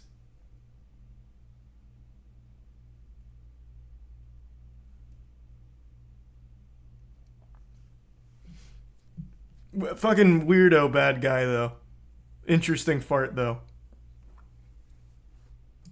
Creep. And he died on my birthday, March 18th, 2017. He died due to a cardiac arrest. It's so annoying that his music is built in all Teslas on their little Christmas mode. Hey Elon, this dude was a full-on predator. It does seem that way. Goldvik Ethan, aka Faust, is a Norwegian drummer known primarily for his work with the black metal band Emperor. In 1993, he was sentenced to 14 years in prison for, get this, murder. He's been out of prison since 2003, but according to Ethan, while walking home from a pub through the Olympic Park, a well-known gay cruising spot, a man named Andressen drunkenly approached him and solicited him for sex. Ethan agreed to go with him to the nearby woods, and there he stabbed Andressen 37 times. Ethan claimed that he felt no remorse at the time. Ihsan, his bandmate in Emperor, said that Ethan, quote, had been very fascinated by serial killers for a long time, and I guess he wanted to know what it's like to kill a person. The media has linked the murder to black metal, and speculated that Ethan was motivated by Satanism, fascism, or homophobia. In a 1993 interview, he stated, "I am not a Satanist, but I praise the evil." In an interview for the book Lords of Chaos, he explained that he had been interested in Satanism, but there are other things as well. Basically, I don't give a shit. In a 2008 interview... Which one's the one that's, what is it, the Church of Satan? I don't remember. One of those that's called Satanism or something to do with Satan is actually just kind of about, like, loving yourself or some shit. I don't think it's this one. Whatever this guy's talking about. But which one is that? Oh, the Satanic Temple. Ah, okay. The Satanic Temple. Yeah, because that one is apparently just all about, like, self-love and not worrying about, like, greater powers. Something like that. Thanks to resub Milky and Pupil. Ethan said, "I was never a Satanist or a fascist in any way." In a 2012 interview, he said, "I never had any racist or homophobic views." Gal, who was an openly gay member of the Norwegian black metal scene, said that Ethan was the first person to send him a message of support when he came out. Police initially had no suspects, and Ethan remained free for about a year. However, he told Øystein Euronymous Arseth, Varg Vikernes, and a few others what he had done. Damn, those After names are crazy. Vikernes' Øystein murder in 1993, which we will talk about next, Ethan was arrested and confessed to killing Andressen. In 1994, he was sentenced to 14 years imprisonment, but was released due to good behavior in 2003 after serving 9 years and 4 months. Isn't that wild? Murder is still something that you can just serve your time and come back from. I guess maybe there was some level of rehab at that particular prison. That'd have to be some fucking crazy rehab. Guy just randomly murders someone. I don't really know how you solve that problem. But then there's people that have marijuana charges that will never see the light of day again. Apparently marijuana is something you can never rehab out of. Isn't that fucking crazy? Yeah, true. I guess maybe it's just something with the prison system over there that's different here. I don't know. Still, though, I just find that to just be very sad.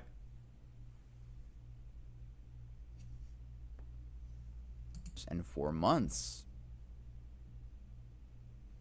Varg Vikernes. Now, the Mayhem Band is a topic you guys have requested a lot, but I honestly don't think I'm gonna make a dedicated video to them anytime soon. There are some great documentaries here on YouTube all about that. However, I will talk about Varg Vikernes, the 1993 to 1994 bass player for the band. On June 6, 1992, the Fantovstave Church, dating from the 12th century and considered architecturally significant, was burned to the ground by arson. The cover of Burzum's EP, Ashes, is a photo of the destroyed church. By January 1993, arson had attacks had occurred on at least 7 other major stave churches, including one on Christmas Thanks, Eve Resub of Chris. 1992. He was found guilty of several of these cases. At the time, media outlets reported that he was associated with some type of Satanism. In later interviews, Vikernes, Man, that while not satanic accepting panic was in responsibility full for the effect. arsons, said they weren't satanic, but instead revenge for the Christian desecration of Viking graves and temples. According What? to him, the arsons were on the anniversary of the Lindisfarne Viking raid. He claimed that all the burnings except for one were done by one person. In early 1993, problems came between him and Euronymous, which was the band's lead guitarist, which ended up in Euronymous' murder. It's been speculated that the murder was a result of a power struggle, or a financial dispute, or maybe even an attempt at outdoing the stabbing by Faust. On the night of the murder, Vikernes and Blackthorn drove from Bergen to Euronymous' apartment at Toyengata in Also. Blackthorn allegedly stood in the stairwell smoking, while Vikernes went to Euronymous' apartment on the 4th floor. Vikernes said he met Euronymous at the door. and Jesus, handed him this a is so signed much to keep contract, track of. but when Holy he stepped shit. forward and confronted Euronymous,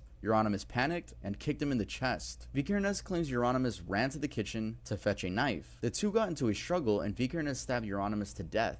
His body was found in the stairwell on the 1st floor with 23 stab wounds, 2 to the head, 5 Yeah, to the sounds like neck, self-defense and 16 to me. the back. After the murder, Vikernes and Blackthorn drove back to Bergen. On the way, they stopped at a lake where Vikernes disposed of his blood-stained clothes. Vikernes was arrested on August 19, 1993 in Bergen. The police found 150 kilograms of explosives and 3,000 rounds of ammunition in his home. On May 16, 1994, Fuck, Vikernes was Jesus sentenced Christ. to 21 years in prison, Norway's maximum penalty. The murder of Euronymous, the arson of 3 churches, the attempted arson of a 4th church, and for the theft and storage of 150 kilograms of explosives. Though Vikernes only confessed to the theft and storage of the explosives, 2 churches were set on fire the day he was sentenced. Vikernes continued with his band Burzum, which included one other member, Samath, after his release. He released 3 further black metal albums, Bellis in 2010, Fallen in 2011, and Skiptar in 2012, and a compilation of re-recorded songs. In the years following his release from prison, Vikernes became an active video blogger on his YouTube channel, which was called Thulian Perspective, but YouTube removed his channel from the platform in June 2019. But by that point, the channel had 250,000 subscribers. So there's a chance if he redeemed the 100,000 subscriber play button,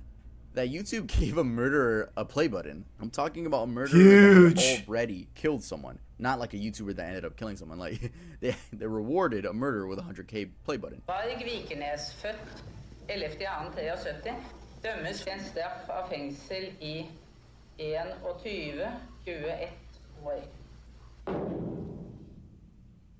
Well, that's Johnny 2 Cash. people here that are now out after murdering somebody. Huge. Wow. 80 tier 1 Platonic and the resub Licked Doge and the Prime Lion and the resub Natanata.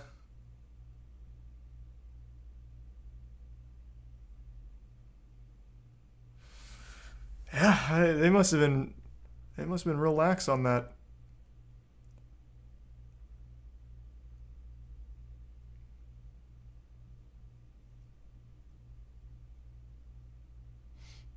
Thanks, the resub Penguin.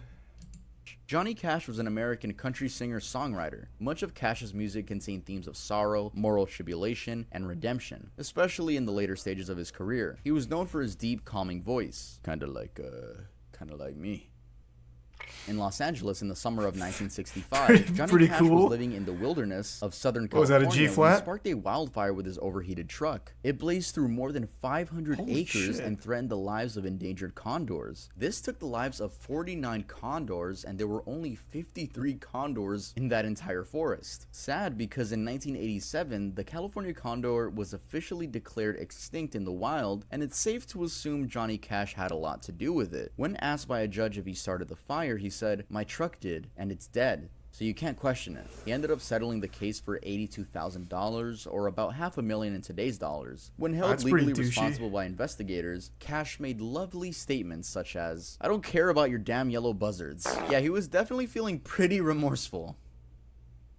If you guys are looking for ways to support the Oh, channel that's- other than just watching the videos, What a which piece I of shit. promise you is Wow. already enough, thank you so much. You can also buy I like from Johnny the Earl Cash brand. music. The website is I didn't know he was such a earldoesn'texist.com, and we douche. currently have our Christmas collection. You can follow us over on Instagram as Hey! well. Exist. We have a new comic. We upload a lot of comics, so if you want to go see the adventures of Earl, you can go check it out. Everything from the Christmas collection will leave on New Year's. So these are very limited. We're never going to sell these again. Next year it'll be different Christmas Thanks for your sub, collection. Steve. Good These to see you, man. designs Hope you're doing well. are Happy limited. Yeah, if you want to holidays. support the channel, if you want to Thanks for look your sub, cool, if you Georgia. want to get a special gift for a special someone, make sure to shop at Earl Doesn't Exist. Sucks, but it's not murder. Oh, Well, yeah, it's by the definitely way, not guys, murder. Make sure to use code EARL20. I mean, I guess it is murder. 20% off anything 49 on the site. This will condors. expire on January 1st. Not And now let's move on intentionally, to the but next topic. still.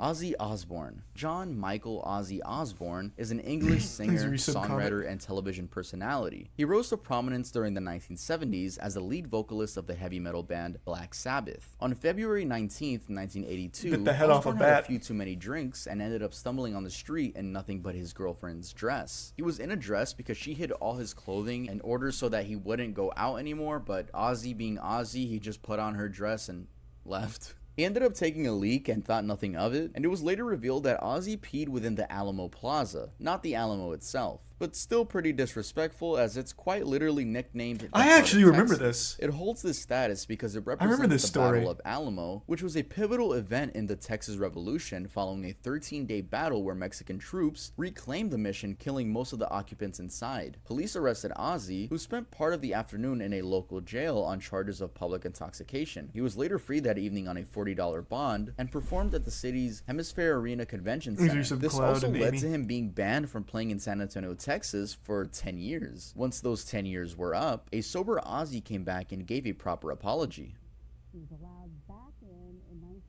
What? Are they speaking through a waterfall? What is that? DMX. Oh. On July 1st, 2004 at 8 p.m., DMX, whose real name was Earl Simmons, and his friend Thanks were for at the some buck. JFK airport, specifically in the parking lot for terminals In 1, Venom. 2, and 3. Allegedly in a hurry, DMX and his accomplice were becoming irritated with the speed of the car in front of them, so DMX turned on the siren lights of his Ford Expedition. Why he had siren lights?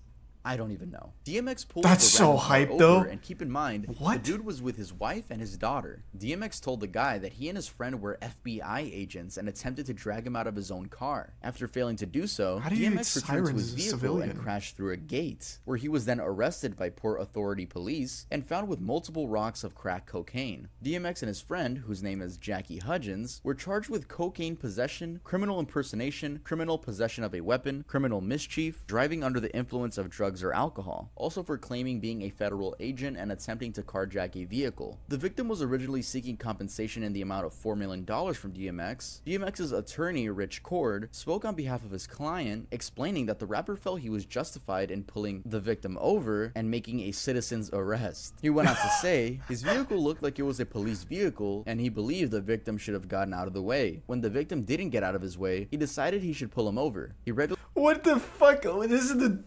There's no way this works. It's. First of all, it's illegal to impersonate a police vehicle. You can't even have sirens. What do you mean? Like, that's already a crime. Like, a literal crime. I do love the excuse, though, that he actually wasn't trying to, like, steal their car. It was a citizen's arrest. I like that. That's an interesting angle.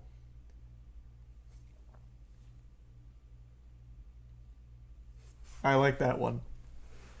That's good RP. You can buy sirens but can't use them. I don't even know where the fuck you can get sirens. I thought it was literally illegal to have sirens on top of your car unless you are a police officer. You can't flash red and blues. You can have, of course, like the workers' lights and all of that, but you cannot flash red and blues. I think that's literally illegal.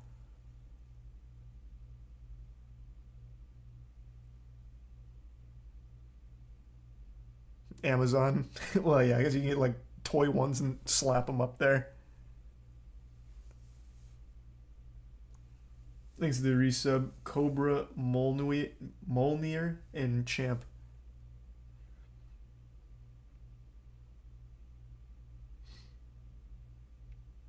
It's illegal to do, but you can still install LED lights. Well, yeah, you can still have like some kind of lights. I'm saying you cannot be like siren. You cannot. I don't even think you can have fucking red or blue headlights for that very reason. Am I right or wrong with that? You cannot flash anything red or blue because you cannot be mistaken for a law enforcement officer. It's illegal.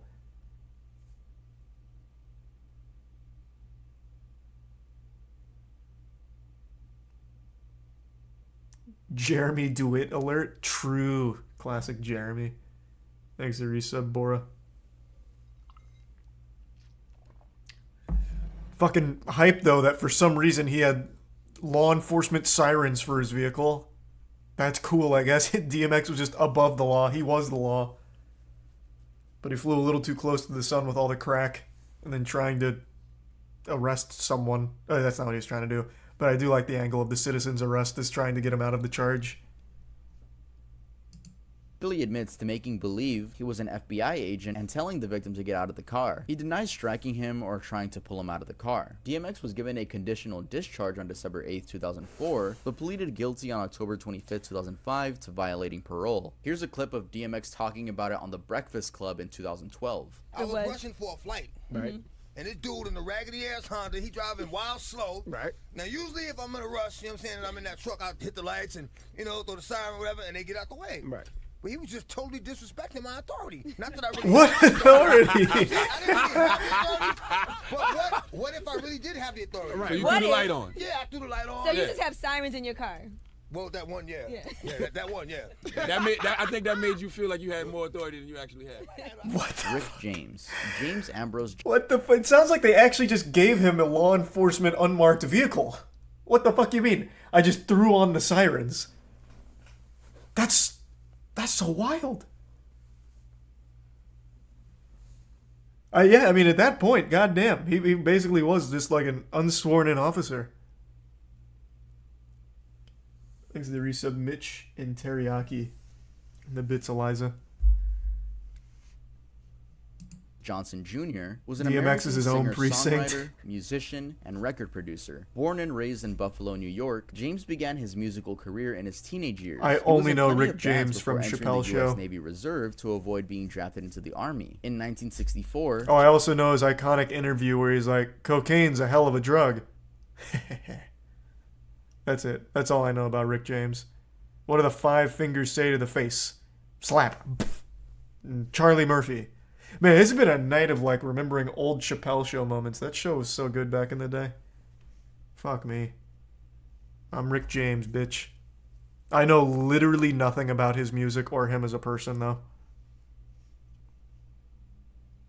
James deserted to Toronto, Canada, where he formed the rock band the Mynah Birds, who eventually signed a recording deal with Motown Records in 1966. Johnson's career with the group halted after military authorities discovered his whereabouts and eventually convicted him of desertion-related charges. He served a few months in jail. After being released, Johnson moved to California, where he started a variety of rock and funk groups in the late 1960s and early 1970s. In 1977, James finally found success as a recording artist after signing with Motown's Gordy Records, releasing the album Come Get It in 1978, which produced the hits You and I and Mary Jane. In 1981, James released his most successful album, Street Songs, which included career-defining hits such as Give It To Me Baby and Super Freak. By the Wait, 1990s, what? the Whoa, drug wait. abuse- Rick James is Super Freak? Oh, okay. So I definitely know of his music. I just didn't know it was him that made it. Oh, I had no clue. I love that song. That song went so hard. Thanks, Risa. Karsten, Drag, Mitch, and the Bit Smokey. Early January Smokey.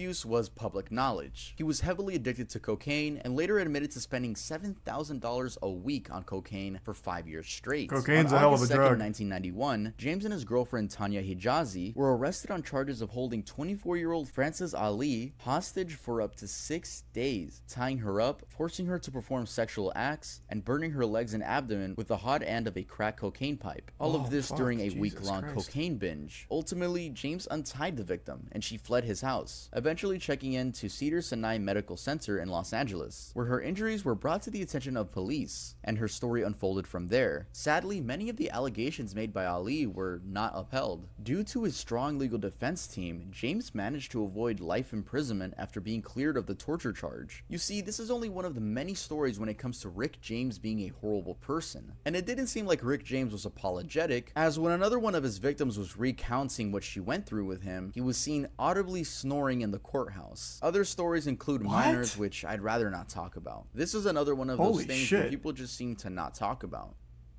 Oh, holy Frank fuck. Sinatra. There is a very Frank, famous picture what? of Francis Albert Sinatra, aka Frank Sinatra. This image is the infamous Damn, I didn't know mugshot half of these. I photo, only knew a and who couple. would have thought that one of the world's best-selling music artists' arrest was, well, for a crime that doesn't even exist anymore. And what was that crime, you may ask? Seduction. This charge was usually applied when a man convinced an unmarried woman of good repute to engage in an inappropriate encounter with him. There was generally a promise of marriage that would never actually come true, thereby ruining the woman's reputation. It was basically when a man would lie to a woman of high standards in order to fuck her, usually promising marriage. In other words, the official crime for all the 1930s busters with Riz.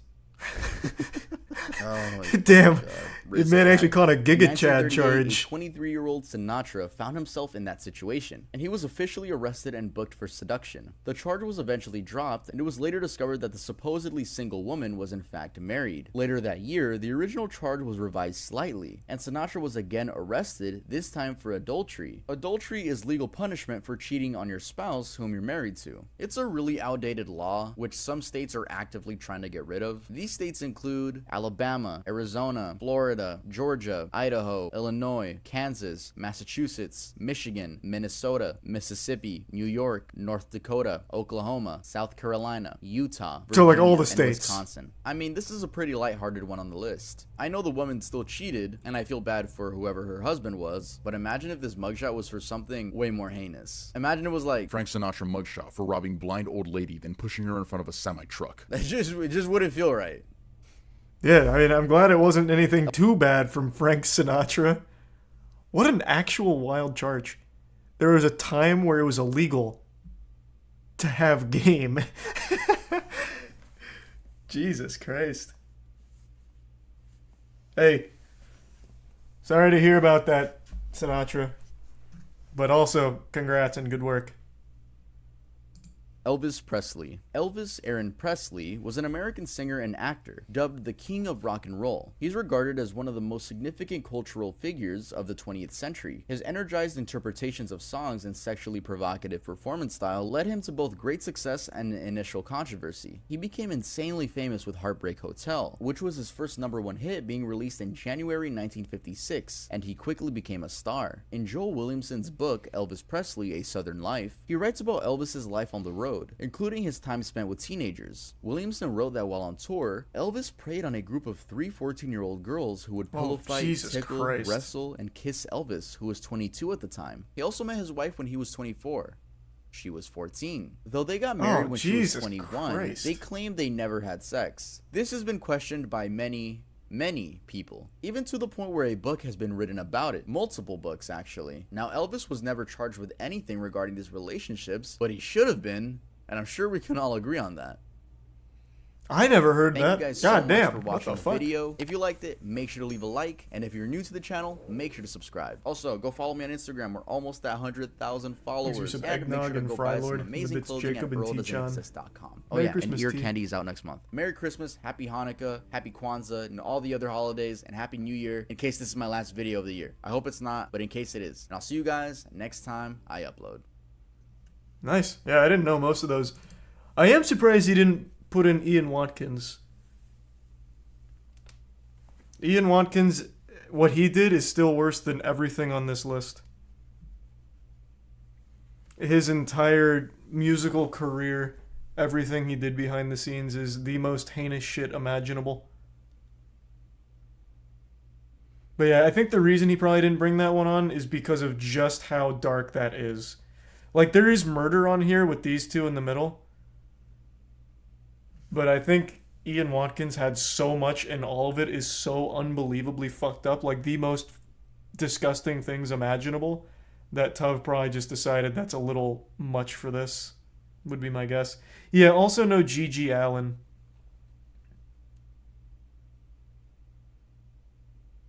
Can you give a TLDR? The biggest pedophile in music history. His charges include a ton of horrible things. The one that is probably the most shocking that most people know is the attempted rape of a baby. And the repeated attempts at raping babies.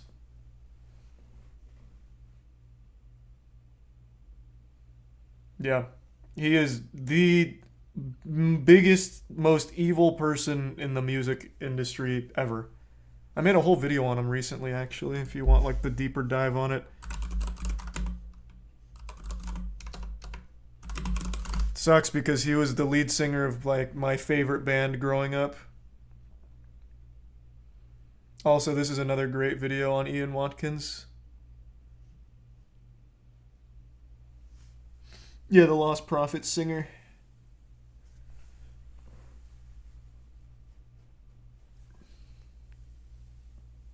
How did he keep ending up around babies? Because his female fans would present their children to him to fuck.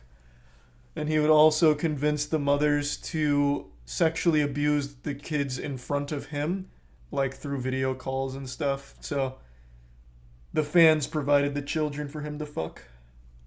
Yep. It's as awful as you could possibly imagine. Every awful thing you could imagine a pedophile is capable of doing, he did.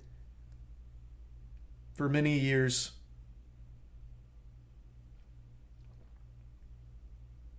He is in jail. Yeah, he is in jail.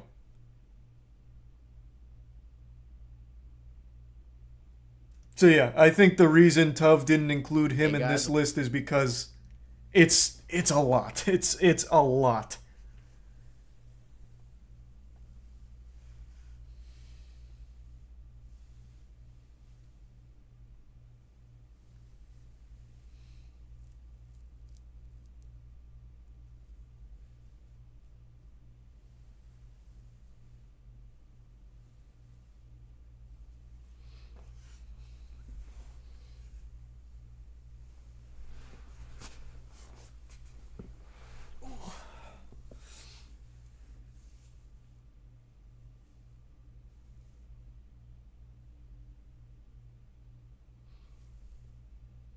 Never gonna catch Ian, he's too smart. I can't tell if you're making a joke because they let him go for so long despite having so much evidence against him, or if you really think he's not in jail. Because he is currently in jail. He actually just got married in jail, I think. I think I remember reading him getting married recently.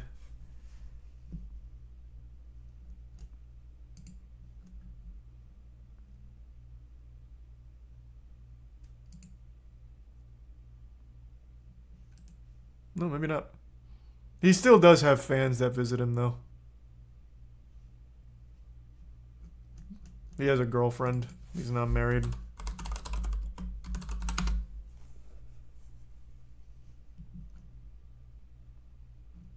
It's fucking crazy.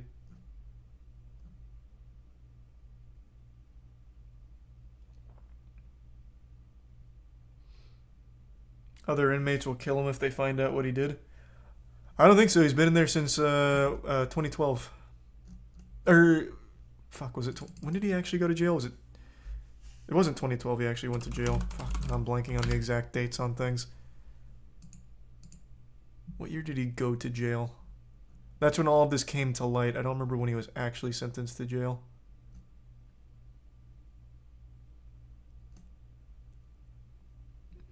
(2014).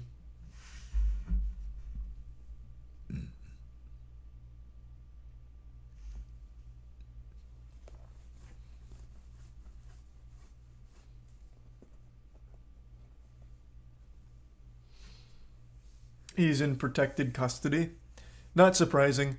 And they're doing a great job of monitoring him as well. I don't remember if I mentioned this in the video, but even while in jail, he still gets, for some reason, really good treatment. So, October 19th, 2017, Watkins was grooming a young mother from prison. As of March 2018, he went back to a different prison. On March 2018 again, he was found with a mobile phone that he was using to maintain contact with a girlfriend outside of prison. Like, he still has access to more women.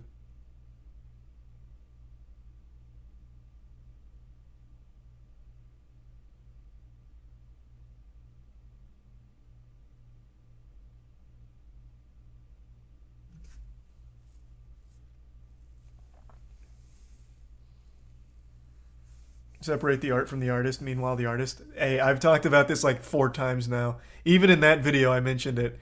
I have always stood firmly on the side of you can separate art from the artist and still enjoy what they created.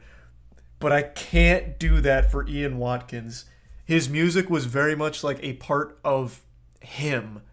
So much so that one of their music videos almost feels like him bragging about what he does. It's this one. Town Called Hypocrisy.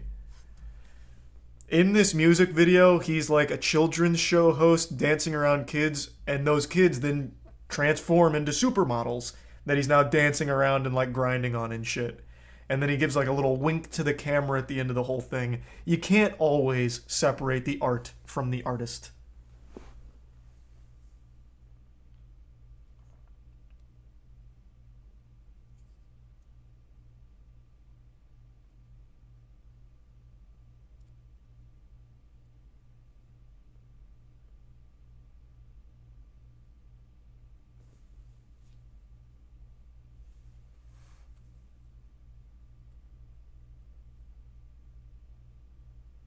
It's fucking demonic. Oh, it is. It's straight up diabolical.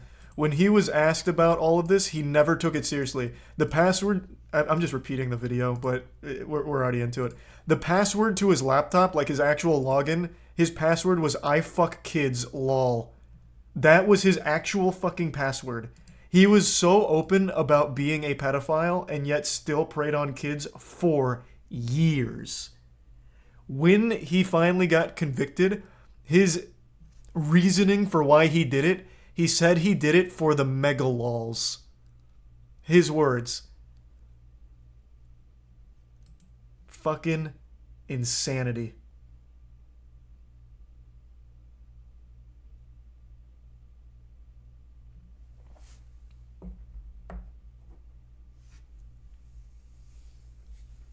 He's a tier 1 Adi in the resub.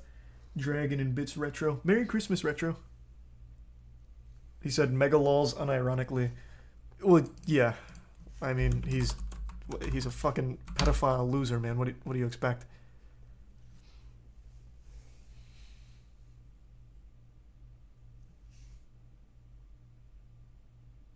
Did the other members know about it? They all maintain that they had no idea.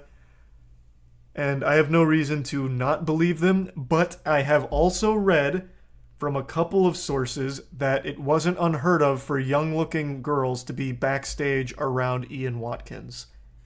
So I think it's a little weird that they would never question that.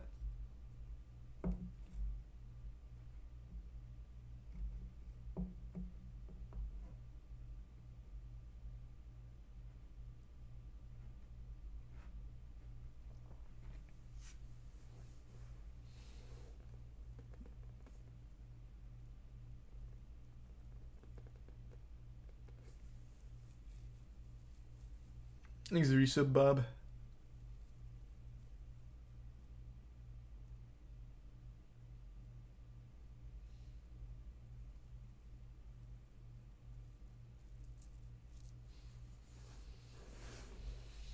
Turn a blind eye to the guy who's signing the paychecks. Yeah, it's certainly possible.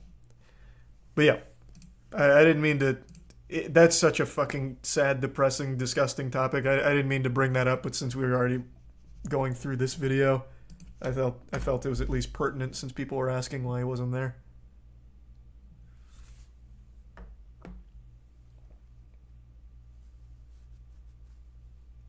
Thanks the resub.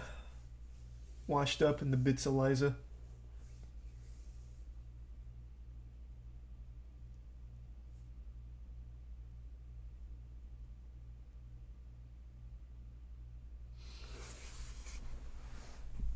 Definitely not A Christmas Story.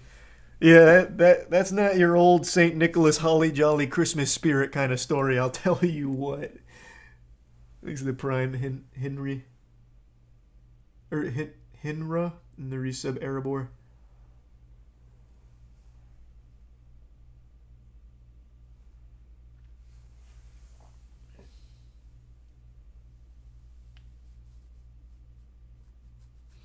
And the resub Daily D.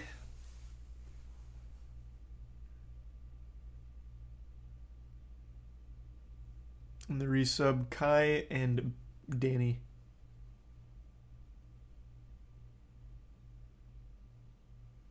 And the bits Aw.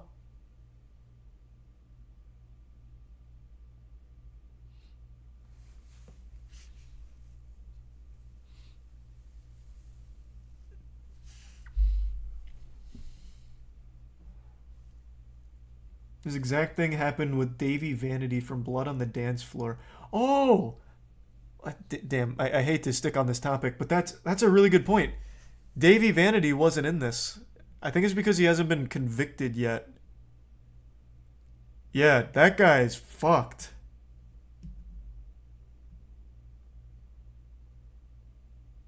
Thanks to the gift sub Quell. And the resub Amelius and Bits Eliza. And tier 1 Puddin' Pop.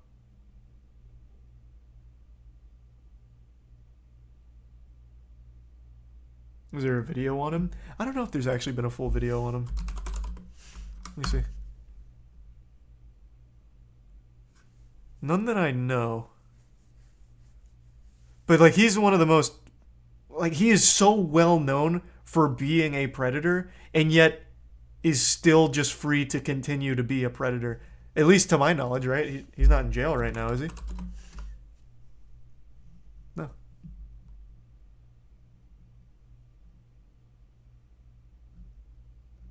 Which makes no fucking sense.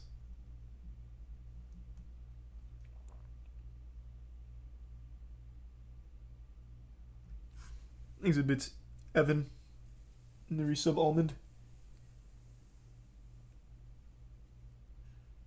Has Jared Leto done anything besides having a weird cult?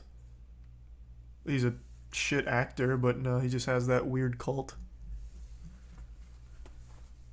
Thanks for the 5 gift subs, Young. Appreciate it.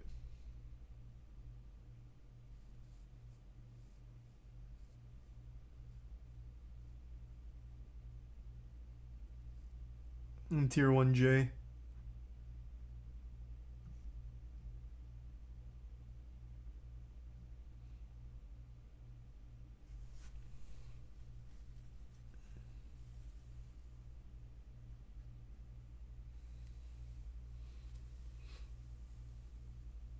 He was great in Dallas Buyers, though.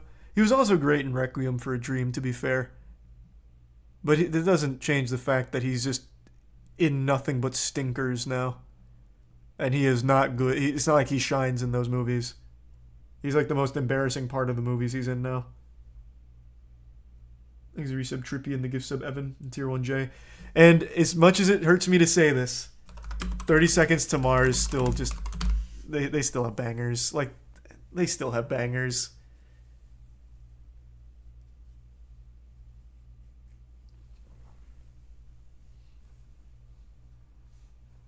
Oh, another 5 gift subs. Thank you again, Young.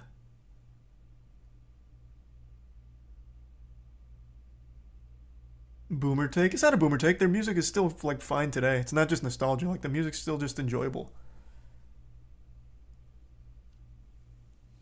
Like he's a weirdo, but the music is good.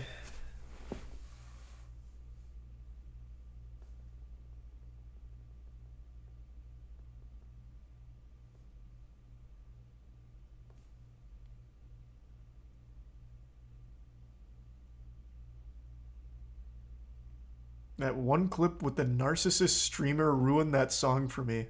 Wait, what song? And which streamer? What are you talking about? Oh, the one where she's like, oh, the one, I think it's Invader Vi, right? Where she's, God, what was her speech even about? Fuck, I know exactly what you're talking about. And then it had 30 Seconds to Mars for the Call of Duty montage. Fuck, what was her speech?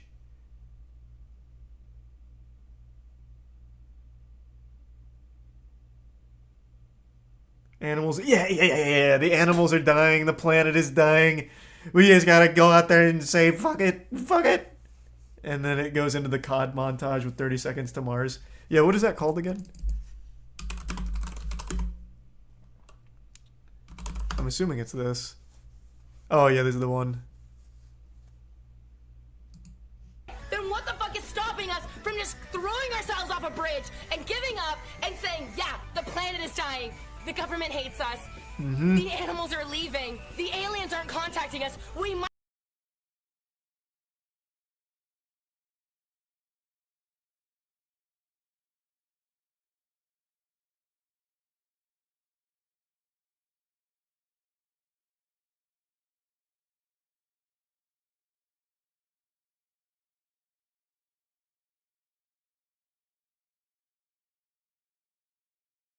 Actual classic.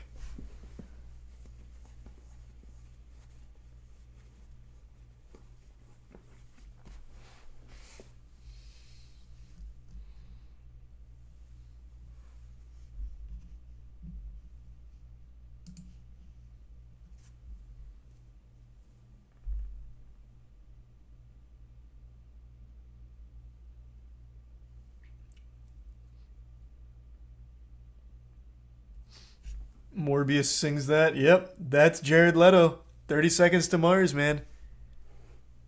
Oh, thank you for the 10 gift subs, Crayfish. Appreciate the big drop.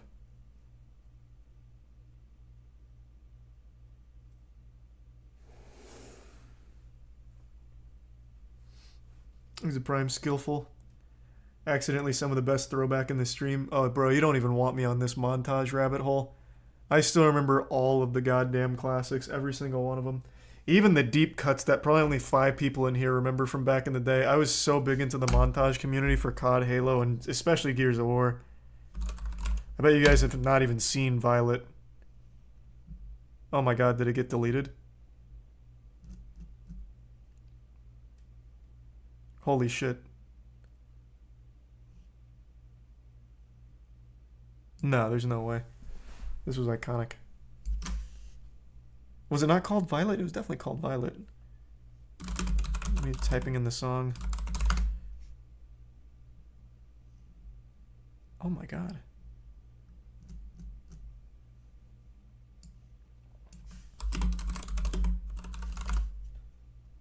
Ah, here we go.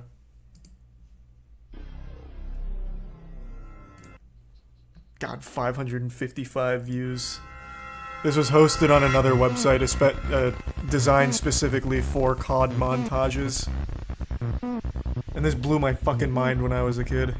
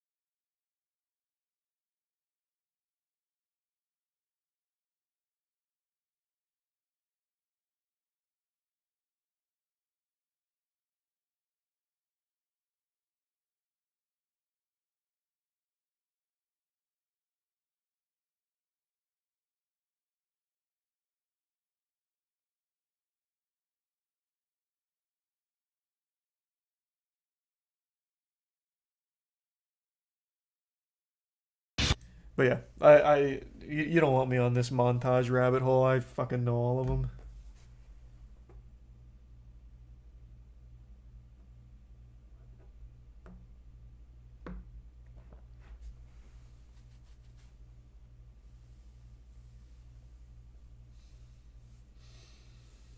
It's alright, ain't that good? Hey, I used to love that one. I thought that was such a creative editing technique to make everything violet and distorted. It was cool.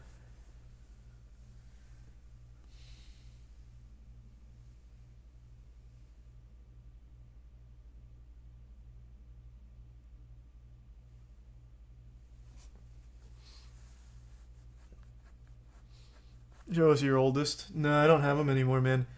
Not like my originals. I still have some of the old ones, but not many. Unfortunately.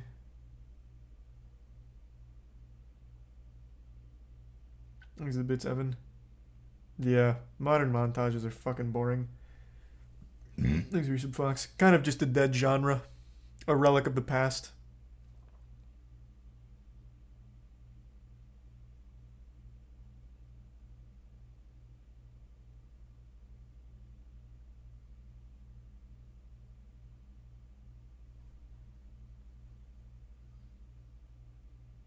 Thanks to tier 1 Bowen.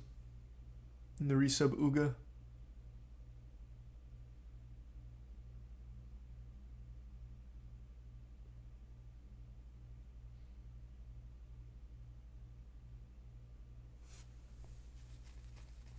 I don't know about that, Mike.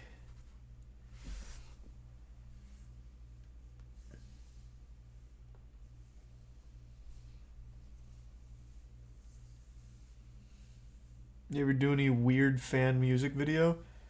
I made one for Halo 3 before Halo 3 came out. I made a Halo 2 music video set to the song Ordinary by Thousand Foot Crutch. But that's been deleted, of course. And I used to make anime music videos for Bleach and Naruto and shit. But all of those are deleted, unfortunately. I wish I still had all that. I really do, man. That's what I want for Christmas. If Santa Claus could wiggle his ass down my chimney and deliver all of my deleted videos, oh my god, I'd go fucking crazy. That would be a holiday miracle.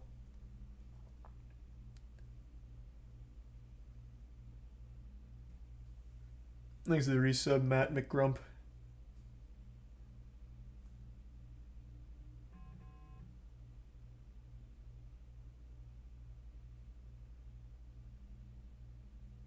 What about your Fire and Flames finger banging video? That's not even that old, though. And that still exists. You can still find that video, which is hype. That was back in like 2016. I took a video of a porn star named Euphrat fingering herself, and I sped up the footage so it synced with Through the Fire and the Flames. It's pretty cool.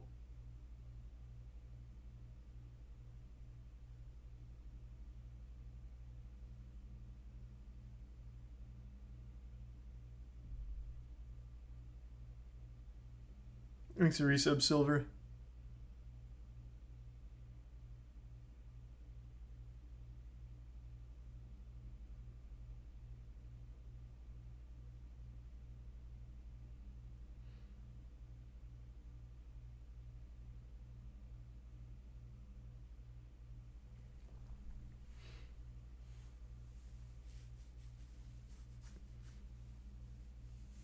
I'm gonna have to fact check that. Hey, it's still up.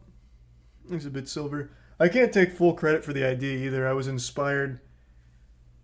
I don't remember where I saw it, but I saw a video of some girl that, like on Pornhub or something, that was doing something similar. For some reason, she was like fingering herself, and Through the Fire and the Flames was playing, and it got posted to Reddit, where they were like, "What a weird song choice." And I was like, "Damn!" But imagine if it like matched the speed.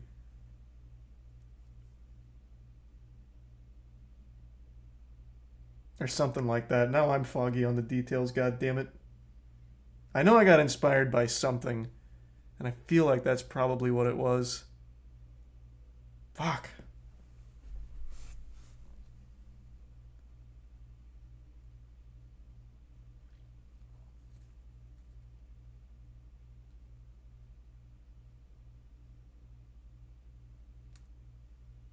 Thanks to the bits, Husky. No, we're not just gonna watch montages. It was just a brief dip in the pool.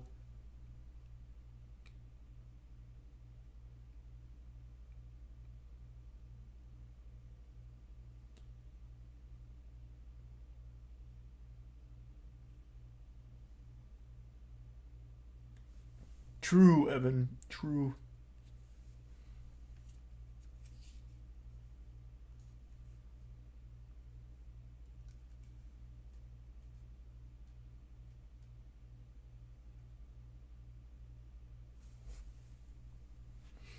Thanks to the resub, Cuddle. Cuddle's my linguini. Yeah, happy holidays. So much got lost when Machinima deleted their videos. I reached out, well, I had Matt reach out to the owners of Machinima to see if we could just buy it from them. Because right now they make literally $0 from it. The channel still exists, but there's not a single video.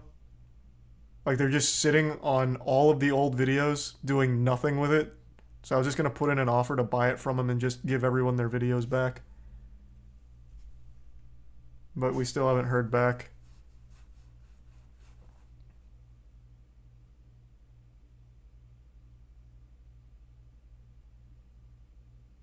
Because this actually housed some, like, internet history. It is criminal what they did. Like, inexplicably, too, just delete... actually, I don't think they deleted it. They just privated every single video all at once. For no reason. Stupid, man. It's fucking stupid. So I'm hoping someone at Machinima, or whoever owns it now, I think it's Full Screen, hopefully they'll reply to Matt sometime soon about buying this from him. Because this is $0. This thing is legitimately $0. In fact, it's worth less because it's such a reputational hit to even mention the name Machinima. It has the most baggage out of any name online. It's just such a negative thing. They should be giving that shit away, but I'll buy it from them.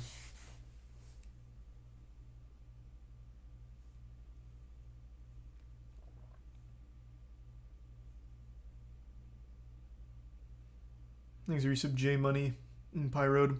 When did they take the videos down? 2019. I believe 2019. It might have been early 2020.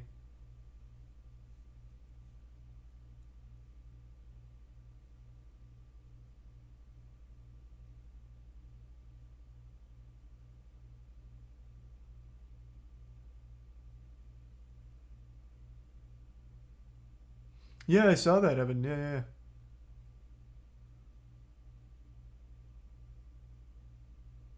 What if you buy it and see they deleted all the videos? Then I'll turn Machinima into a Moist Esports highlight channel.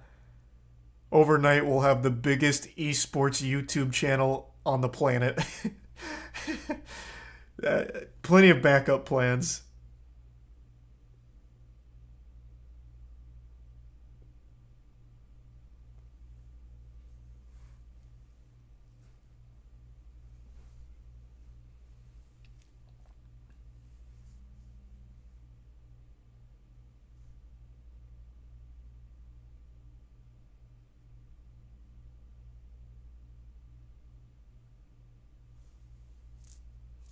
When did they change the logo? It's here. We talked about it on the podcast, but it's actually a pretty perplexing story. So Machinima got sold to Warner Bros. In 2016, I think. What was it? Yeah, 2016 for just under $100 million. Huge deal. And Machinima was already kind of on its way out here. It was already falling off. But still, massive payday. Fast forward... I think it was 2018. It gets 2019 gets taken in by Full Screen. So it goes from Warner Bros. Delegated down to Full Screen, and Full Screen makes the decision, I shit you not, deleting all of the content that same year.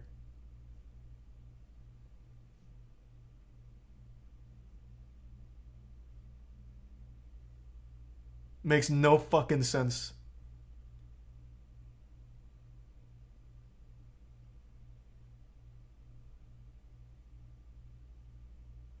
So, it's coming up on 4 years now of having nothing. Generating $0 for Full Screen.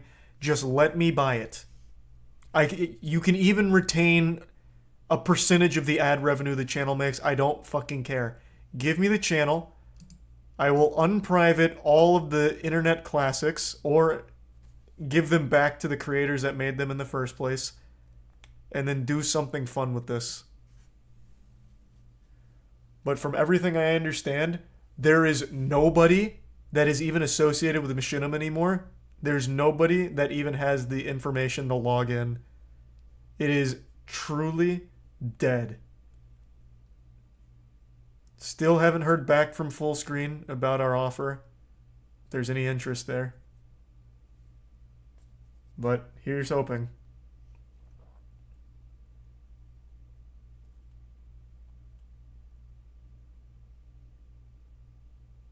When did you ask? Like a month and a half ago?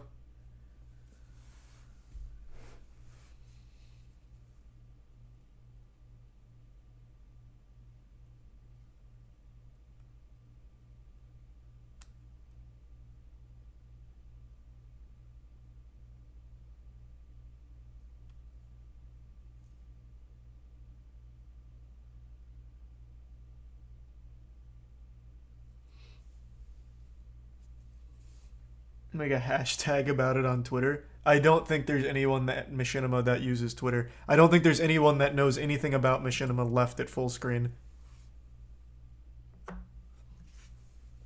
So I just have to hope that eventually Fullscreen heads will reply to us about it.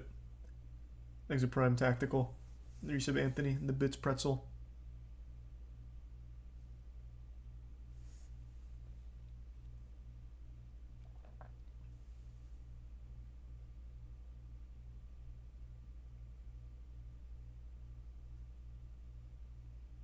Thanks to Resub Kane. And Tier 1 Gorgon.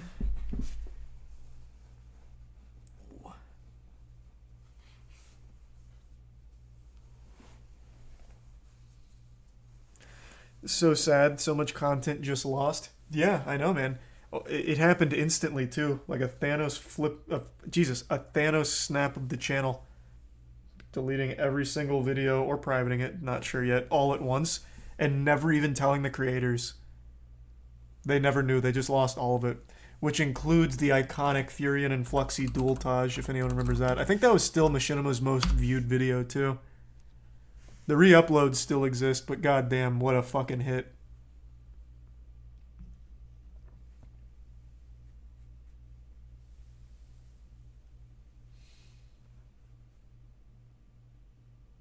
Fullscreen defunct a year ago. Doubt anyone is even there. Yeah, I know Fullscreen isn't necessarily healthy, but I think they do still have some kind of operational management at some department.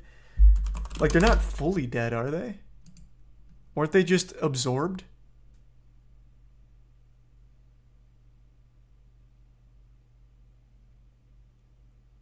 Yeah.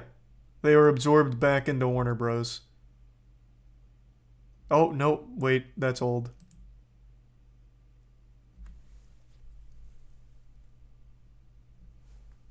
So who the fuck owns this channel, then? It looks like Warner Bros. Fired everyone at Fullscreen, which means... Who has access to this?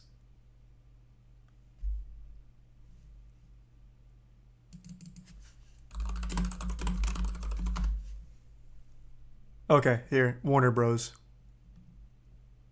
Warner Bros. Has it again.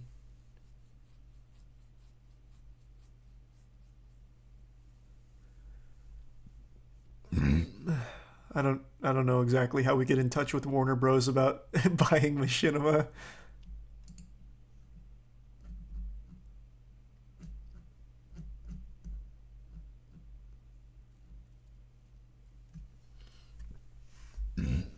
Thanks to resub Rush, Corpse, and the Prime Godfrey.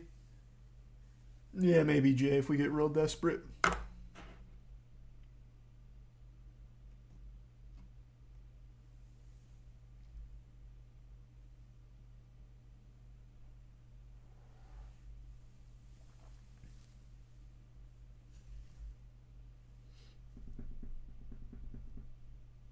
Yeah.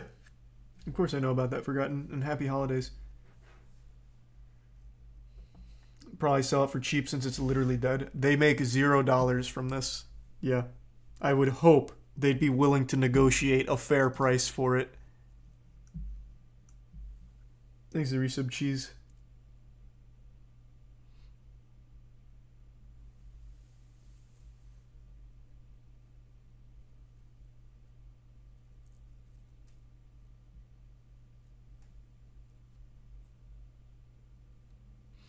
Warner Bros owns Rooster Teeth and Machinima. Yeah, I mean, Rooster Teeth is struggling too. At least the main channel is. I know Slow Mo Guys is owned by Rooster Teeth and still doing just fine, but god damn. Still check in every now and then to see if they're somehow saving the sinking ship, but Christ. Controversy after controversy after controversy. Goodness.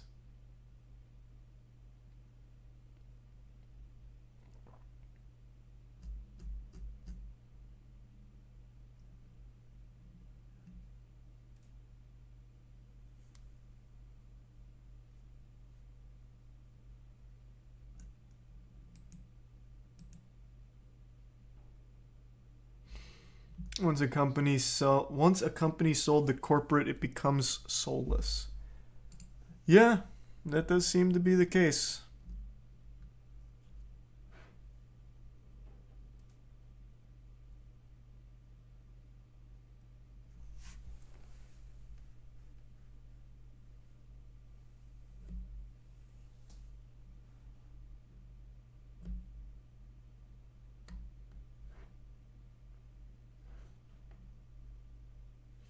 Who did MatPat get acquired by? I know MatPat just signed a deal, right? Oh, whoa. Holy shit. Thank you for the 100 gift subs, Blue Lemon. Fuck me. Thanks for the huge drop. And Merry Christmas, Happy Holidays. God damn, thank you for that. Thank you for the fucking huge drop. Appreciate it, Santa.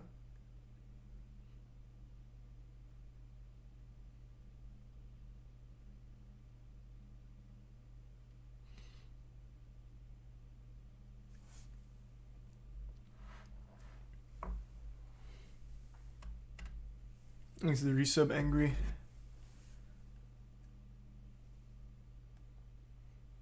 And the gift sub, Sudden.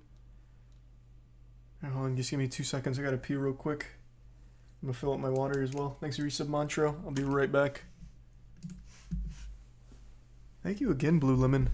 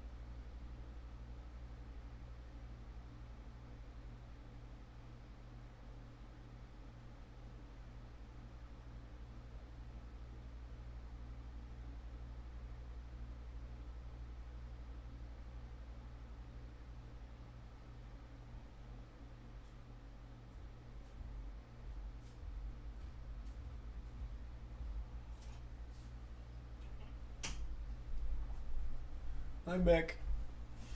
Oh. Thanks for some Harrington, Ivan Tear, Hockey, Duck, and Sanguine.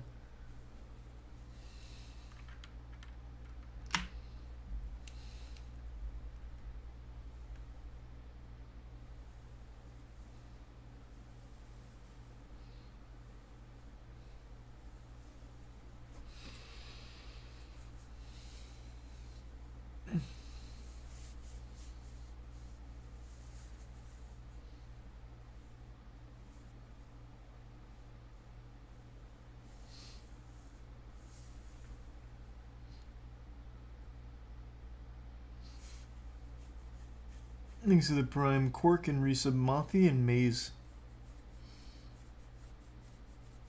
You should watch the Ascent BF montages. I vaguely remember those.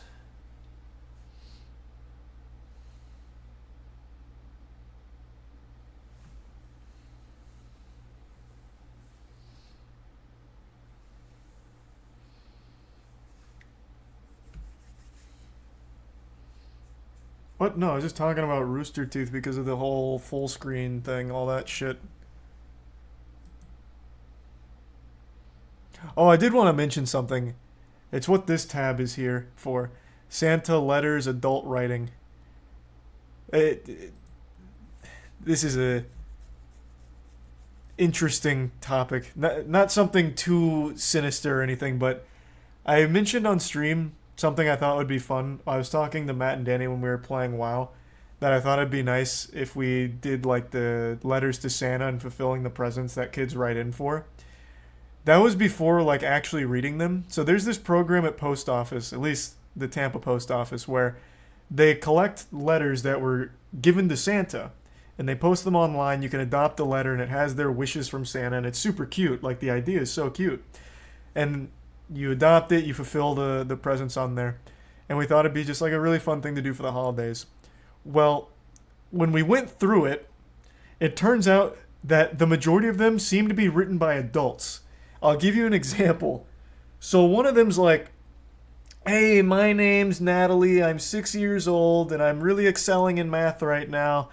I had a couple of bad days where I was kind of not good, but I hope I didn't make your naughty list. I feel like I'm nice, and I really want this year for an NVIDIA 4090, and then I'm also looking for a size 14 Air Jordan Max."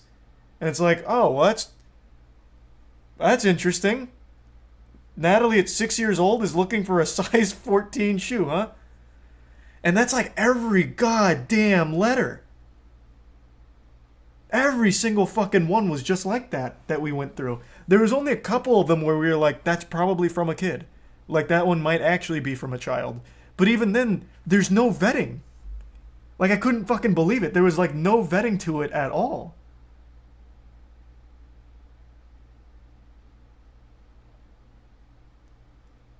It was so frustrating.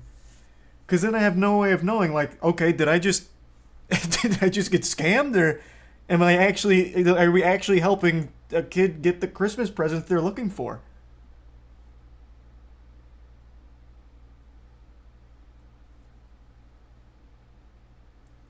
Thanks to the resub Dextra and Lesgro and the gift sub Aljo.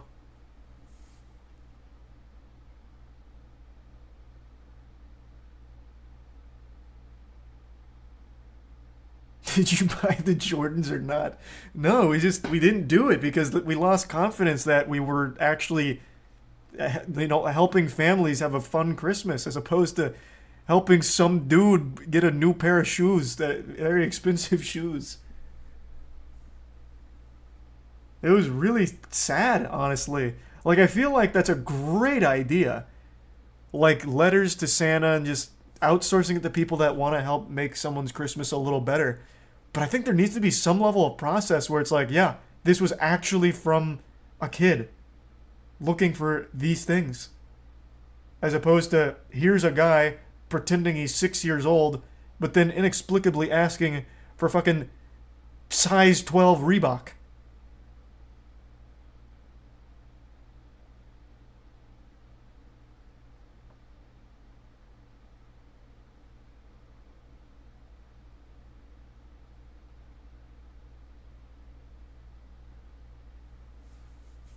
Thanks to the resub, Bright Boy and Gillettity and JoJo.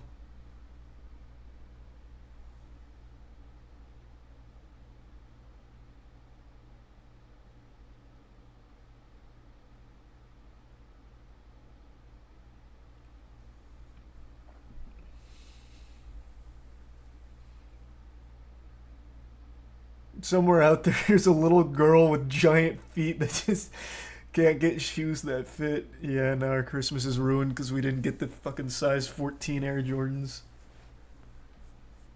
Thanks to Tier 1 Caden.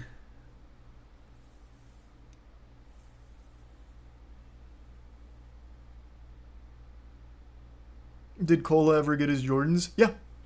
Yeah, he did. When he came down and did the Hot One stuff with us. Thanks for the bits. Thanks for the bits, Evan. Yeah, of course. I know about Death Battle.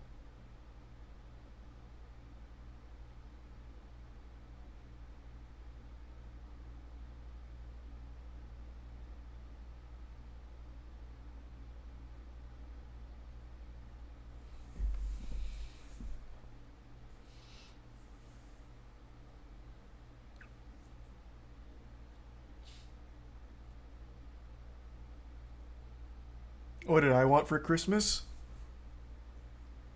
I mean, there's nothing I really wanted for Christmas. The main thing I wanted, and this is going to sound so fucking embarrassing, literally the only thing that I knew for sure I wanted was socks. So I actually don't have any socks because I usually just walk around barefoot, but when I do need to put on shoes and wear socks, all I have are old Nickelodeon socks that I got last Christmas from Tiana's parents as kind of like a gag gift.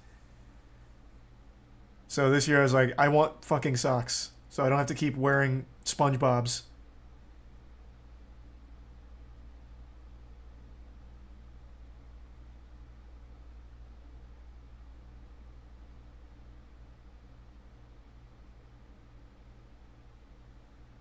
There's a resub, Nars in Vero style.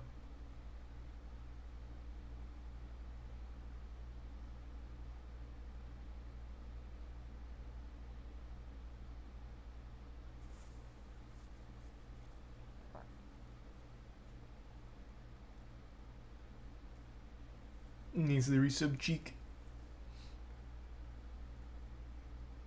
Yeah, it's just socks are something that I never think about until I need them. And it's not like I'm just gonna stop everything like in the middle of trying to go somewhere to order a pair of socks on Amazon. So when it's time to go to the sock drawer. It's nothing but Tommy Pickles and pizza from Rocket Power socks. Throw those bitches on. Go about whatever my plan was. Come home, take them off, forget about it. Rinse and repeat. Socks is just not something I ever think about until I need them.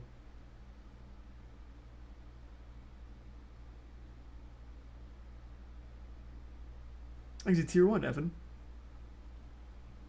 Or, gee, I keep saying Evan. Eventide. And thanks for the bits, Americanus.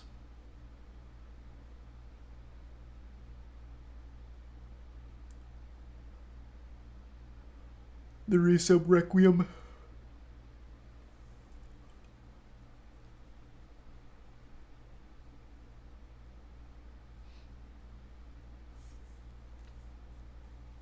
Oh, and the bits again, Americanus. Thank you. What type of socks are they? Oh, they're fucking nice socks. They're Bombas, something like that. My parents got me some banger socks. They seem really comfortable. And apparently it's like buy one and they donate one to a homeless shelter or something, which is cool. So that's nice.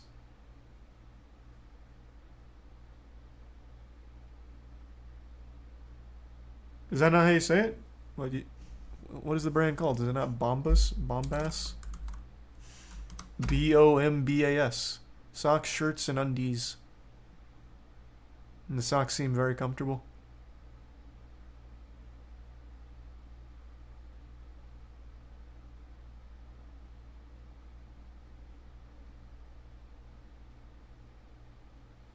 Oh, I know Sabaton, yeah. Thanks for the bits or the prime moments.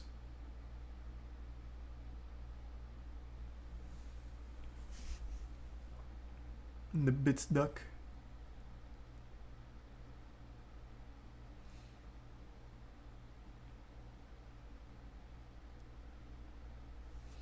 Can you rewind the live stream?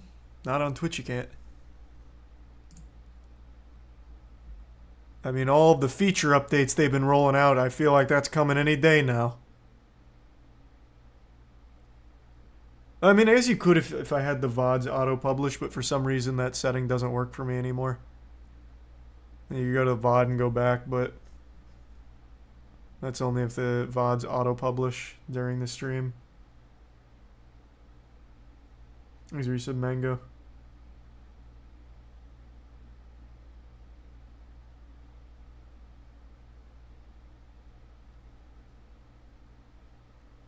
Huh.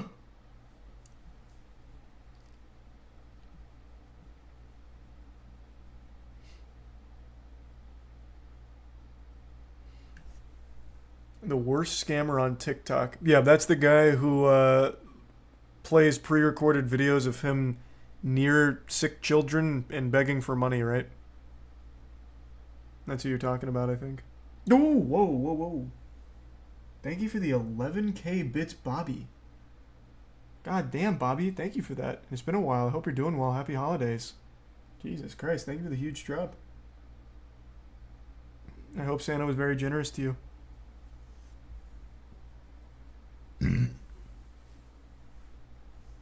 Thanks to tier 1. X to G. Thank you again for that, Bobby.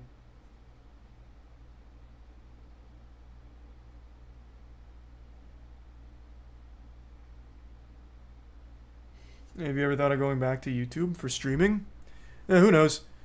I still consider Twitch my home though, but I am very concerned about what the state of the site could look like in like another year or two. They're just not really putting out updates people want and ignoring problems. And the updates they do put out are so fucking bad. Like, anyone remember Elevated Chats? Rest in peace.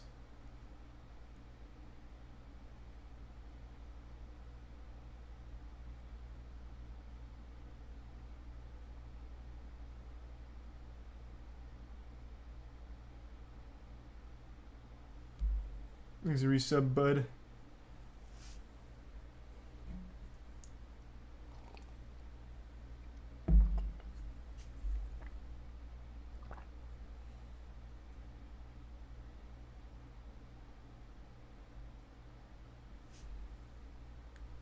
That was a few months ago, right?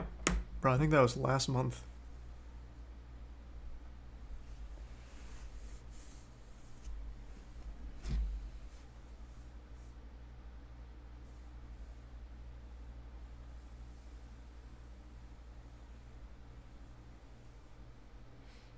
I don't see elevated chats on mobile. Well, I'm pretty sure they removed it.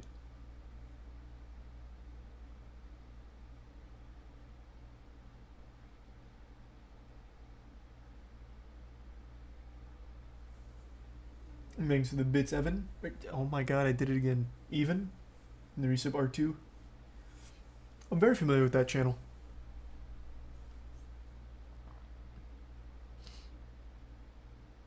Thanks for 5 gift subs, Beaches. Appreciate it.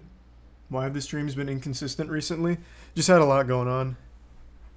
It's just been a busy month.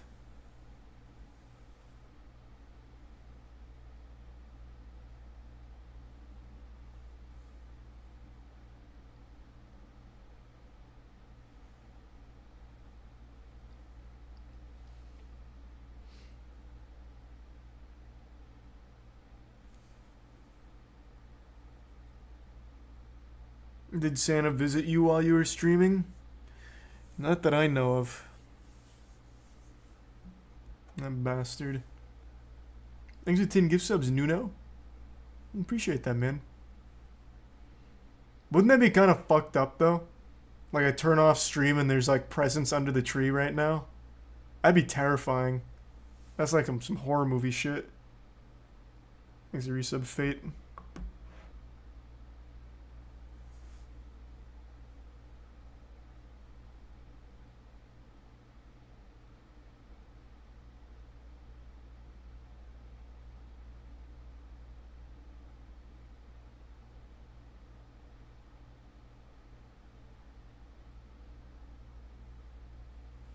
And we plan on making other types of merch like phone cases and lanyards. Don't know about phone cases and lanyards, but yeah, every merch drop we do is like an entirely different style of shit. I think you guys are gonna really like the next one as well. It's super. It's a very silly one as well. The Moist Esports jersey and tracksuit I think are like the two most amazing items we've made so far. That shit goes so hard and is so unbelievably comfortable. The next one is more of like a silly one that'll still be comfortable, but it's a deep cut. It's not like a reference or anything, but it's very interesting.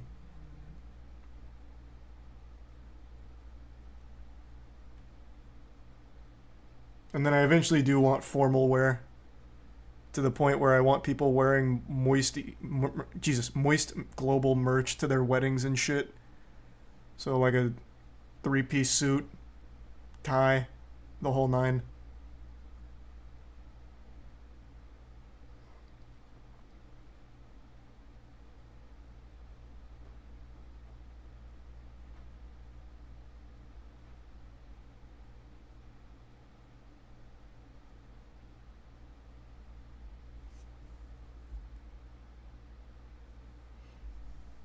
Matt's wedding. Oh, fuck. Imagine getting him dripped out. Yeah. That would be hype.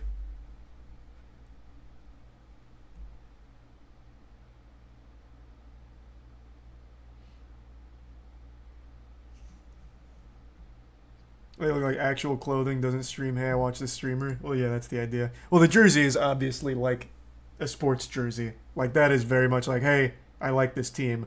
But the tracksuit is one of those things that just looks fucking amazing on its own.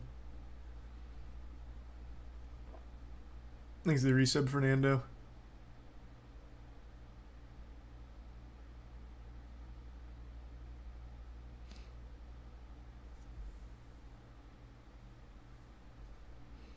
Thanks to the bits, Tori. Oh yeah, that'd be so hype.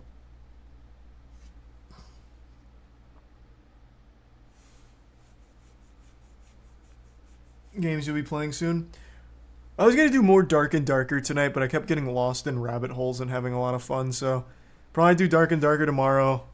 Finish the WoW raid tomorrow as well. That'll probably be the plan for tomorrow. Because we're on Razageth, so I really want to finish that raid. Like, I just really don't think the Razageth mechanics are hard. It's just a matter of consistently doing it. Like, actual consistency.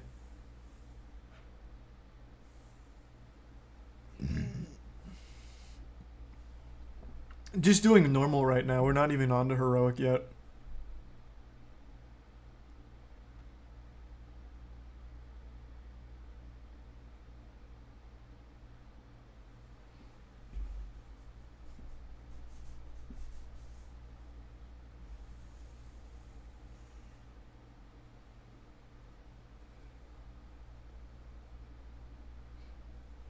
These are the bits, Camus.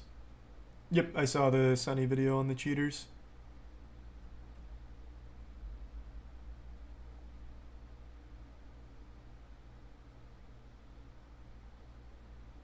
Yeah, it's international tax. No, I haven't tried the Call of Duty raid. I did see a little of it. It seems interesting. But it's not, like, the most appealing to me. Just a Call of Duty raid. I don't know. But I like that they're trying something somewhat interesting here. But there's only so much you can do with just like a Call of Duty FPS and raid mechanics. Thanks to the resub kiss shot. It's not like Destiny.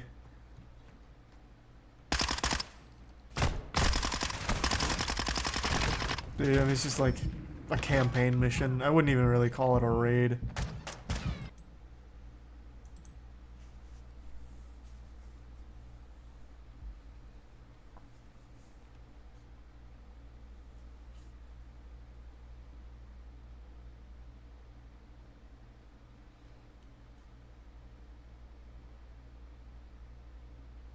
I'm not sure, Hydra. It's just the holidays slowed down all of the restocking. It should be soon, I hope. But I've also been saying that for 2 weeks now. So, at some point, like, they're definitely getting restocked. I just don't know when.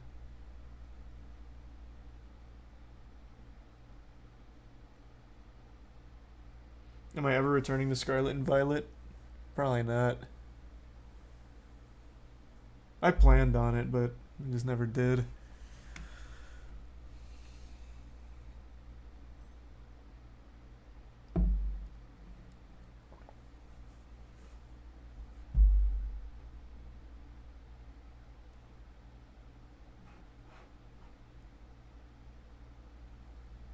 Thanks for the resub, Jimmy.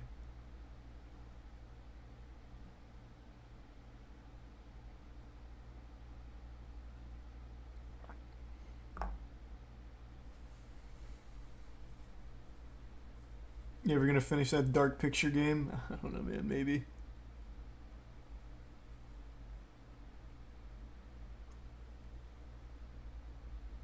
The worst TikTok scammer is new. Okay, let me see who it is.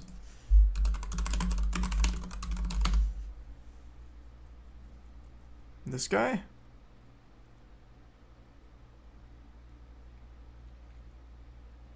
I don't recognize this kid.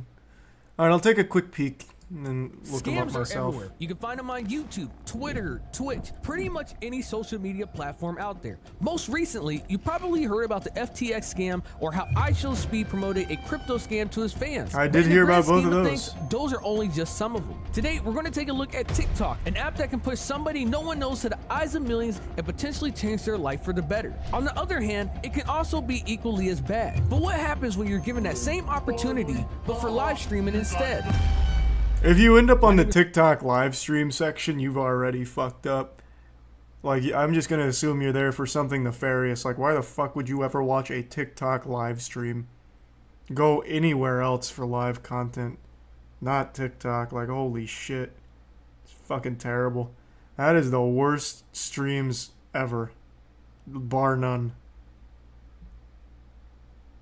Ms. Wasabi, and I hope you're doing well. Now, of course, scams aren't new. They've always been around, but that doesn't mean that scammers haven't been trying to improve. It's actually considered a business for some scammers that are big enough. But luckily, we have people such as Kit Boga, Yeah, it's a whole empire. Scammers Payback, and many other scam baiters who try and get scammers caught and arrested, and ultimately try to get the victims affected their money back if possible. As of 2021's report from the FTC, consumers lost more than $5.8 billion to fraud, noting that isn't that crazy? $2.3 billion of those dollars were losses from imposter scams. Now, you probably seen them time from time in your favorite creators comment section. You'll see the username say telegram me at whatever the creator's channel name is, and then it'll be followed by a comment saying congratulations, you have been selected amongst our shortlisted winners, or thanks for watching. That scam Message has right to away, work, now I have otherwise they something wouldn't for keep you. Now, doing you might it. be asking yourself if people really do fall for those things, but you got to remember, if it wasn't as serious as it is, then you wouldn't have big creators making videos or community posts trying to inform their viewers about the situation that's actually going on. YouTube has tried in the past to resolve this issue and has failed horribly, but with their newest change, anyone who leaves a comment, you can only see their username. You can't see the actual channel name itself anymore. And so if you see a comment from @MrBeast on YouTube, then you know it's the real one.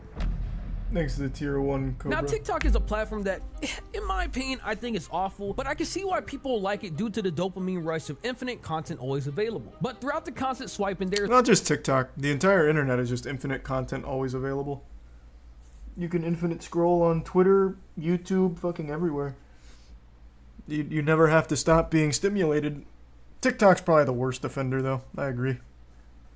There's one thing that TikTok likes to promote in between their short form videos, which are live streams. While it may be easy to stream on other platforms such as YouTube, Twitch, or even Facebook, if no one knows who you are, then chances are you're probably not going to get many viewers, if any at all. With TikTok, it's always been known as a platform where the entry barrier to get noticed is a lot lower due to how the algorithm works. So when you take that into account, the streaming on TikTok becomes a lot more appealing to people wanting to give live streaming a shot, or potentially by scammers who see it as a great opportunity to take advantage of other people.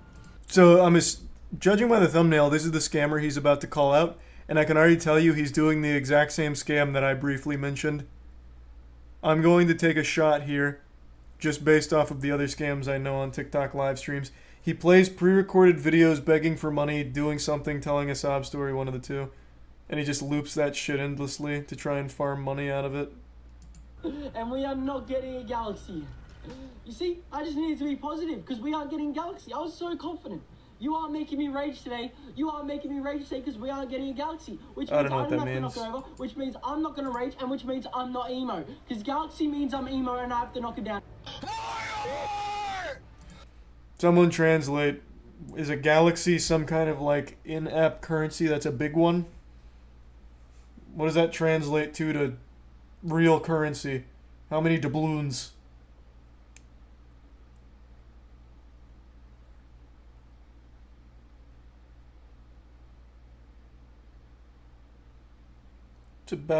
It's about why am I how am I getting so many different answers to that question? I'm just gonna look it up myself. How in the fuck? It is a standard rate on the gift, I have to imagine. How the fuck did I get a range of $5 to $1,000 from so many different people? Jesus, why do I ask? Why do I bother asking? How?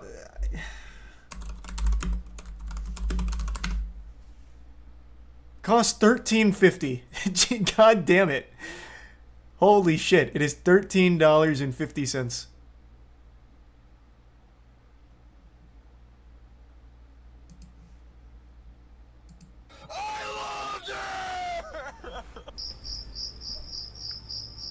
Okay, so then this is just everyone's doing this scam then.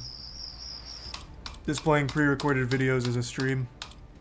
This fake. No, your mom fake. It's not fake.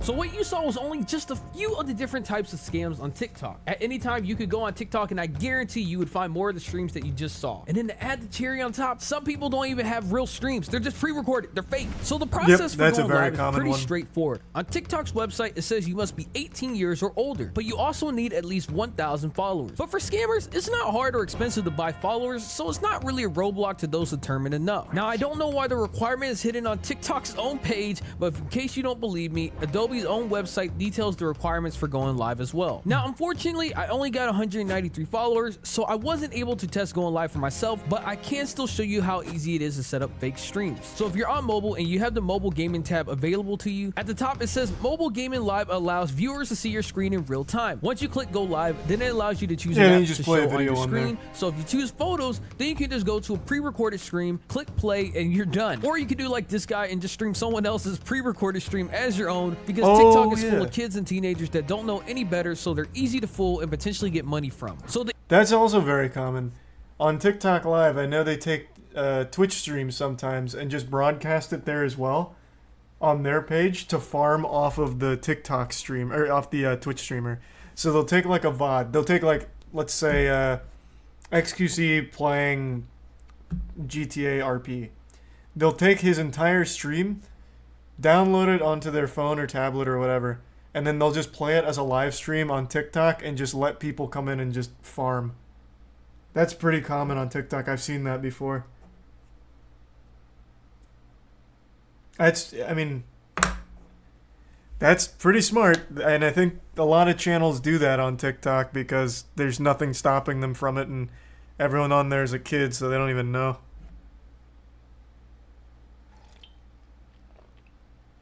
Do I watch TikTok? The only time I go on TikTok is when there's like an interesting drama story. Otherwise, I don't fucking touch it. I am not really too big of a fan. I'm sure there's good content on there somewhere, but I'm not going to be the one digging through to find it. Thanks for the resub, Nick. TikTok streamer I like is a guy who peels raw eggs all day. Well, it's more than $13. There's no way it's like 100. Are you talking about the Galaxy? What do you mean? I looked it up. TikTok Galaxy cost. Like here.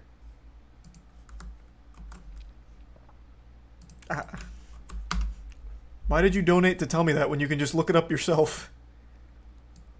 Roughly the equivalent to $13 to $15 or $13.50 overall. This is outdated? This is December 11th of 2022. It was a week ago. What the fuck do you mean it's outdated?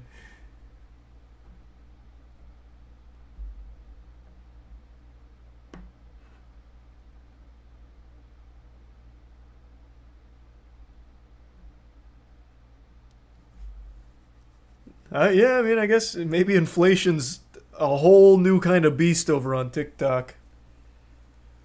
I'm just going to say this is probably correct for now. The easiest way to tell if a stream is fake is to look at the user's profile. For a majority of them, their profiles are either blank with a fake profile picture, and the bio either has no text, or some of them say, "Don't give me Galaxy," which is their way of saying, "Give me money." Another way you can tell is when someone gives a rose or any other gift, and then see if anything actually happens on screen. More times than not, nothing actually does.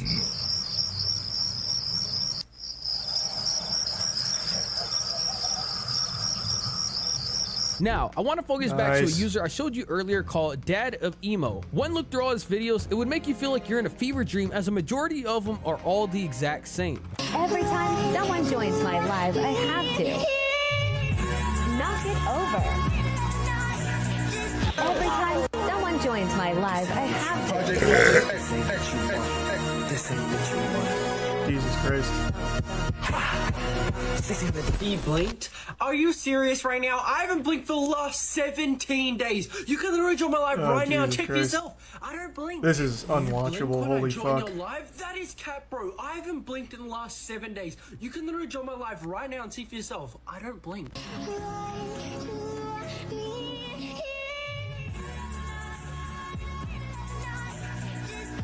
Are you serious right now, bro? I have not blinked for the last 7 days. You can literally join my live right there. Fuck me, Jesus Christ. Yeah, that's just unwatchable.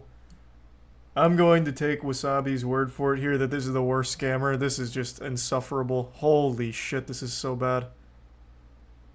What a shithole. What a fucking shithole. But yeah, those scams are very common on TikTok now. Oh yeah, Mudahar also made a video about one of them.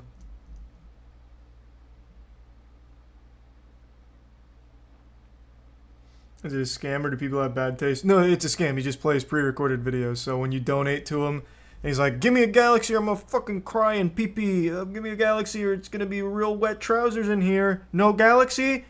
And then the chat, for some reason, does donate a Galaxy, but since it's a pre-recorded video, he doesn't react to it or anything. He just loops that video endlessly forever.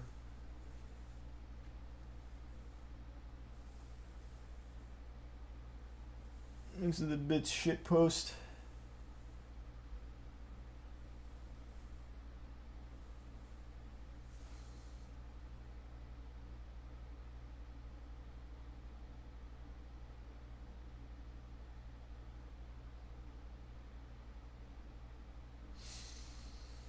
Ugh.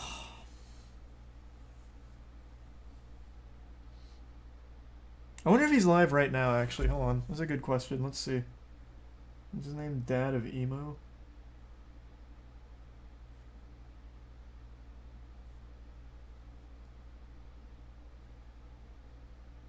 How do you see someone's live? How does it... God, I don't know how this works. Where do the live streams go? Thanks for 5 gift subs, menu. Appreciate it. Press on their picture. Then what? Oh, I'm assuming if he was live, it would have just pulled up his stream. Okay, he's not live right now. What happened to the grind? Why aren't you looping the video, idiot? It's Christmas.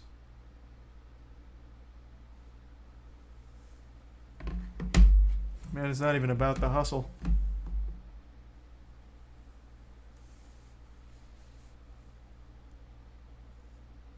Hey, thanks for the bits, Cobra. Happy holiday.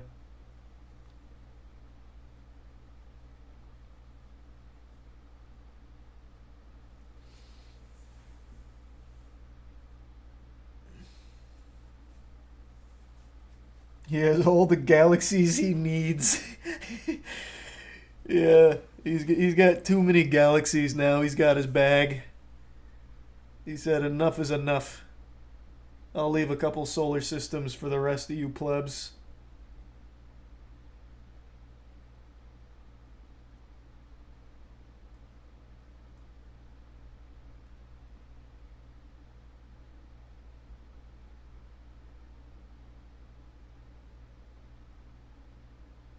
Wasabi's in chat. Hey, good video, man. I'm sorry, I just can't watch the kids live stream. That shit is unwatchable. Hats off to you for muscling through it, cause goddamn, Jesus Christ.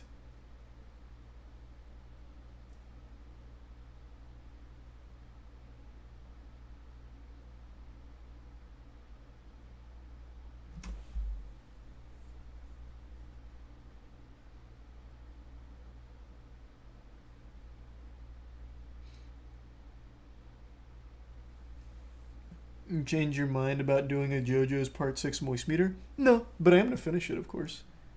Thanks for your sub-villainous.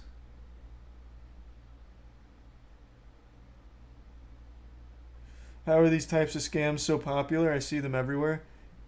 Kids, like actual kids. The reason these TikTok scams are popular is kids. They don't know any better.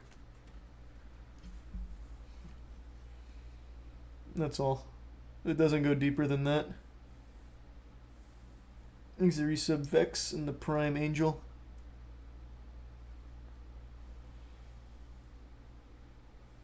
Whew.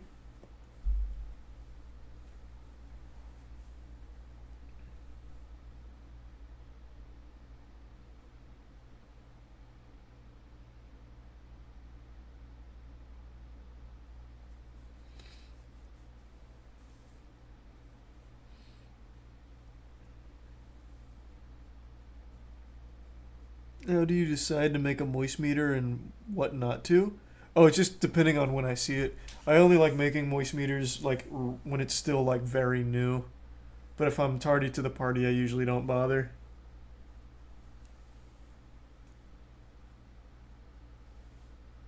Thanks for your sub, Gallagher.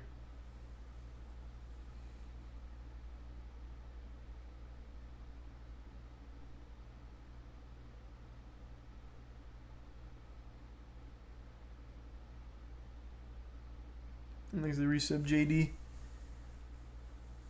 Of course I'm going to Chainsaw Man Moist Meter.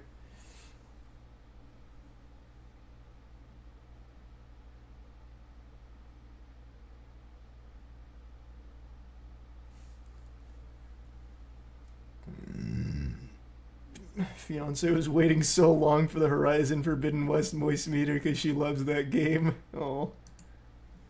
I'm sorry. Surely she realized that the publisher or the developers, I don't know who chose it, set that game up for failure with the release date. It released right before Elden Ring, so I didn't even get to finish Forbidden West until Elden Ring came out. So I just immediately switched to Elden Ring and never went back.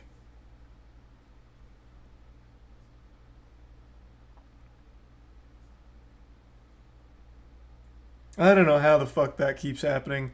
Same shit happened with Horizon, the first one, I forgot what it was called. But the first, Zero Dark.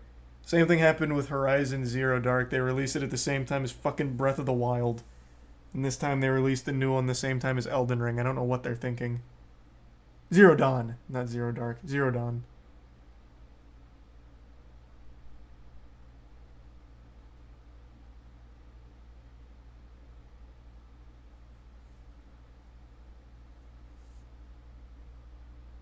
No, it's not even bad luck. The Elden Ring release date was there for a while. They could have absolutely just pushed. Like, there was no reason to rush it. They didn't need to go head to head with fucking Elden Ring.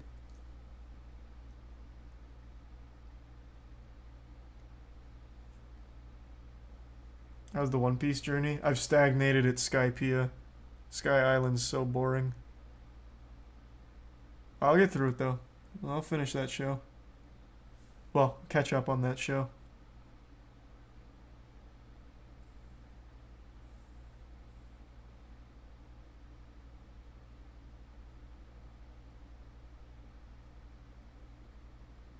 No, probably won't do Summoning Salt tonight. I was planning on it, but then spent so much time in other rabbit holes, so probably save Summoning Salt for another day this week.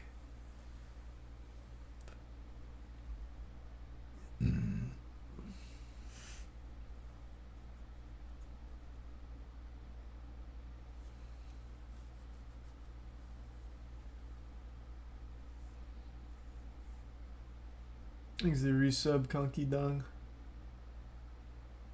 Whew. Oh, will we do another speed run? I was just speedrunning Hello Neighbor 2 like 2 weeks ago. I'll do more, it just always depends on games and their routes. As long as the route has good glitches and is pretty fast, I'm always down.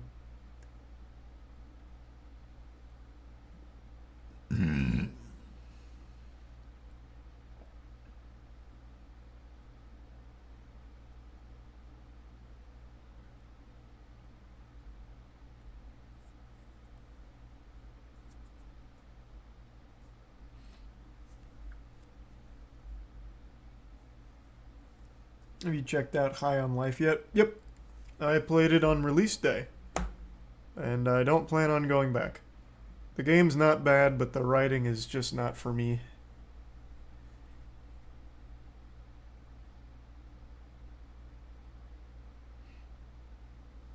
Thanks, the resub, Sammy.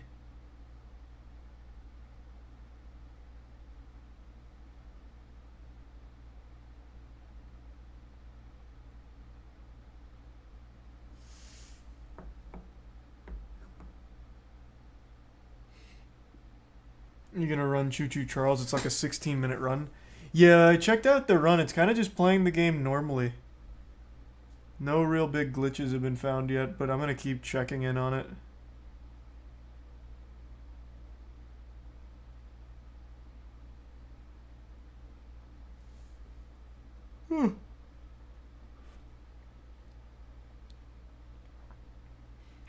Thanks to the bits, George.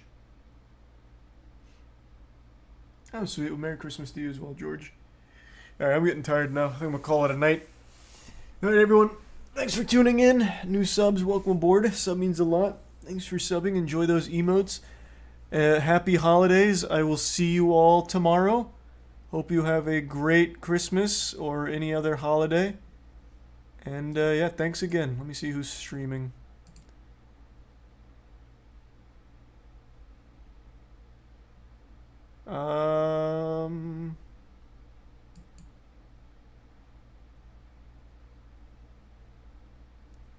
Can't decide between Dankin and Umbrella. I don't remember who I tossed you to last time.